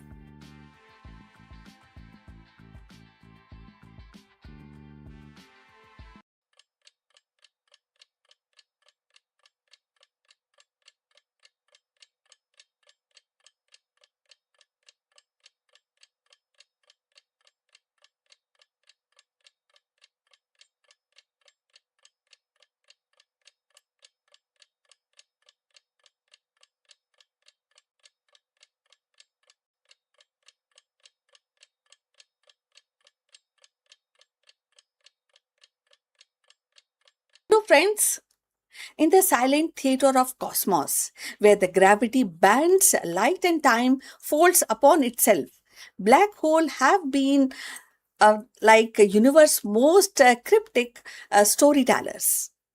They swallow star as a whole, erase galaxies from the sight, and yet, paradoxically, may never truly destroy what they consume. For decades, physicists have stood at the edge of this mystery, staring into the event horizon and asking the unanswerable. Does universe forget? No, the situation is like as if we are actually listening echoes of abyss, and there definitely is a black hole paradox. Now, a new whisper rises from the depth, the idea that black hole leave behind tiny quantum remnants, eternal seeds that cradle the memory of everything which they have consumed. So these invisible relic could be universe's way of keeping its secrets intact, maybe rewriting the laws of oblivion itself. So it is a revelation that turning destruction into preservation, chaos into cosmic order, and perhaps offer humanity its first glimpse into how universe remember its own story. So let's find out more about this. In the vast silence of cosmos where the light itself bend and time trembles, black holes have long stood as the universe's most enigmatic sentinels, devoid of matters, keepers of secrets. For decades, physicists have wrestled with the haunting question: when a black hole dies, what happens to the information it once consumed? Does it vanish forever? Define the laws of quantum mechanics, or does the universe find a way to remember? Now, the researchers propose a daring answer that black holes do not erase information but leave behind tiny remnants, quantum seeds that preserve the memory of everything that ever fall within their grasp.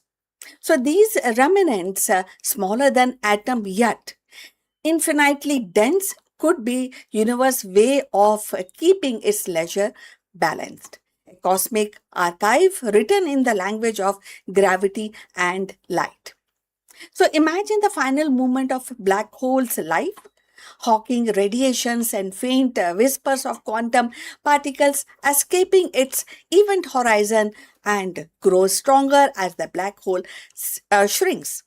For years, scientists believed that this evaporation could end in nothingness, a complete disappearance. But now a new theory suggests otherwise. As the black hole nears its end, it's stabilized into minute scales like relic, a fragment of space time so compressed that it cannot evaporate further. So within this remnant lies encoded the information of stars, planets, and even the civilization that once crossed its threshold. So this idea actually bridges the chaos between the Einstein's relativity and a kind of quantum mechanics. So there are two pillars of physics that have long refused to speak the same language.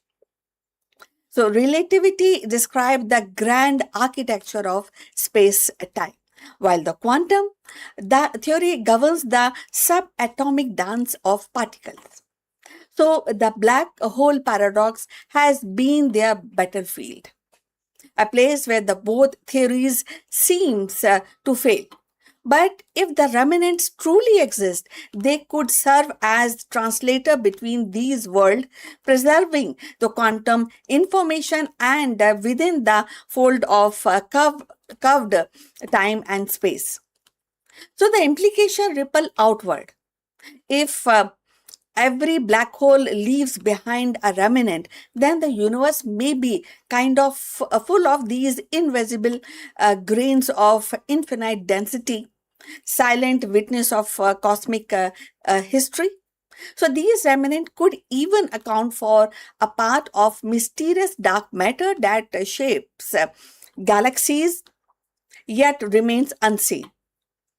So, for each one would be a miniature vault of memory holding the echoes of creation itself.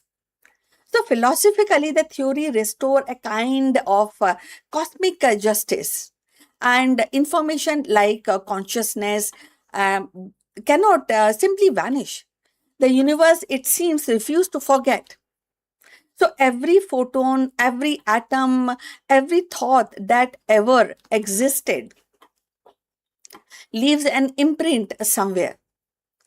So perhaps in the heart of these eternal remnants, maybe, right?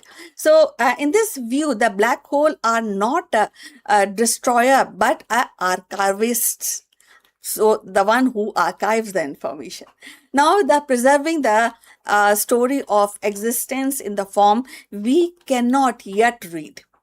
So as a telescope grow sharper and quantum computer more powerful, humanity edges closer to encoding these mysteries. So the paradox that once mocked our understanding may soon become the key to unify physics, the long sought that is theory of everything.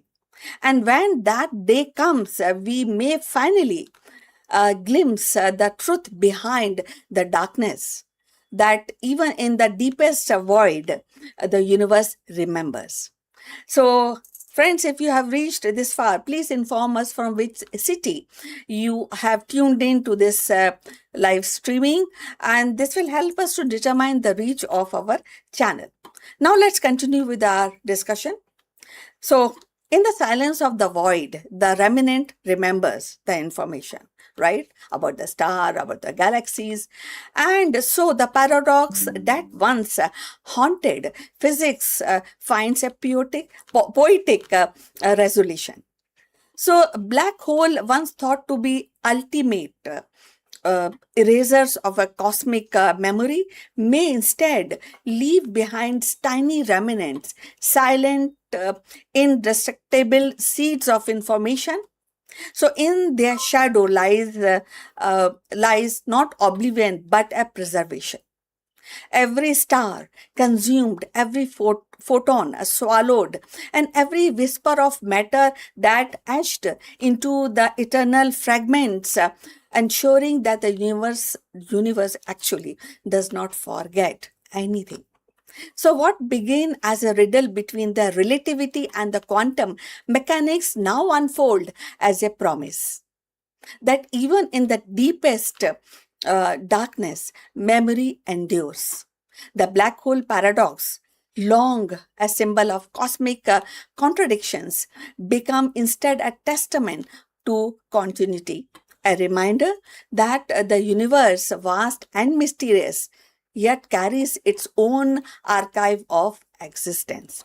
So, friends, we have reached till the end to the end of this discussion. We look forward for your comments on this topic, and kindly please do like and subscribe our channel, and see you in the next one very soon. Till then, bye.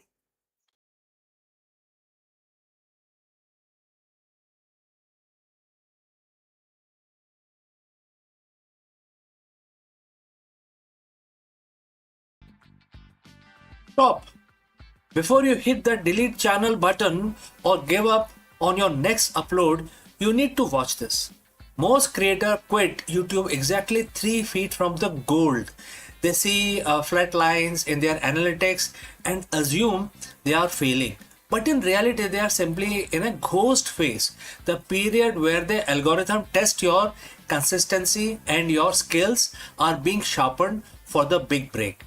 In this video, we dive deep into the psychology of the content creation and why zero views might actually be your biggest competitive advantage. How?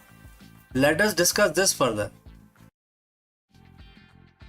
You are checking your phone again. It's been 3 hours since you uploaded your latest video and the one you spent all weekend editing. You have refreshed the studio app 10 times and the number hasn't budged. 4 views, 2 of which were probably you. The thought starts creeping in. Is this even worth it? You see other creators blowing up overnight and you feel like you are shouting into a void. You are ready already to quit, but before you hit that delete channel button, I need you to understand one thing. You aren't failing. You are actually in the most important phase of your journey. Most creators quit exactly 3 feet from the goal. Today I'm going to show you why nobody is watching is actually your secret weapon and why your biggest breakthrough is like hidden right behind the urge to give up. Let's dive in. But before, if you have reached this far, please inform us from which city you have tuned in and in which language you are watching this video. This will help us determine the reach of our channel. I would also know who's watching and who's not. Alright, let's proceed further. Let's address the elephant in the room, which is the algorithm. We talk about it like it's a sentient being that hates us.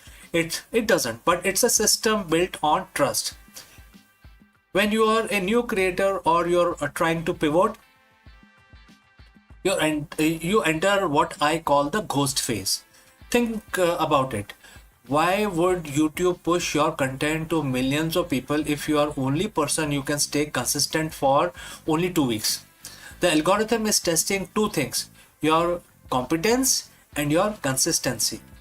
During this ghost phase, you have a massive advantage that no big creator has, which is freedom to fail.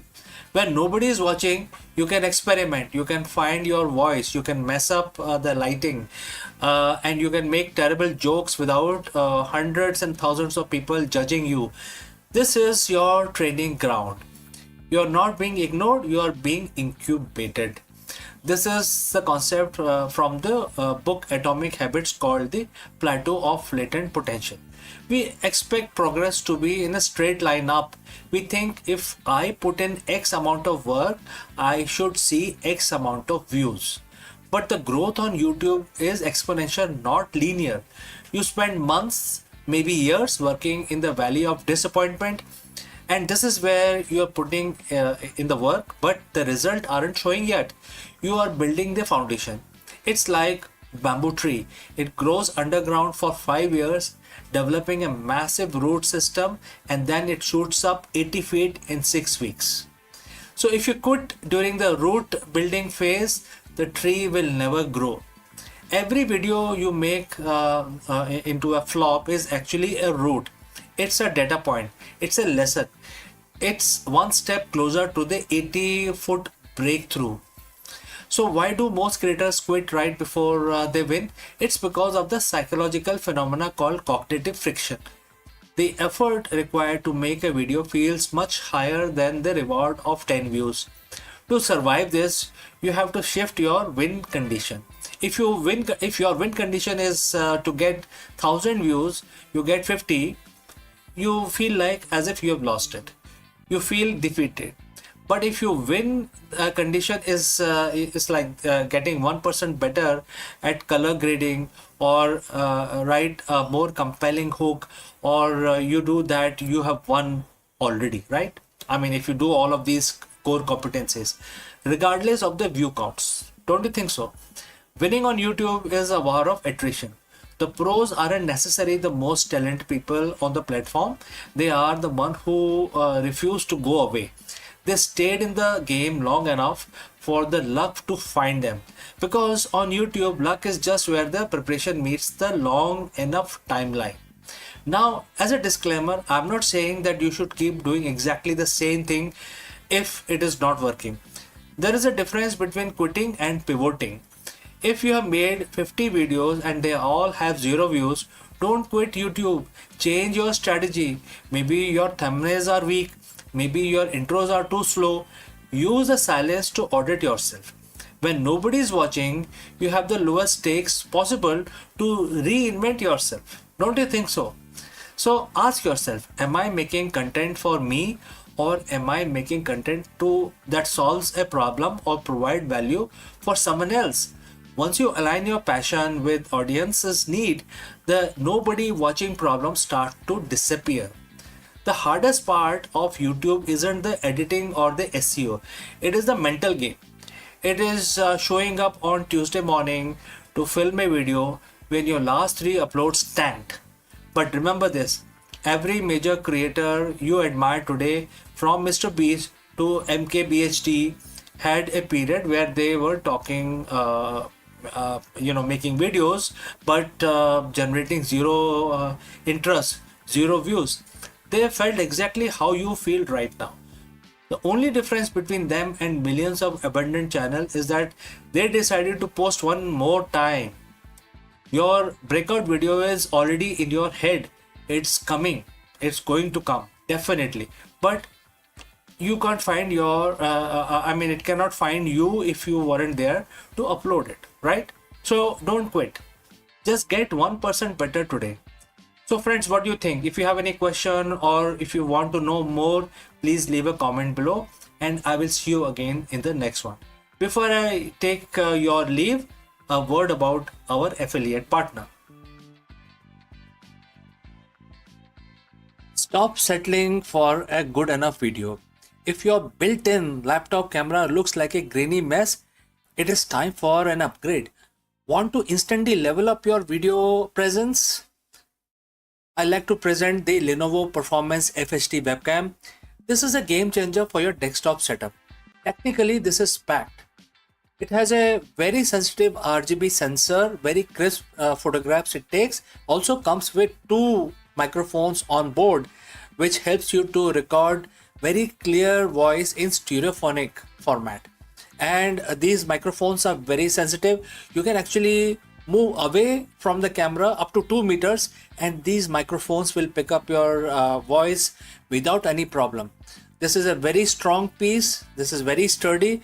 Comes with tripod ready. Comes with a very long leash, so it gives you a lot of flexibility to place the webcam wherever you want to keep in your studio. And also it has a swivel base, which is also very handy.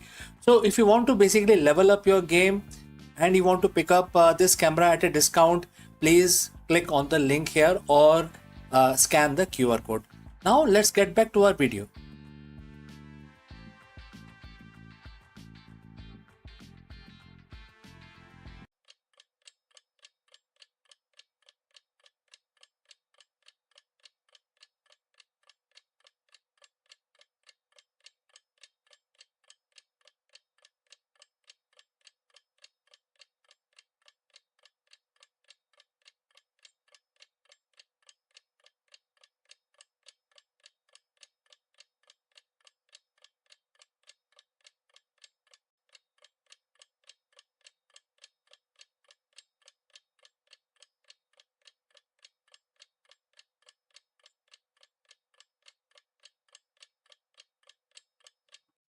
Are you a modern business leader caught in the endless cycle of the corporate demands? In this video, we discover why action is inevitable and how a continuous learning can transform your leadership. Drawing the timeless wisdom that we gather from Bhagavad Gita, in this explainer video, we will explore why CEOs and executives are hardwired to act and how you can channel that inescapable momentum into strategic advantage. Whether you like it or not, business forces compel you to move. The secret lies in how you learn while doing it. Let's go and explore this fact further. Have you ever noticed how some people seems to move through complex challenges with an effortless, almost magnetic momentum, while others remain trapped in the endless loops of planning, hesitating, and second guessing? We often look at these decisive individuals and call them fearless. We assume they possess some rare genetic trait of audacity or unshakable self-confidence. But the truth is far simpler and far more accessible. Those people haven't mastered fear, they have mastered inevitable action. Inescapable action is not born from a brute force willpower. It isn't the result of shouting motivational mantras into the mirror at 5 a.m., nor it's about the white knuckling your way through terror. True sustainable action happens when preparation meets momentum. It is what occurs when you learn so deeply, iterate so consistently, and understand your domain so intimately that taking the next step ceases to be a choice. It simply becomes the natural, frictionless, continuous of what you already know. Today, we are going to explore how you can build the exact mechanism into your life. We are going to look at why waiting to feel ready is a trap, how continuous learning acts as an engine of execution, and how you can architect a system where progress is not a daily struggle but an inevitable outcome. Let's start by confronting a modern epidemic, which is the collector's fallacy. Many of us are the chronic learner, but in the wrong way. We buy the books, we bookmark the articles, we assign for the master classes, and we feel our notion boards with brilliant framework. Every time we consume new information, our brain releases a tiny hit of dopamine.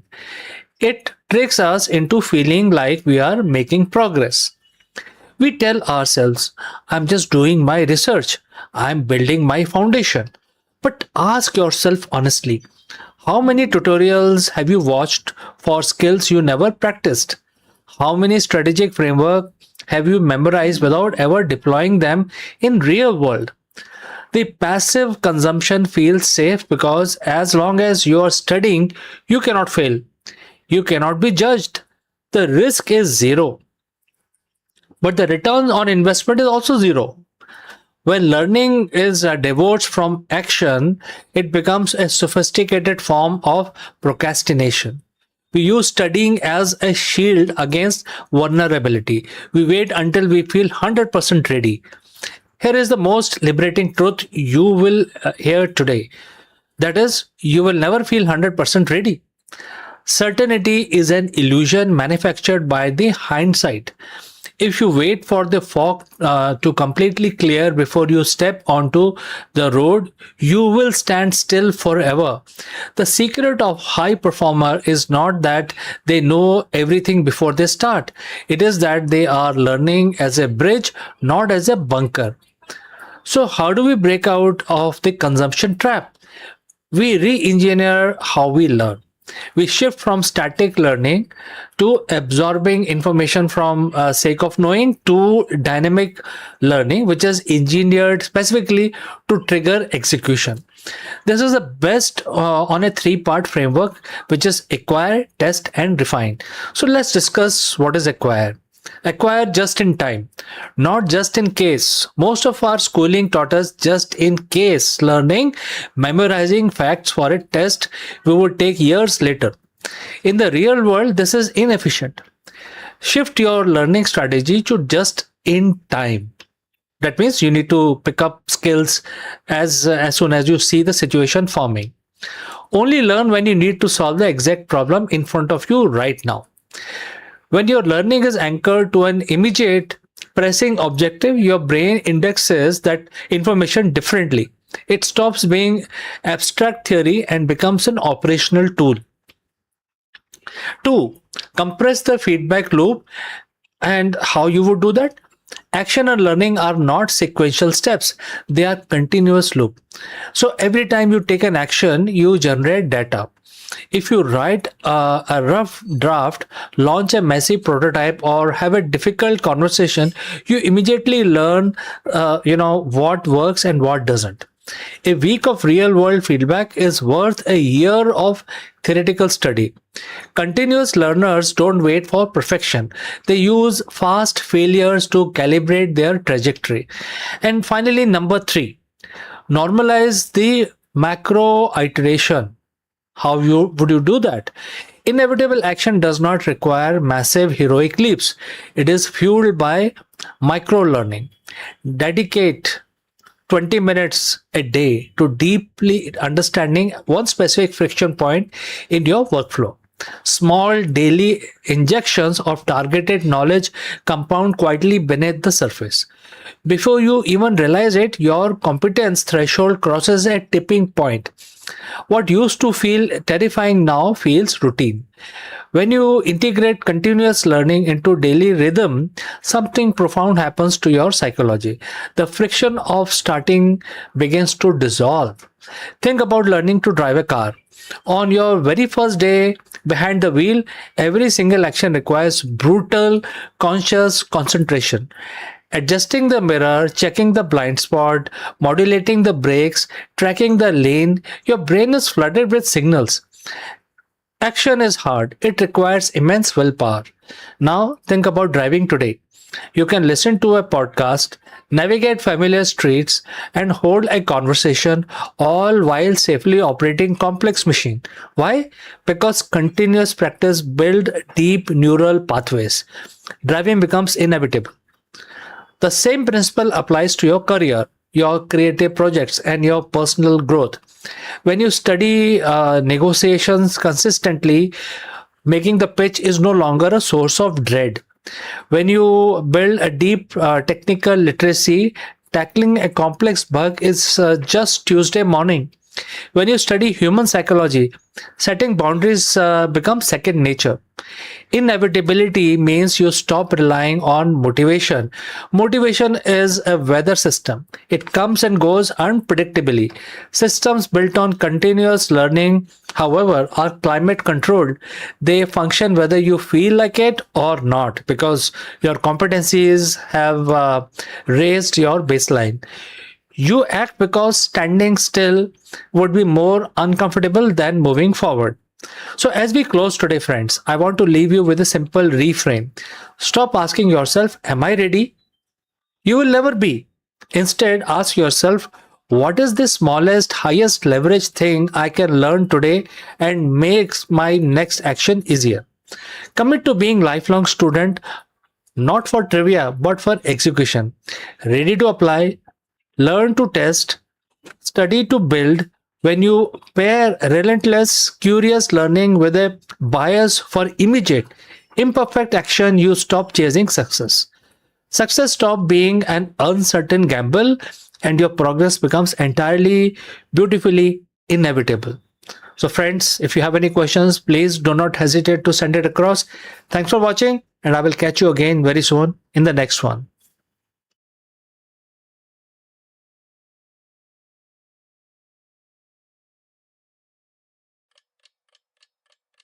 Hello, friends. Welcome and namaskaram. By now, you know that the UK is facing its seventh Prime Minister in just 10 years. In a shocking move that has sent tremors through the Westminster, Prime Minister Keir Starmer has officially announced his resignation as the leader of the Labour Party and the Prime Minister of United Kingdom. After 2 years of governance marked by economic stagnation, internal party fractures, and mounting public dissatisfaction, Starmer has stepped down to allow for a leadership transition. What is going on here? Let us explore this further. The heavy oak door of the 10 Downing Street has opened once again, but this time it isn't for celebration. It is for a departure of the current Prime Minister Keir Starmer because he has resigned. In the span of just 10 years, the UK has burned through seven prime ministers. Seven. Think about that for a second. That is not just a leadership crisis, that is a systemic failure, a revolving door that seems to have been broken off its hinges. Today, we aren't just talking about the resignation, we are talking about a nation at its breaking point. We're talking about a country caught in a crossfire of unresolved history and struggling economy and an electorate that is frankly exhausted. Today, we are diving into the chaotic, messy, and crucial reality of Britain in 2026. How did we get here? And more importantly, where do we go next? So, friends, if you have reached here so far, please let us know from which city you have tuned in. This will help us determine the reach of our channel. Now, let's continue. The resignation didn't happen in a vacuum. The rumors had been swirling for weeks. The internal polling was toxic. The backbenchers were restless, and the public was checked out. When Stammer walked into that room, the air in Westminster was heavy. There was no grand strategy, no triumph exit. It was an acknowledgement of a reality that everyone in the country had felt for months. The government was paralyzed. You see, the narrative around Stammer's exit isn't just about his specific policies, it's about the burden of the crisis cycle. Every PM for the last decade, during the last decade, has inherited a house on fire, only to pour gasoline on it instead of water. From the shocks of Brexit to the economic aftershock that followed, the office of the Prime Minister has become a poison sort of, a chalice. This wasn't just a political defeat, it was a total collapse of the authority, and when that authority crumbles, the nation follows. To understand why Starmer resigned, we have to talk about the elephant in the room, or rather, the elephant that never left, which is the Brexit. 10 years ago, the country voted to leave the European Union. Many promised that it would be by a new dawn. Instead, it became a decades of negotiation, litigation, and stagnation. We were told it would get done. It never really did.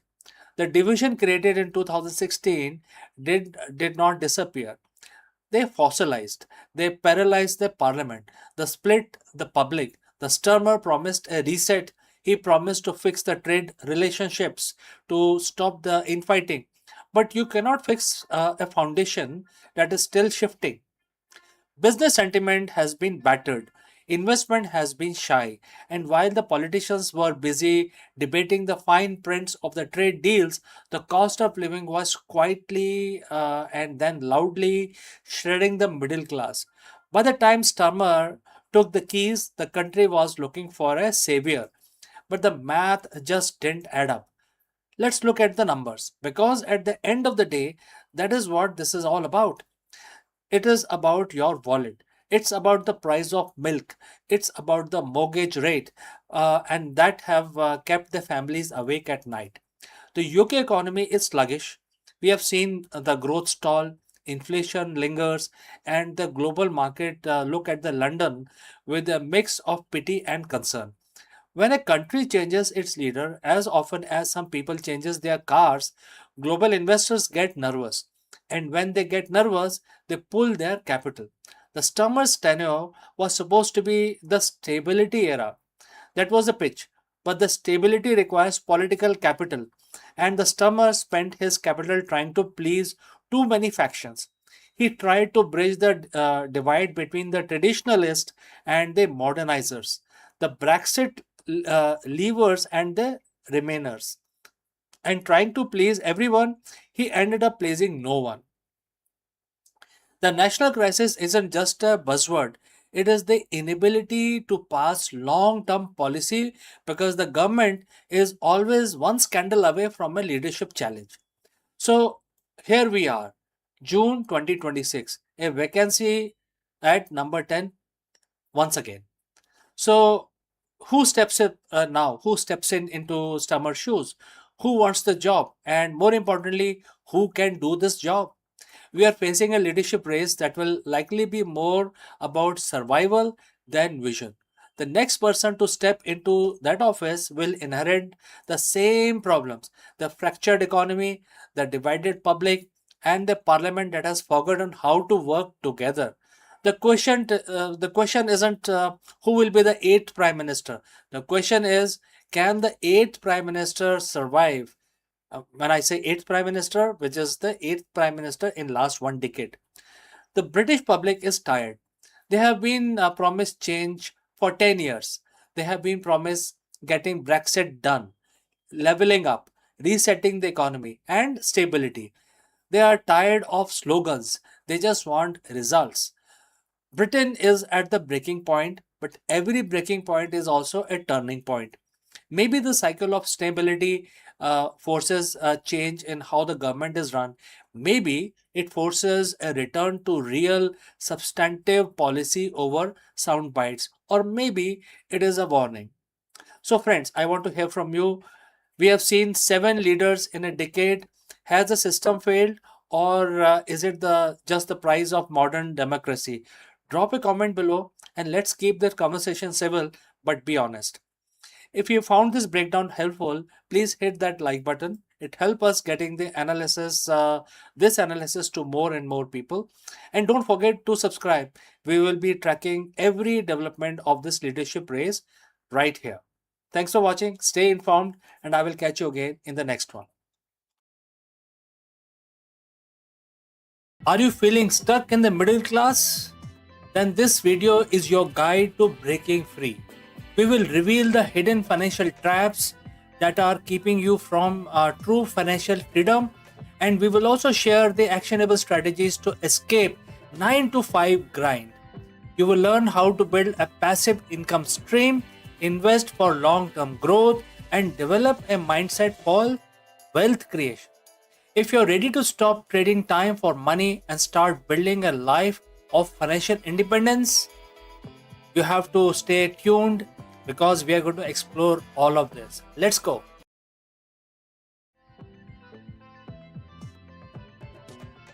Hello everyone and welcome back to the channel. Look, let's be honest for a moment. Are you tired? Tired of endless cycles, the 9 to 5 grind, the bills piling up, the feeling that no matter how hard you work, you are just, trading through these waters. You might be even earning a decent income, but somehow true financial freedom feels like a distant dream. The feeling, my friend, is what I call the middle class trap.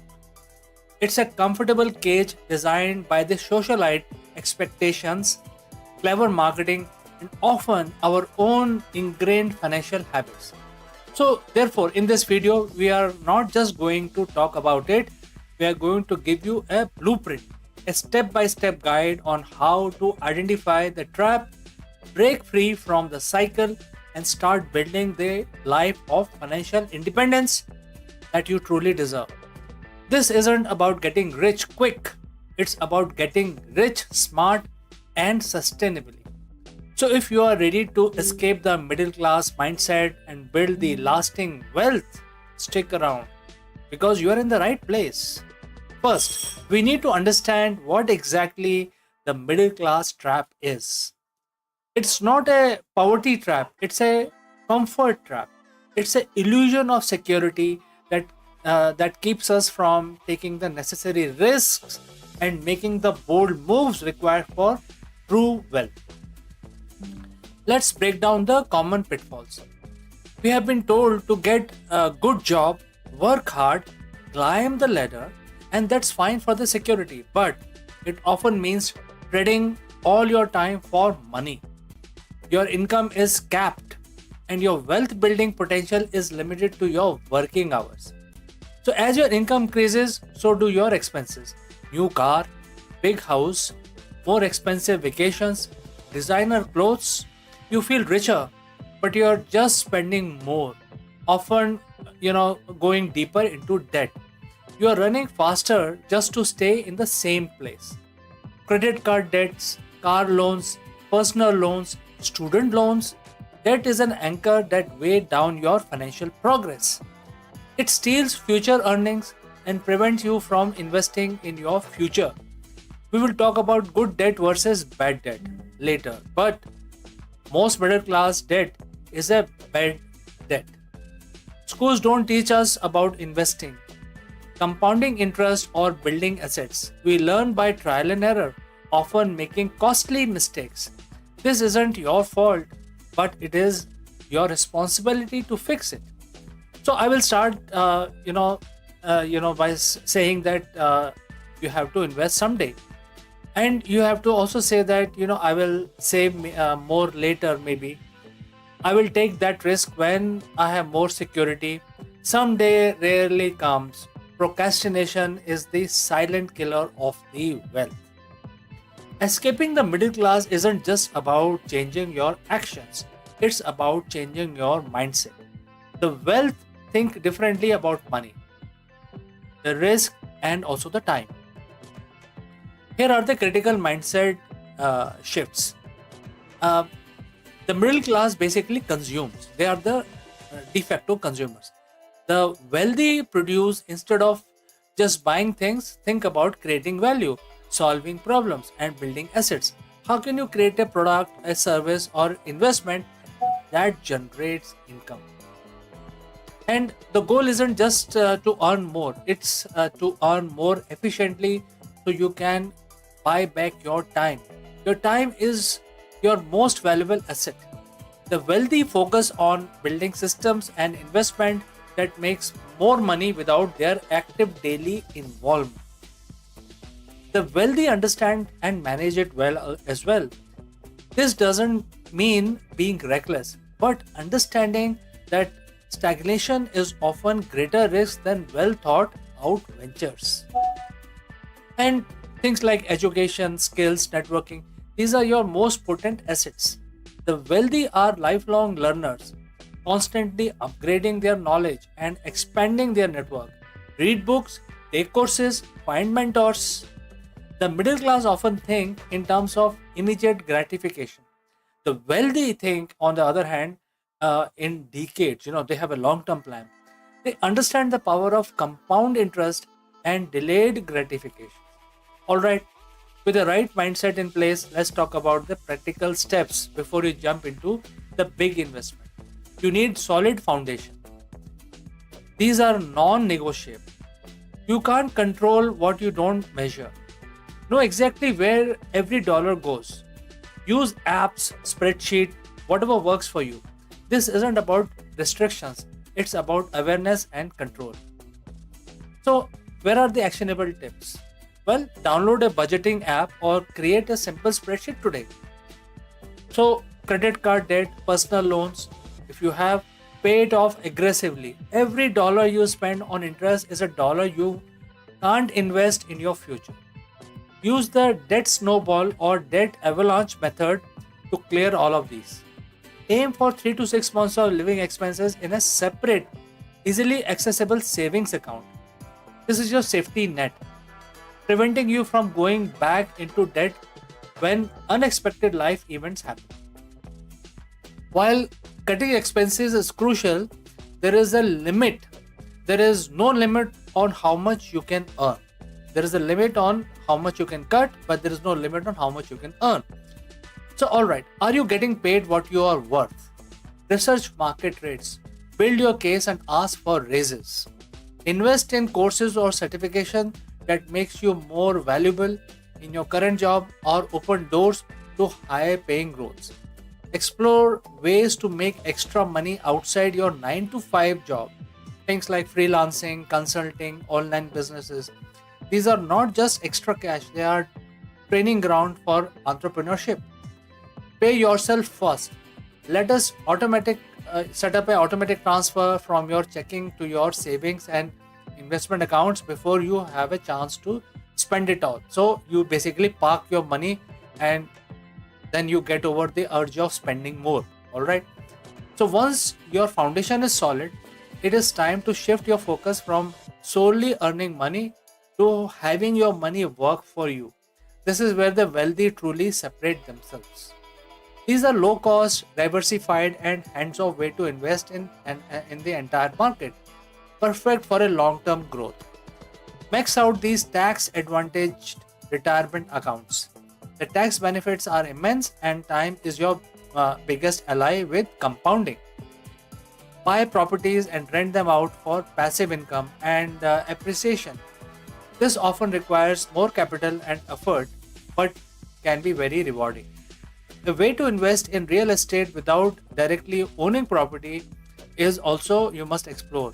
More liquid, less management intensive, and that is the property of the investment that you're seeking. This is arguably the fastest way to build significant wealth. Whether it is a brick or mortar or an online business, it gives you control, scalability, and uncapped income potential.